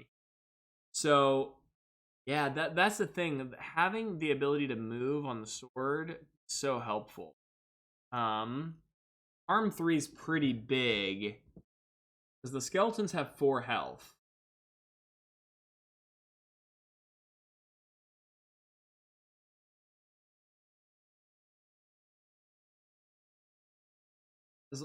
As hard as it was to get through drains with his block, how is Siphon worded? Harm. Okay, I was wondering if maybe Siphon added to my harm and then I did all of it, but I guess though if I took Siphon and a sword and I did like let's say I did like let's say on the best case scenario I rolled 2 6s, right? So I did a harm 3 and a drain 2 and the king blocks 3, right? I could say, because I get to choose how those effects resolve, right? So I could say that like I throw all 3 of my sword into his block, and then the other remaining 2 drain go straight to his health. You know? I'll have no block, so I won't be able to mitigate any damage from him or the skeleton. But that is an idea. And how is this harm to undead? Huh. I don't know. What's chat feeling like? Knowing those combinations of of weapons and items. There's a part of me, I mean, having 2 move would have been great to get out of those swarms. But I can't have 2 move unless I bring both the sword and the shield.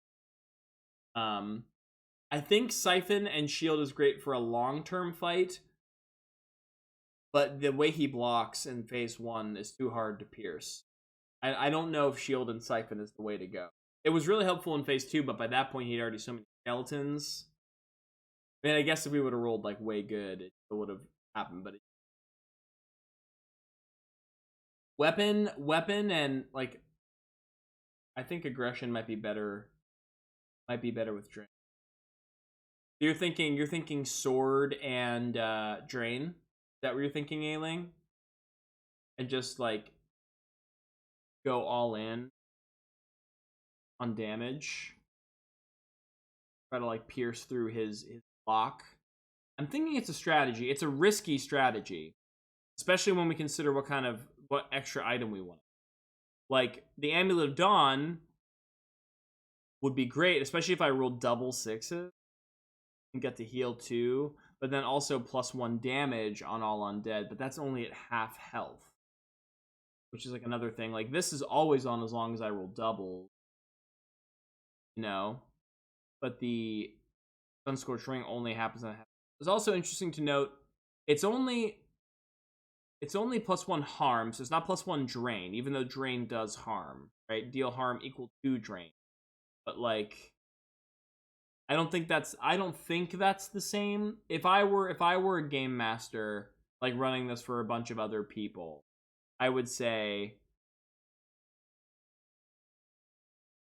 right? Because it's not like it's an interesting read of that. Sword does harm for sure. No. The drain, this specifically says drain, which is why I know it says deal harm equal to drain, but like I feel like if this was harm, I would say. I feel like it's a different. So it's interesting that the Sunscorched Ring would deal more harm, but only on my sword attack. I don't think I get free extra from the sun. Okay. So it sounds like next stream we're gonna try Siphon and Sword. I can't change Fatebreaker. I need to defeat this rune. I can. Oh, also interestingly enough, I'll be able to change a rune, and I'll get to attach another rune. You can have a max of 3. So once I kill him and claim his rune, I can switch up some runes. So I guess, yeah, I guess the last question, which has been one of the questions all night, is what's the bling? Is it the amulet? Is it? For those of you who might have just been joining us from Candy Bear stream, as you can see here, the amulet will allow me to heal for 2 if I roll doubles on the dice. But the Sunscorched Ring will let me deal 1 more damage as long as I'm at half health. At least to all the enemies in the fight that we're worried about. Actually, all the fights that are undead. Only triggers when you're at half health. Puts you in a precarious. It'll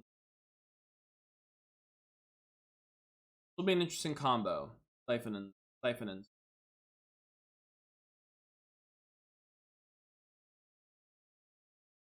It has more move options. Still only 1 move per round. Will be dicey. We can cut through his block and just.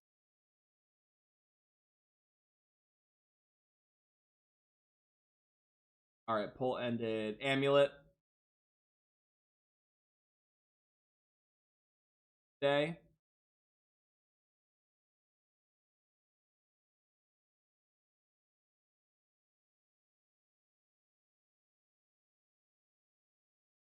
I'm wondering. Okay, here's what I'm gonna do.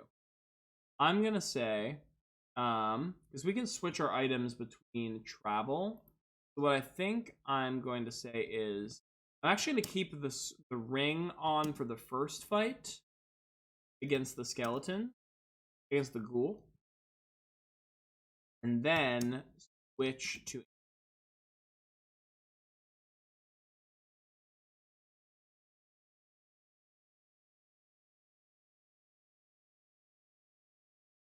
I think that'll end up being the.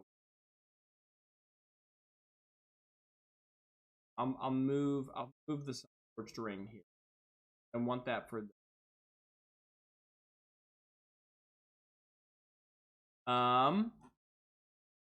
Yeah. Okay. I think that's another another rune stream down. Thank you everyone who came to watch the stream. If you found us organically, or if you came in with Candy Bear stream, I appreciate you so much. This was Rune by Spencer Campbell. You can download this right now from his website.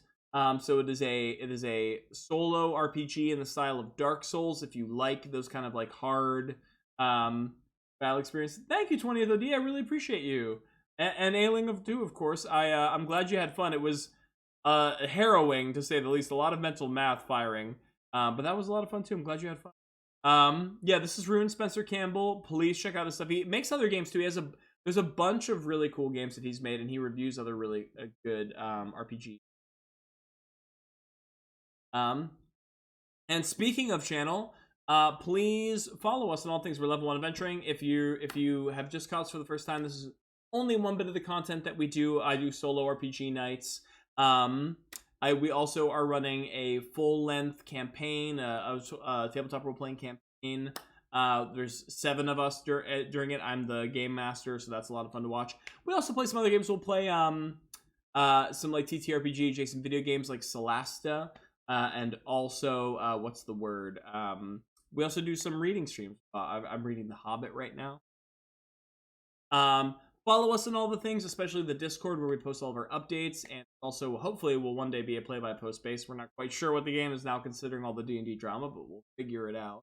And yeah, otherwise, am I forgetting it? I will be streaming tomorrow. It's Wednesday, which is normally our full game night, but I don't think it's going to be a full game night considering we're still figuring out what to do about the D&D drama. So maybe we'll do, depending on who's available, we might be able to do Fall of Magic. If you've been following our Fall of Magic game, it's me, Garrett, and Amber doing a sort of a collaborative storytelling game, traveling across a world map. The characters are growing, having these like really fun relationships on each other. It's very cute. So that might be a thing, and if nobody else can meet, then I'll do another solo stream, and I will post in the Discord vote on what we want to do. So there'll be some. But thank you so much for joining us. I've been your host and Scott. I appreciate your time and energy so much. If you are here from the Candy Bear stream, thank you so much for giving me your time and your energy. You didn't have to do it. You didn't have to follow the raid, and you did, and it means a lot to me, as you know. It's a pretty small be. Anybody on my followers who have been here and please follow Candy Bear back. Actually, I don't know who's I see who's. We might be able to lead another. I wonder if is Candy might be able to like lead the raid back unless she signed off for the night. That'd be kind of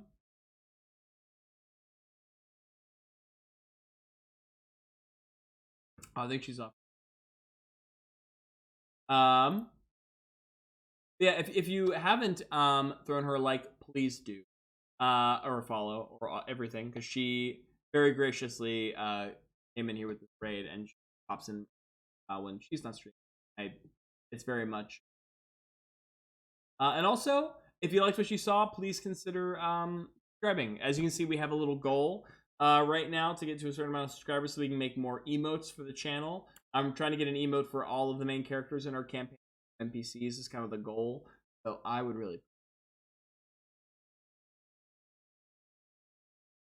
And other than that, it's getting late.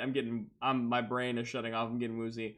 I'm gonna check out. I will see you tomorrow. I hope you sleep well. And have a great night. Johann loves you. Ailing said hydrate. Yeah, it's probably posture check. Oh yeah, thank you.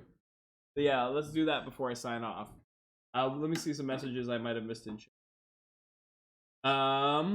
This was really fun to watch. Thank you. John doing his best. He failed math class, and that's why he's stuck between realms. Yeah, he was banished from calculus, and in between calculus, he managed to slip between the cracks of the multiverse. This calculus was weakness. I think what his weakness was a legion of shadowy undead and a spectral battle axe to the noggin, but the dyscalculus certainly did not help, all things considered.